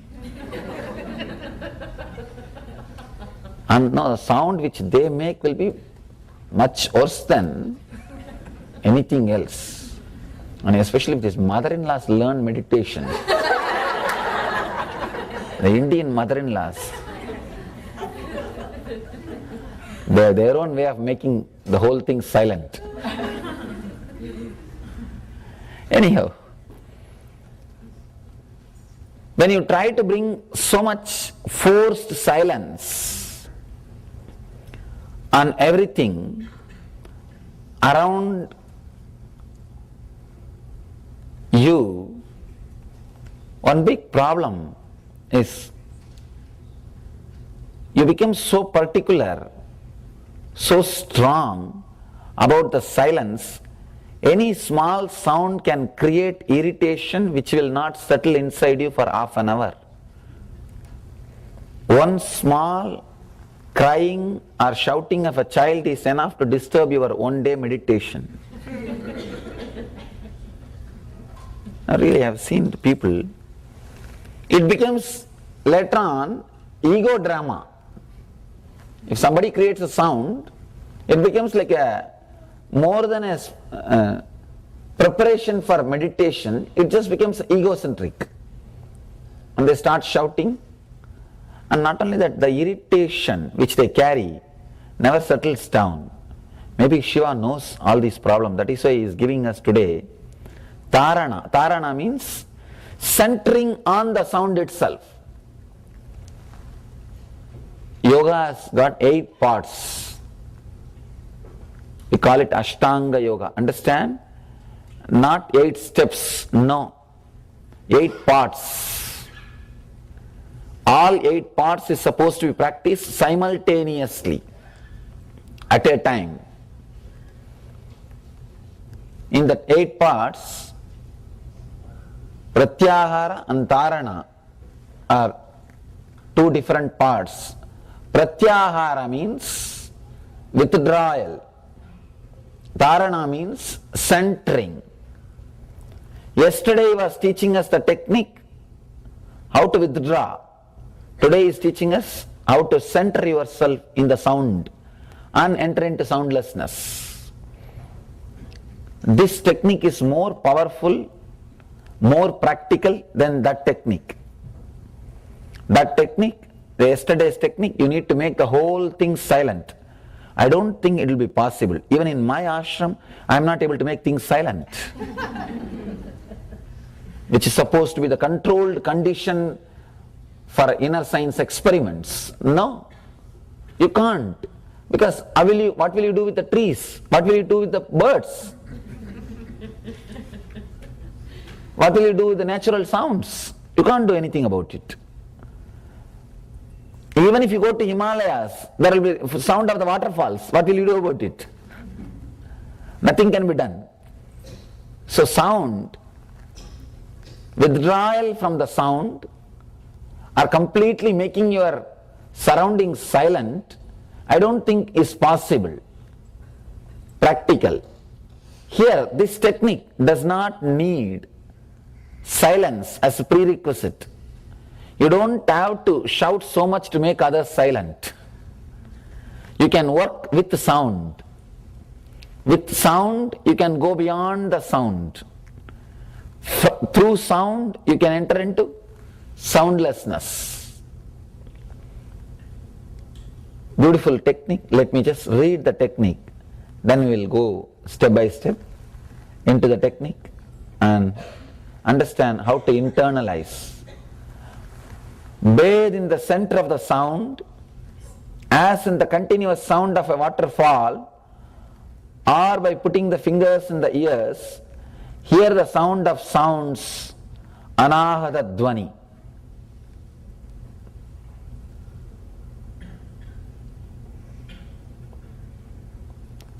All the great scriptures, whether it is Vedic hymns or Bible words or Buddhist Dhammasutra, all great scriptures agree on one point. From sound, the whole universe originated. The root of the matter, the root of the existence is sound. In Sanskrit we call Nada Brahma, means the sound, which is the root for whole existence, whole cosmos. That is what we call Anahata Dvani. Ahata means created by striking. Anahata means uncreated, unstruck. Sound which is not created by striking any two object. Unstruck is what we call Anahata Dvani. Here, Mahadeva is giving us the technique to experience the Anahata Dvani. If you can touch the Anahata Dvani, uncreated sound, even once, you will never be disturbed by anything from the outer world. Anything in the outer world. I was with a great sadhu in a young age. Once he invited me to go to a nearby place. Usually in India they will go by walk to many temples, pilgrimage centers. He invited me, let's go for a yatra, pilgrimage. I said, let's go. It used to be a fun picnic, and being away from home is always fun. Because first thing, you don't need to go to school. No need for any routine. And especially in the young age when you have health, it's really fun. I said, let's go. We were traveling on a small boat, crossing a river. Suddenly the current was so strong, the boatman did not realize the current was very strong, and he rowed the boat in that strong current. And I saw very clearly the boat has started going along with the flow. Means the boatman has lost the control. And naturally, I'm a young boy shouting, and I don't know swimming. Another one fun. Because that's another one fun. Usually the village kids will be taught swimming at the age of 5, 6 itself. When they put me in the water first time, I told them, no, I am a sannyasi, I can't learn swimming. Traditionally a Swami can't swim, should not swim. There's a belief, you are not supposed to learn swimming, you are not supposed to cross the river. Traditional belief. So I said, I won't learn. And now you being a Swami is not going to save your life. Knowing swimming only will save. So I was somehow uncomfortable and completely shaken. This sadhu was so quiet, completely relaxed, not disturbed at all. One thing, he knows swimming. Second thing, even if he knows swimming, he is going to be answerable to my parents, because my parents know that he only took me from the home. But this guy was not perturbed. And one more thing if I have to add, even if you know swimming, it was a very strong current, you can't come out of it. Such strong current. Because the boatman himself is not able to manage that strong current. But this sadhu is very strong. Somehow he managed to hold the boat and center, balance the whole thing, and he brought us out. After that I asked him, why you are not disturbed at all, not perturbed? What were you doing? How could you be so centered? Understand, it's a very powerful answer which has become mantra in me. And with this one technique, I can say after that nothing was able to shake me. This incident happened around the age of 10 or 11. And of course, 22 I became enlightened. After enlightenment, nothing can shake you, that is different. But from that 11 to 22, this technique was such a great help for me. Nothing was able to shake. It may look little impractical, or it may look like foolish.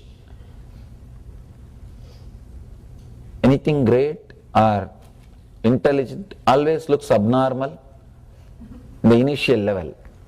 Now in the initial level it will always look abnormal or impractical. It was such a powerful answer.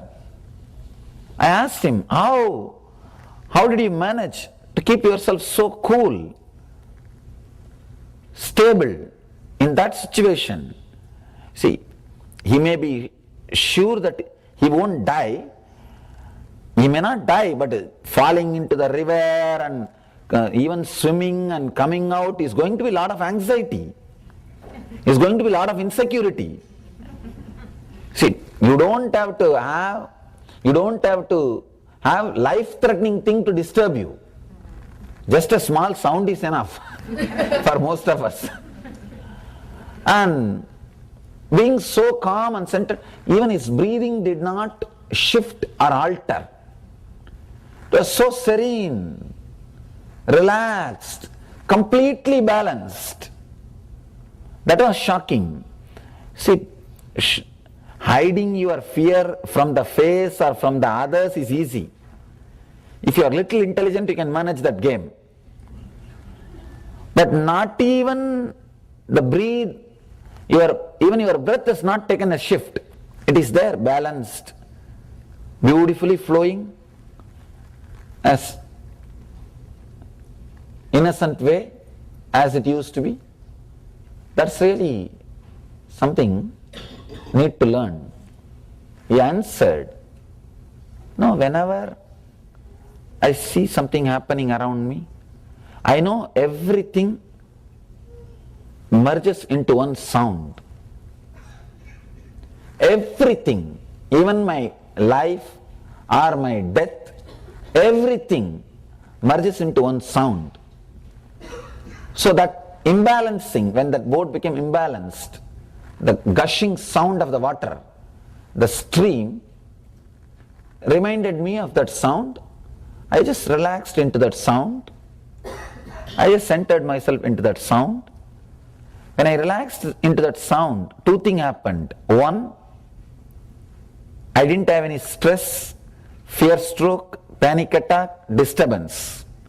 Second thing, suddenly I saw the whole stream energy supporting me. Suddenly I saw the water below me is not my enemy. It is a ground holding me. Understand? I don't know. Sometimes these great words, when you hear from a person who has experienced that same thing, it just clicks. It just clicks. Something happens in you.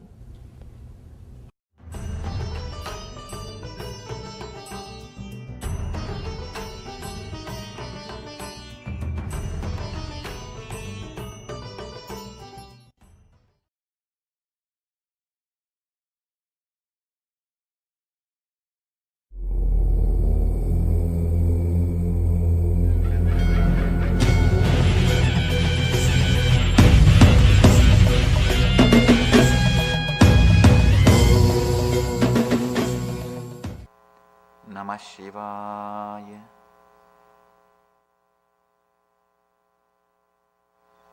I welcome you all with my love and respects.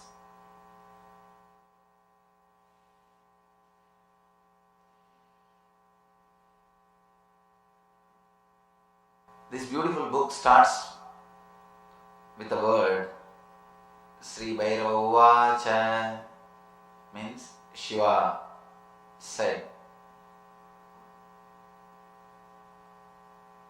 Straight away Shiva is entering into the techniques. He is not giving any intellectual introduction. He is not giving any teachings. Let's enter into the sutra. Then we will see the meaning. We will understand it. Sri Bhairavacha Urdve prano yato jivo Visargatma parocharet Utbhattit vidayastane Varanat baridastitihi. Straight he is entering into the subject. He is not giving any intellectual introduction. To tell you honestly, the first spiritual book without introduction. Straight to the point of enlightenment. He is not interested wasting his time. He is not interested in giving you words. He is not interested in giving you any teachings. No teachings. No words. Straight to the subject. Straight to the point of enlightenment. He is not interested in convincing. Let me be honest. All teachings, almost all teachings are given either to convince you that teacher is a great person or to convince himself that what he is believing is something truth. Incident which happened maybe 1 year ago. I went to attend an interreligious conference. In that I was sitting next to a father. I was boasting that I have a training center for meditation teachers in our Biddi ashram. I said more than 200 people are having the training. He laughed and told me, Swamiji, I have 16 training centers only in Bombay. The conference was in Bombay. Only in Bombay I have 16 training centers. Each training center trains more than 400 preachers. I was shocked. And then I started saying, you will have more people because you guys convert. We don't believe in conversion. Naturally, you will have more people because you convert people. Some of Sanatana Dharma or Hinduism doesn't believe in conversion. We don't believe in conversion. So, I said, because of conversion you may have more people. Then, slowly in course of conversation, after some time he understood that I am teaching meditation and I am helping people and giving life solutions. He asked me, Swamiji, I want to sit with you privately for some time. I said, you are welcome. He came and we spent more than 1 hour. He was asking some solution for his own personal problems. Anyhow, I tried to help him and he was very happy and he is helped. After everything is over, he was about to leave at the time. I asked him, see, one thing is sure, you yourself don't have solution from what you are teaching. Then why are you teaching so aggressively? And I know he teaches, he goes on condemning other religions. See, saying your religion is great is beautiful, nothing wrong. But saying that nothing else is truth, that's where the problem starts. He goes on condemning all other religions. I told him, you yourself don't find solution for your own life. Why do you preach so aggressively? By the time he became very open and he started speaking the truth. He told me, Swamiji, I feel a tremendous fear. What I am preaching is truth or not. I feel completely insecure. But when I see 10,000 people following me, I feel a little secure. All 10,000 can't be fools. All 10,000 can't be fools. No, it is true. Please understand. I am saying the truth. He told me this very word. I am feeling the insecurity, Swamiji. But when I see 10,000 people are following me, when I am able to convince 10,000 people, then I feel a little confident. Oh, I can be fooled, but 10,000 will not be fooled. All 10,000 will not be fooled. I was shocked. But understand, this is the truth. Teachings are given either to convince you the teacher is a great person, or to convince himself what he is teaching is something great. Only then teachings are given. If there is no need for convincing, only techniques are given. Here, Shiva doesn't have any need. He doesn't have to convince Uma. He doesn't have to convince Devi. He is straight away giving the technique. And let me be very clear. Never learn from a person who has to convince about his authority to you. Then he will be talking too many big things which neither you understand nor he himself understands. Because he is in a big job of convincing you. That is why there is a beautiful story, one more story. One great Kashmiri side Pandit, actually this book is from Kashmiri Saivism. The only living religion or the only living tradition which carried the light of Shiva, light of Shaivism, the light of Shiva till today. Kashmiri side Pandit, he went to the king and said, King, I wanted to teach you the Shiva Sutras and I want to initiate you. King said, I don't feel like having it. First you read and then come to me. But it was taken aback. He said, I read for last 12 years, I mastered it completely. King again said, no, go back and read, then come. After 6 months, the Pandit again came. Now I wanted to teach you. Now I read everything. King said, no. Go back, read little more, then come. After 6 months, again the Pandit came. King said, no, go back and practice, then come. Pandit was shocked. He started thinking, I think somewhere I am missing. He went and started practicing. After 6 months, he did not come back to the king. He was sitting in his place, blissfully. Then king said, please go and find out what has happened to the Pandit. All the servants of the king came to the Pandit and they said, sir, are you not coming to the king? Are you not coming to the palace to teach? Pandit said, no, I am not interested. No, I don't feel like. The king said, yes, now I can go and learn from him. Now it is time. Now he is right. I can go and learn from him. Now, Pandit doesn't have any need to convince the king about his greatness. If there is a need to convince the disciple, if there is a need to convince the student, be very clear, truth cannot be expressed 100%. If already the bridge, trust has happened, then sharing the truth is possible. I always tell people, do not think to doubt you need intelligence. To doubt you don't need intelligence, just intellect is enough. Yesterday, one devotee was asking me, what is this, Swamiji? Always you encourage doubting and questioning. But suddenly you change the whole trend.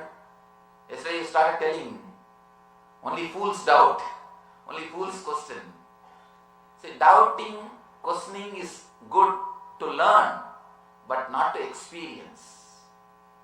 If you just want to learn, if you want more and more words, if you want teachings, doubting is beautiful, questioning is beautiful. But when it comes to techniques, doubting or questioning is not going to help.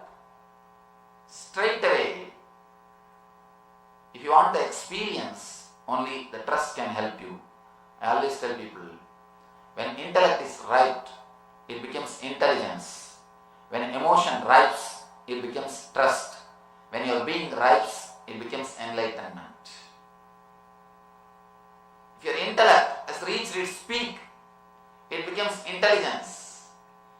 If your emotion has reached its peak, it becomes trust. If your being has reached its peak, it becomes enlightenment. To doubt, you don't need intelligence, just intellect is enough. You can doubt anything. And the more you doubt, the more you question, people will start respecting you. It's the truth. If you just wanted to show yourself as a great person, simply start doubting everybody, start criticizing everybody. It's a beautiful technique. Start criticizing everybody, start doubting everybody, start questioning everybody. You will become a great Pandit. People will start respecting you. Here, no teachings, straight away enters into the technique. He is not even saying, now I am starting meditation techniques. Even that much he is not saying. Straight to the technique. He says, start doing it. He is not speaking about anything else. No introduction, no teachings. Yesterday, one devotee asked me, what is this, Swamiji? When you spoke about Gita, you said Gita is the ultimate book. And yesterday you pulled the Gita completely down. And now you say, Shiva Sutras is the ultimate book.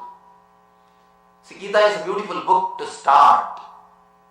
It has got some little bit of Shastra, little bit of Stotra, a little bit of Sutra. There are some techniques and there are some Stotra, the glory part, and there is a Shastra which gives you the intellectual base. It's like a mix of everything. But the danger danger is you may miss the essence. You may get caught in the Shastra or Stotra. You may lose the Sutra part. You may lose the technique part. It's a mixture. Whenever you mix, there is always problem. You may miss the essence. You may miss the truth. But here, you cannot miss the truth. It's a foolproof book. Anybody who goes through this book cannot miss. It's a foolproof technology. You can't escape. You can't miss the truth because here nothing else is there. No sugar coating. Nothing. Straight away gives the truth. No teaching. No intellectual stuff. There is no need to avoid anything. There is no need to use your intellect to separate, to analyze what is truth and what is not truth, and you don't have to use your intellect at all. As far as this book concerned, straight away open and start practicing. It's a practical manual. It's a practical manual. That is why no teachings. This is not for the people who are yet to be convinced. It's a straight book for the people who want to practice. I have brought few stories to tell you all about the teachings, how teachings work. A patient goes to the psychiatric doctor and says, "Doctor, it is too much. I can't run my life. I don't know what I can do. But one thing, I can't live my life in the same way. Too much of problems." Psychiatrist says, "Yes, we all have problem. I know. Let's try to help each other.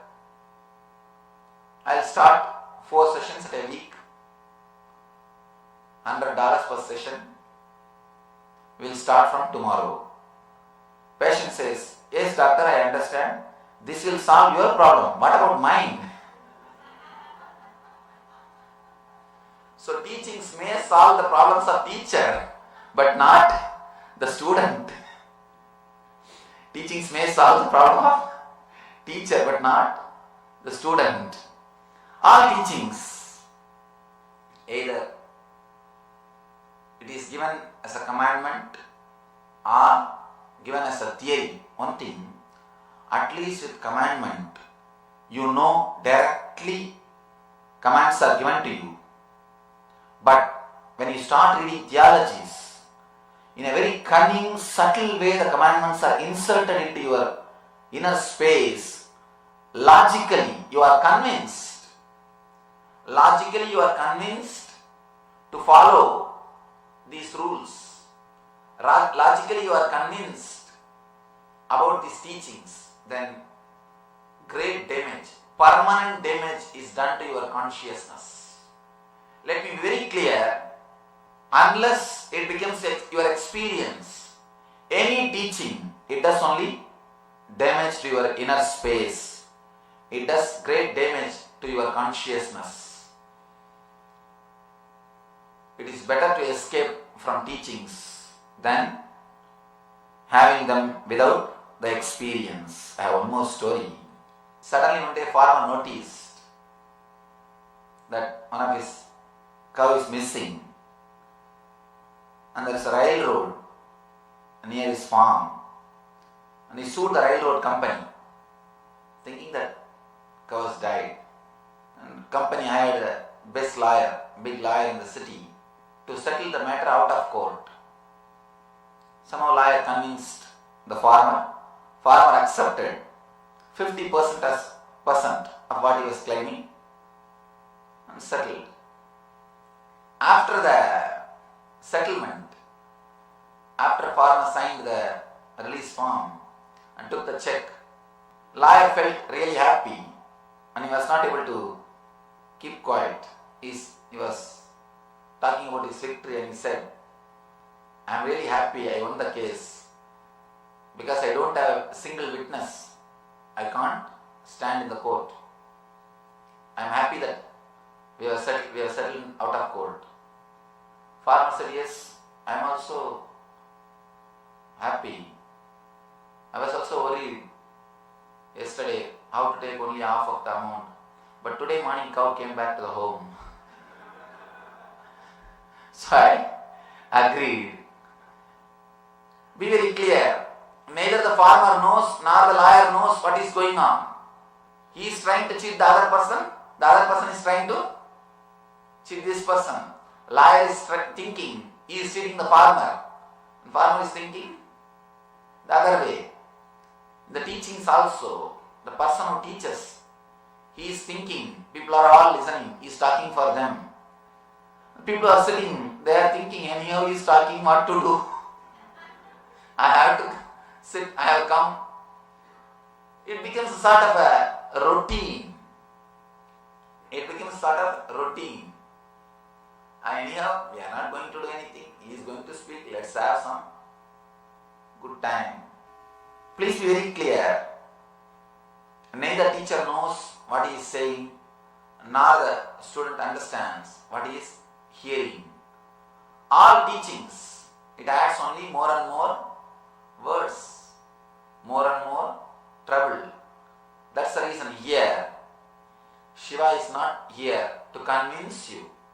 He is here to give the experience.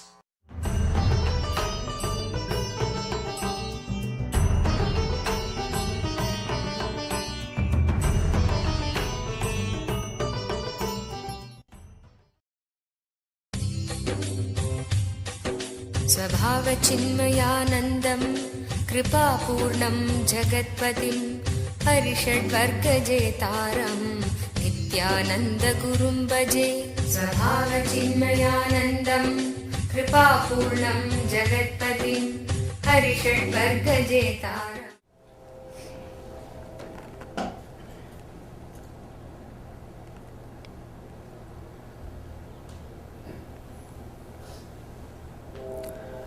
सदाशिवसमारम्भां शङ्कराचार्यमध्यमाम् अस्मदाचार्यपर्यन्तं वन्दे गुरुपरम्पराम्.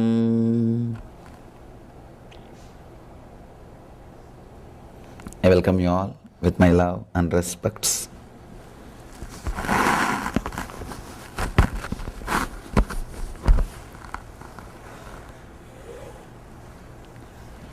Today, before entering into the subject, I'll answer all the questions. All questions have disappeared.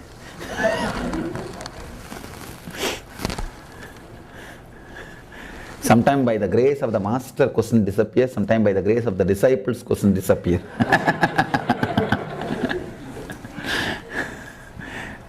Same act but wrong reason. Small story about this same act but wrong reason. The lunatic asylum, 3 people were asking to relieve them, to go back to the house. Doctor said, we'll relieve you. Tomorrow morning we will have a test. Please come. Then we will decide. All 3 were brought to a swimming pool, empty swimming pool. Doctor said, one by one, he called the first person, told, jump. That guy jumped and broke the legs. Second guy, doctor said, jump. He jumped and broke the hands. Empty swimming pool. Naturally, third guy was brought. Doctor said, jump. He said, no, I won't jump. Doctor said, yes, you can go out. You can go back. You become all right. Please leave. When he was signing the papers to leave, doctor asked only, why did you decide not to jump?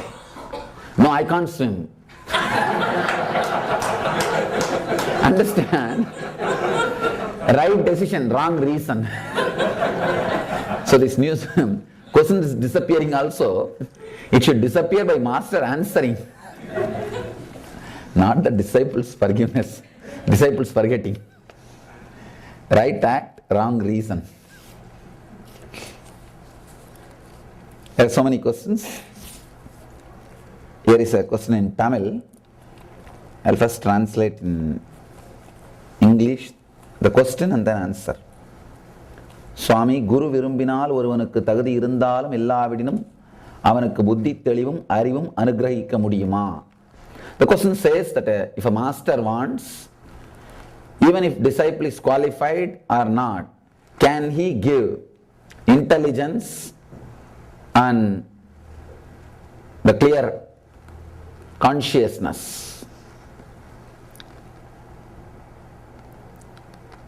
Please understand one story from Buddha's life. Beautiful story. Somebody asked Buddha, you know enlightenment is the ultimate thing. Why don't you give it to everybody? And you can give.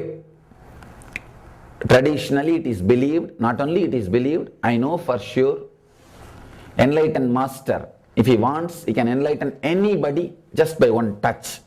Not even a touch. Just a thought is enough. Nothing else is necessary. He can just liberate anybody, give enlightenment to anybody.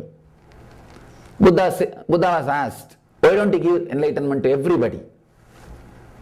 Buddha said, please go around all over the village, bring people, whoever wants enlightenment, bring them tomorrow.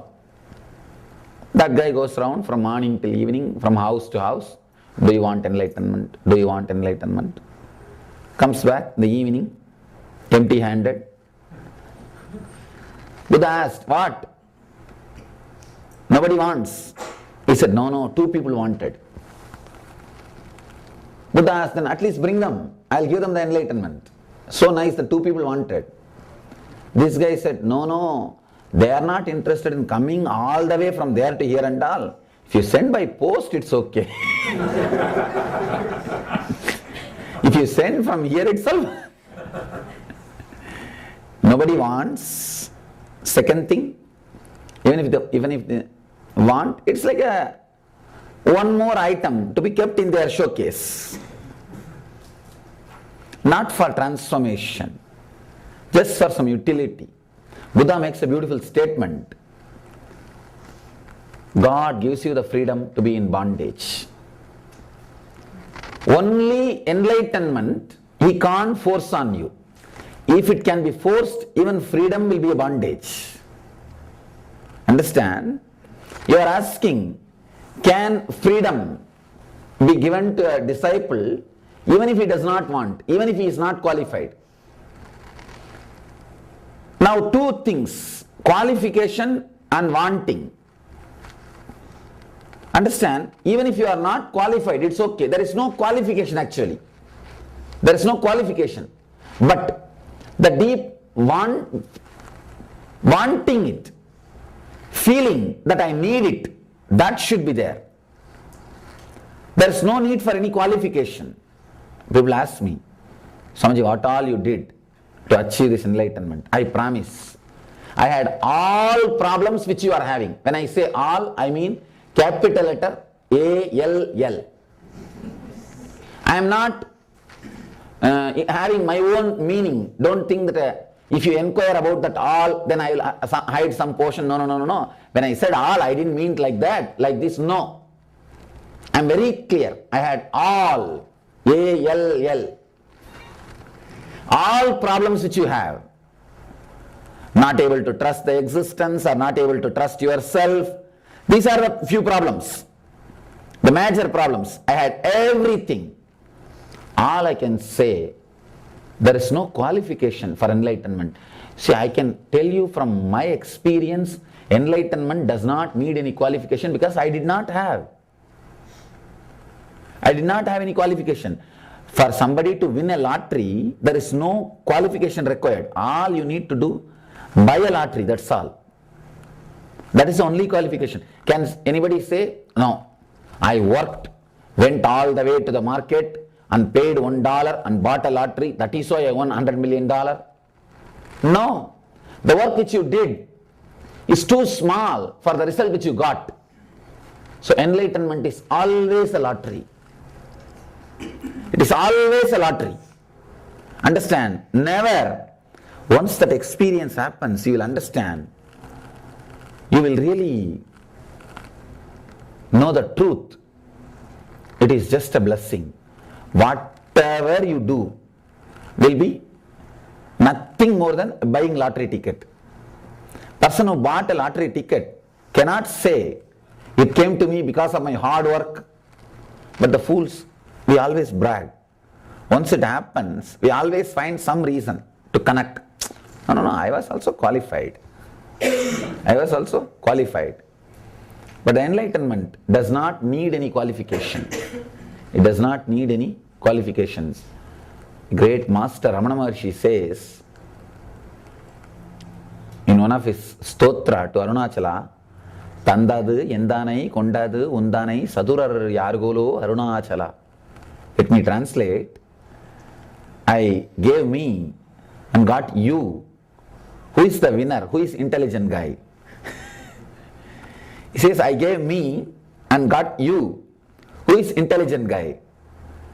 So enlightenment, you can have enlightenment by giving you. See, giving you is not equal thing for what you received. Even if you have given your whole life, it is nothing more than buying a lottery ticket. Buying a lottery ticket does not mean you have done everything to achieve the result, to win the lottery. To win the lottery. After it happens, you will understand it's just a pure grace and blessing. The result or the effect will be so big, the transformation will be so great, you can't think why you have been chosen. Why it has been showered on you. No qualification is necessary, but the deep need, the seeking, that is necessary. Here, you are asking, if a master wants, even if somebody does not have qualification, can he give the intelligence and the pure consciousness? He can give that, no need for any qualification, but one thing is necessary, deep need. Feeling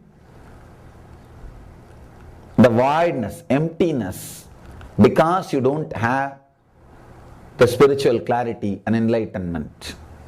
Ramakrishna used to say beautifully, you are living in poverty, dying, no food, no clothes, but somehow you know in the next room so much of wealth is there and it is kept locked, and even if you take it nobody will know.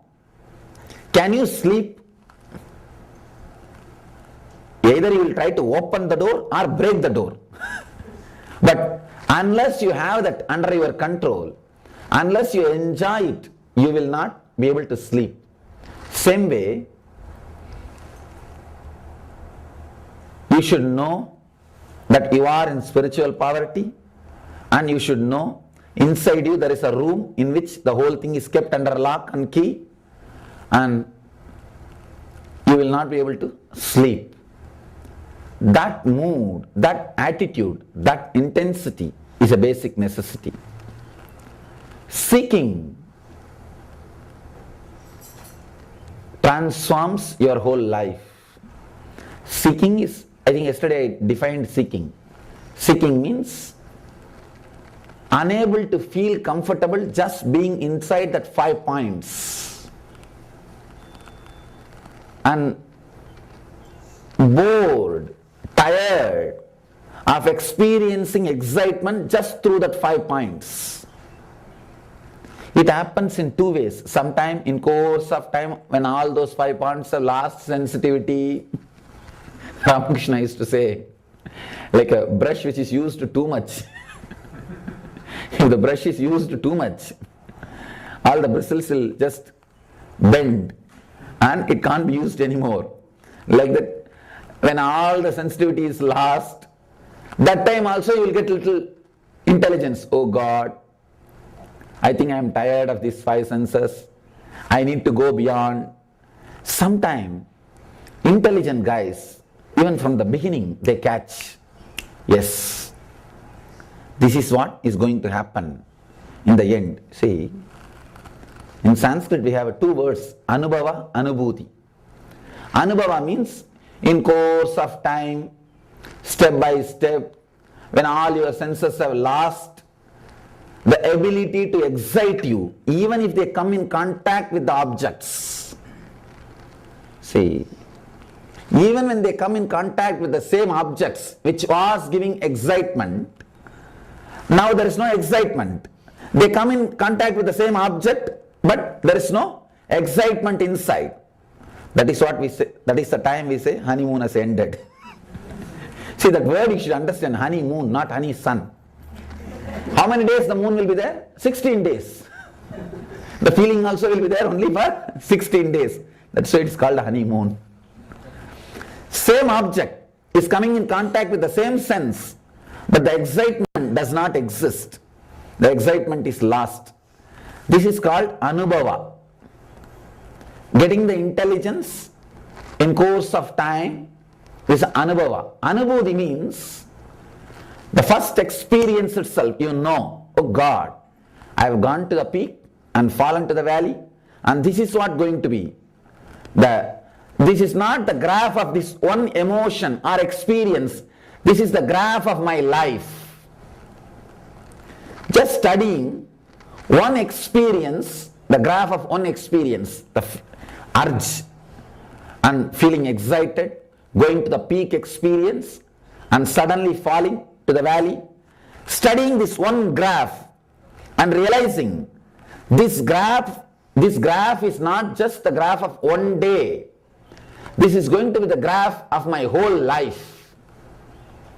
If I live with this formula, this is going to be the graph for my whole life. When I experience that, it is called anubhuti.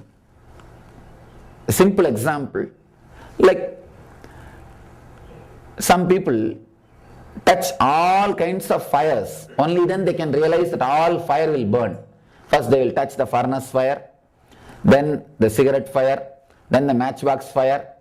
By the time they touch all kinds of fire, all fires, and realize the truth, all fire will burn, their body will be ready to be burnt, old.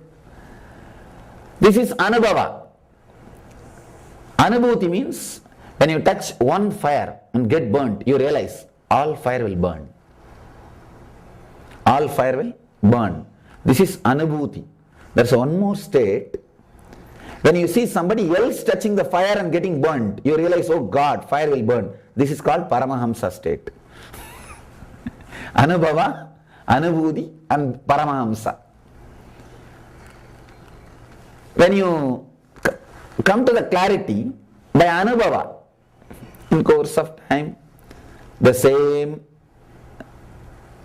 objects come in contact with the same sense points, but you feel the same excitement does not happen, then what you realize is called Anubhava. Once you come in contact and you see the peak and the valley, there's one more question I saw. What do I mean by being authentic with emotions? This is what I mean. When I explore that question, we will see a few more points. When you are authentic with your emotion, at least once, whether it is anger or lust, when I say being authentic means going through the whole experience of peak and valley consciously, not justifying. Understand? If you are peak-oriented guy, peak-oriented means youth, you will forget the valley. If you are valley-oriented guy, like negative, you will forget the peak. Understand? Any emotion will take you to peak and to the valley. Being conscious, being authentic with a particular emotion means seeing whole thing consciously. Usually, let me go a step further and give you the clarity. When you are filled with a particular desire, whether it is eating some kind of food or seeing some place or going through a physical pleasure, touch, something. When you are filled with the desire, your whole being is pulsating, vibrating with the desire. Slowly, you get that object. You come in contact with that object, the thing which you want to see or thing which you want to taste or thing which you want to experience the pleasure. You come in contact. Both the object and the sense, when they come in contact, that boiling, the excitement happens. You become just a steam. And suddenly the whole thing cools down. From the peak, you start coming down, slowing down. The person who is too much connected or who is filled with the greed for the peak does not want the valley. He starts cursing the valley, or he starts cursing that low mood, or he creates guilt through that low mood. He tries his best to stop or to postpone the valley. Understand? After every experience of lust or anger, you will see the valley. After every experience, you will see the valley. If you are peak oriented, if you are young, if you are peak oriented, you will try to postpone, forget or curse the valley. If you, after some time, suddenly you may become valley oriented. I have seen people who are valley oriented. Even youngsters, they come to me and they ask for sannyas. Swamiji, I want sannyas. I tell them, why? Why do you want? They tell me, no, you became Swami, that's why I want sannyas. I tell them, no. I have become Swami because I have gone beyond this peak and valley. I have experienced, my whole energy was diverted to some other direction. Completely. Understand? Right decision, wrong reason will be failure. I'll never give sannyas to people just because I am a Swami. People come and tell me, oh, Vivekananda became Swami. Vivekananda became Swami means that was his experience. If I have become Swami means that is my experience. So just because I have become Swami, you can't become. These guys, they have become valley oriented. They have become life negative. They would have suffered with that low energy. When you fall into the valley, you go through a tremendous guilt and the tiredness, boredom. That moment all your Vedanta Vairagya will come up. We call that as a Margada Vairagya, the monkey's renunciation. It will not be there more than 2-3 hours. When the hormones are built in your body again, within 24 hours that Margada Vairagya will disappear. It won't be there. It will just disappear. The person who is valley oriented, he will always try to stop the peak experience. That is also wrong. Understand? You see, taking sannyas for wrong reason is a main reason for all failures. Even if it is right decision, if it is taken for wrong reason, you can't achieve the truth. Right reason, right decision. Just now I told the story. This guy did not jump into the swimming pool, not because he understood there is no water, because he can't swim. Right reason, but wrong. No, right decision, but wrong reason. People come and ask me, especially the youngsters. Youngsters, sometimes they feel jealous when they see me. I go around to many colleges to teach. These guys, they come and tell me, I also want to become Swami. I tell them why. When I see wherever you go, you are respected, the way in which you are treated, I also feel like becoming Swami. I tell them, just come and live this life for 1 year, you will understand. Just come and live. It's not so easy. Unless you go beyond these peak and valley orientations. Understand, when I say being authentic with your emotion, be conscious of the peak which you experience, be conscious of the valley you experience. Do not judge for peak or against the valley. If you are judging, if you are calculating, when you go to the peak, all your fears will disappear. All the decisions which you made in valley will completely disappear. You will not even remember when you are in peak. When you are in peak, you can see in your life. Whatever I am saying, just try to look into your life. Same way, when you are in valley, whatever you did in the peak, you can't even digest that you did it. There is one more kind of a mentality. By suffering in the peak and the suffering in the valley, these two come to an understanding. You decide, I will neither go to the peak nor go to the valley. You will be dead after middle age. That is what I call the life after middle age. You will be just dead. You will neither work towards the peak nor work towards the valley. All minors come to this. In India, minor means, you know the word. Here, what word you use, I don't know. I think maybe playboy. Playboy can be the right word in this Western culture. In India, we call that minor. Means too much rolling into the life. These guys, after a middle age, they come to this. The peak and the valley has given so much of suffering, they decide not to experience both. Again, you are not growing, you are not expanding. They feel that this valley is too much for this peak, or this peak is too much for this valley.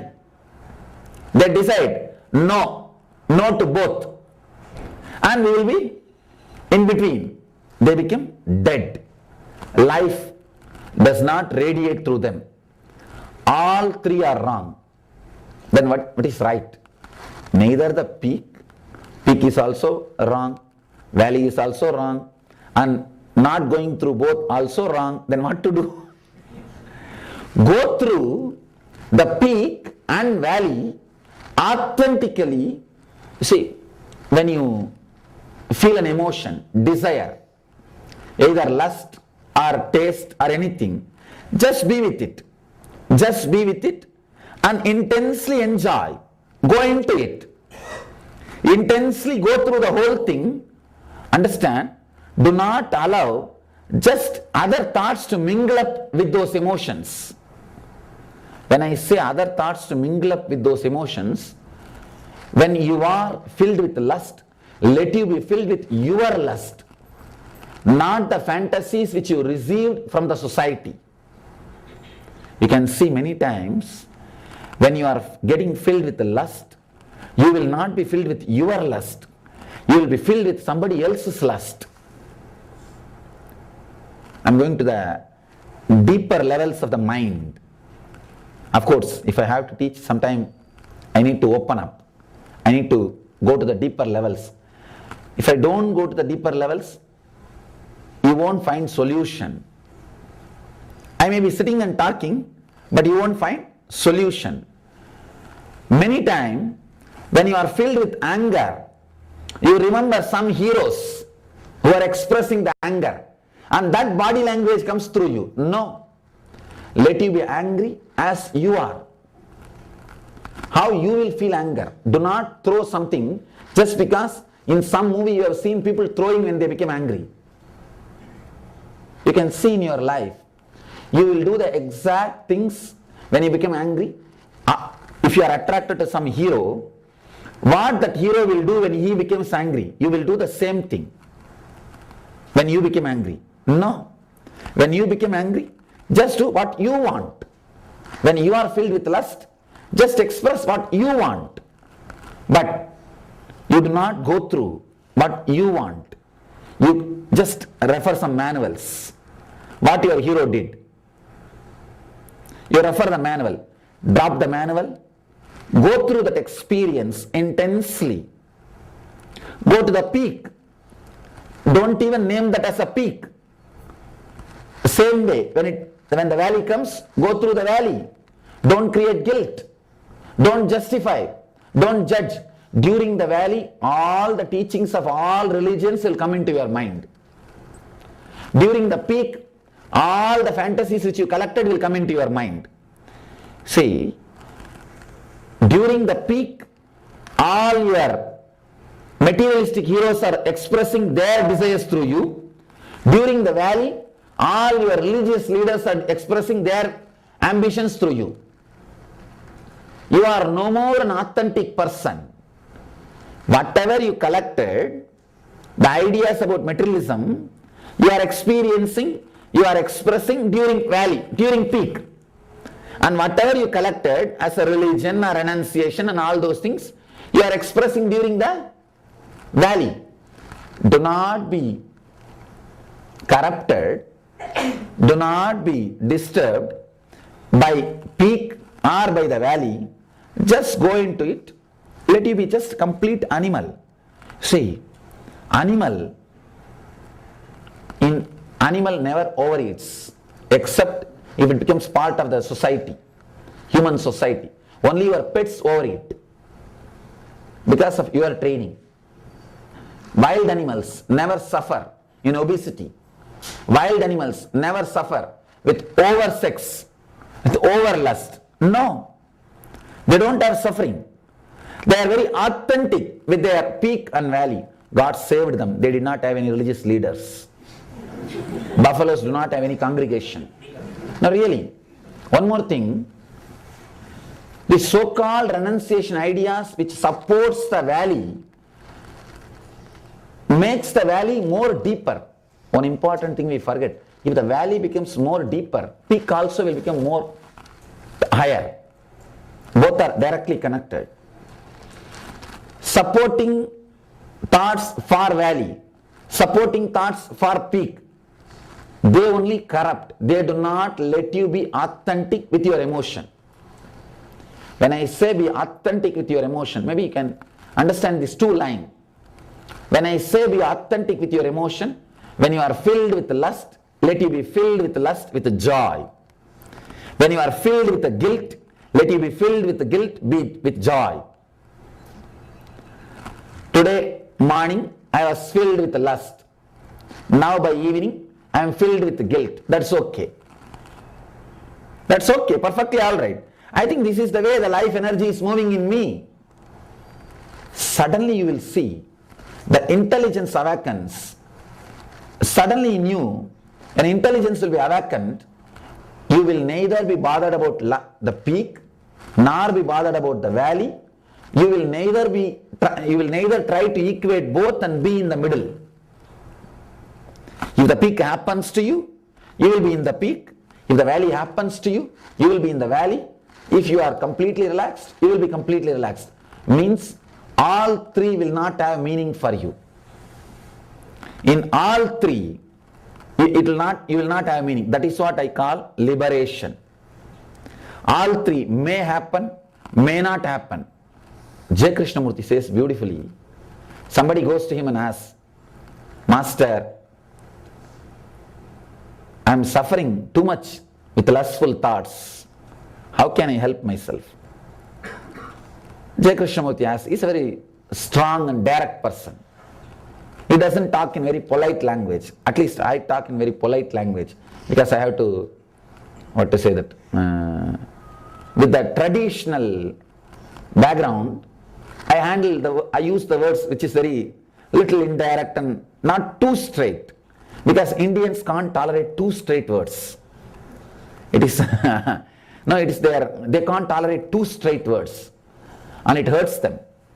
So because of that, I use little polished, polite language and little. But J. Krishnamurti is very sharp, and he uses the words straight. He says, "How much of time you spend in eating?" The questioner said, "Maybe an hour per day." how much of time you spend in your sexual activities. Maybe 20-30 minutes per day. Eating, does it hurt you? Do you remember whole day about eating? No. Then why do you remember whole day about sexual activities? What's wrong? When you don't remember what you do for 1 hour after that activity, why do you remember so much? Because you neither go to peak nor go to valley authentically. In peak also, you have some strings attached to you which is pulling. In the valley also, you have some strings attached to you which is pulling. So naturally, you are neither in the peak nor in the valley, trying to keep some equanimity, trying to keep some new state with suffering. You see, you are liberated from food if you are not remembering it. When the shoe fits, leg is forgotten. When the chain fits, neck is forgotten. When the belt fits, belly is forgotten. If it does not fit, you will be remembering it. If it does not fit, you will be remembering it. If you have forgotten your head, means you don't have headache. If you are having headache, you will be remembering it. If you don't remember about food, you are liberated. If you don't remember about lust, you are liberated. Not remembering about, see, when I say, when you don't remember about food, you are liberated. I am not saying you don't eat. No. I am not telling you, you don't eat. Sometime actually you stop eating. You don't eat. That's what I call Paramahamsa. Means the person not only is liberated, the liberation is so complete, so full, he is not even aware of his body. He is just living in such a deep inner ecstasy. I am not even asking you to become a Paramahamsa. That is not necessary. The ordinary liberation, just like the questioner asked, questioner eats the food, but he is not bound by it. That can happen when you are authentic with your emotions, with your graph. Even once try. How to try? Usually it takes 2 days, 48 hours for your body to build the hormone and the pressure. In 48 hours, slowly your body will be built and it will be ready for some sexual activity or any physical activity. When the body is getting ready, just watch from morning till evening how your body is getting ready. Morning, just sit 10 minutes and see your mood. Remember some of those fantasies which you have. When you remember the fantasy itself, you can understand whether your mind feels connected to it or not. Morning it may not feel connected, but within 48 hours, the same picture, when it is brought to the mind, it will have some strong connection. When that same picture gets some strong connection in your mind, see, now your body is ready. Now your body is filled. Now your body is ready for the action. When it goes through the action, just watch how your body is slowly building up, reaching the peak, and how it is going through the peak. And after the peak, how it slowly comes down to the valley. After it comes down to the valley, see how it goes on creating some negative idea or positive idea, justifying or trying to forget. Sometimes you just try to forget. Just see how it goes and comes down. That is why you try to forget and sleep. You just want to escape. You are not able to tolerate your own action. And you don't want to be awake. So just go through. Just go into that whole valley and see what happens authentically. Go through the whole graph.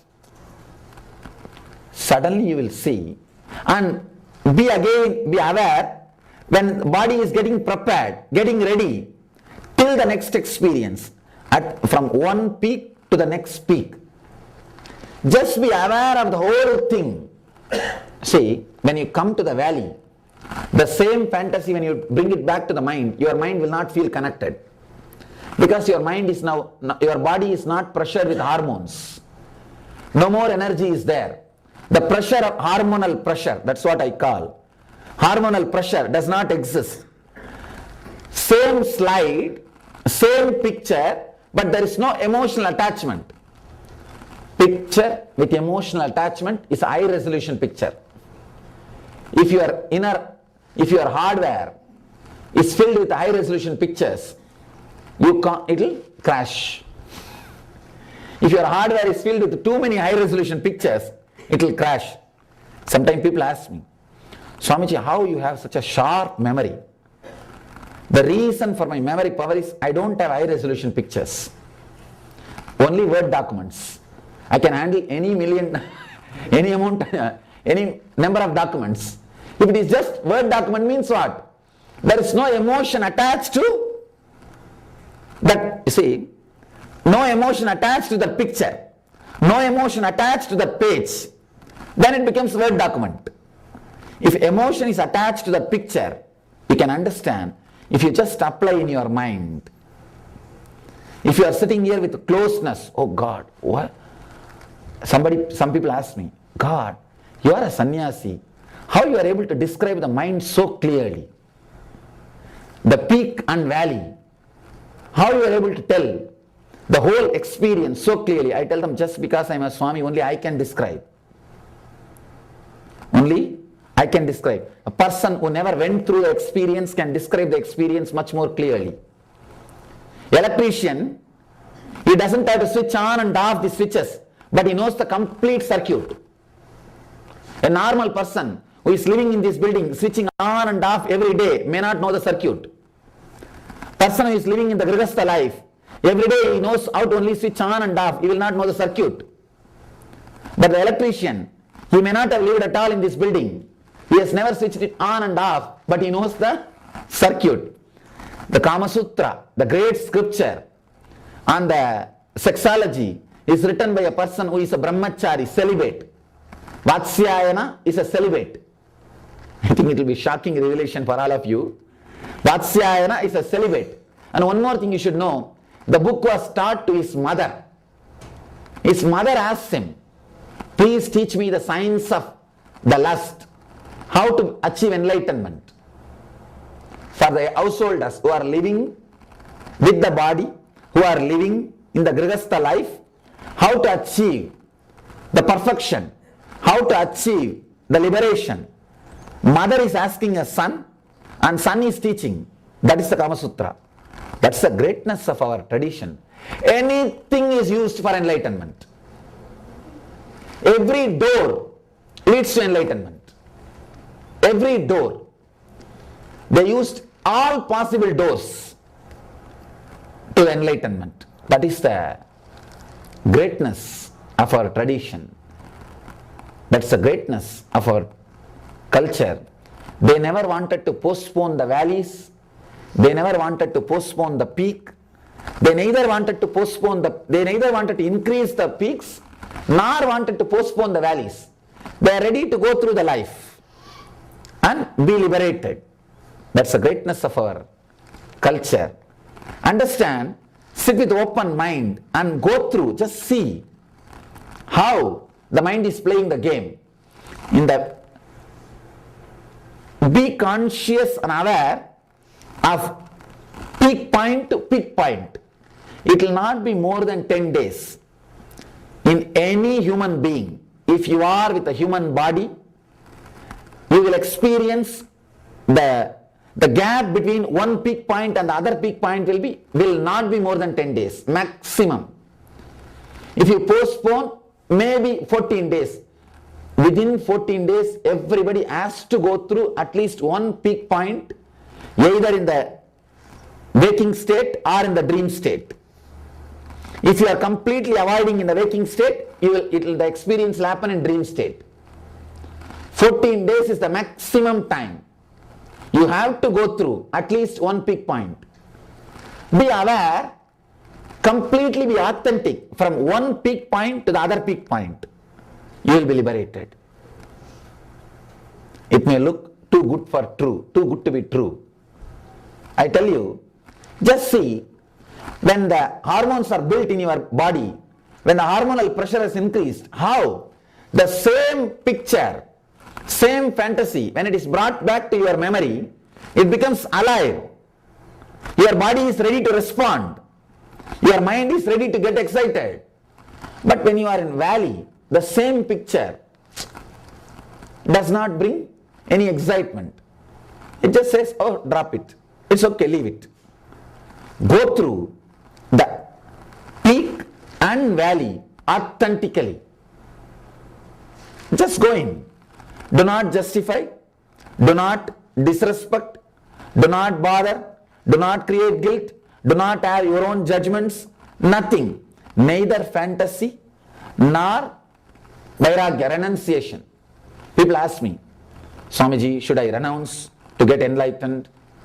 I tell them, renounce what you don't have, that's enough. You don't have to renounce what you have. Just renounce what you don't have. You are living with too many fantasies and fears and guilts which is not part of your life. Just renounce those things. That's enough. You will be liberated. If you renounce those things, are you bothered about food? No. Are you bothered about you are feeling hungry every day you have to eat? No. It just becomes life. You don't even remember. Many of you don't even remember what you ate today morning, what you ate yesterday. But then why we are disturbed by some other things which is a regular life, which is part of our life? Because in peak our mood is different, in valley our mood is different. Sometimes we create so much of guilt that we can't believe that we are the same person who was in the peak and who was in the valley. So much of misunderstanding, so much of gap. Go through authentically the peak and the valley.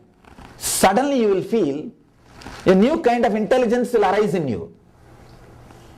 New kind of intelligence will arise in you. You will neither be touched by peak nor be touched by valley. I am not saying you will decide not to go through both. Whether you go through or not, you will not be touched by it. You will not even remember it.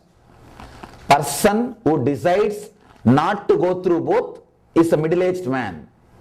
No. I am not saying you should decide not to go through both. No. I am saying you will be liberated from both. You won't even remember. Awakening of the intelligence, we call it in Sanskrit, the. Kama Sutra ends with a beautiful saying, let the intelligence be awakened in you. It's a beautiful science to reach enlightenment. In those days,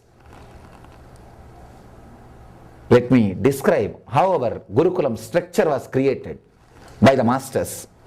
Any child by the age of 7 should be handed over to an enlightened master. Any child. There, he initiates the person into Gayatri. Gayatri is not baptizing, understand. Gayatri, the meaning of the Gayatri means, let me meditate on the cosmic intelligence which awakens my intelligence, and let me pray to that intelligence to meditate on it. Om Bhurvuvaswaha Tat Savidurvarenyam Bhargo Devasya Dhimahi Dhiyo Yo Na Prachodayat means, let me meditate on that cosmic intelligence which awakens my intelligence. Let me pray to that intelligence to meditate on that intelligence. That's all. Nowhere description of 5-headed women is there. What we call Gayatri Murti. That is nowhere. It is directed to one lady or one woman or one man.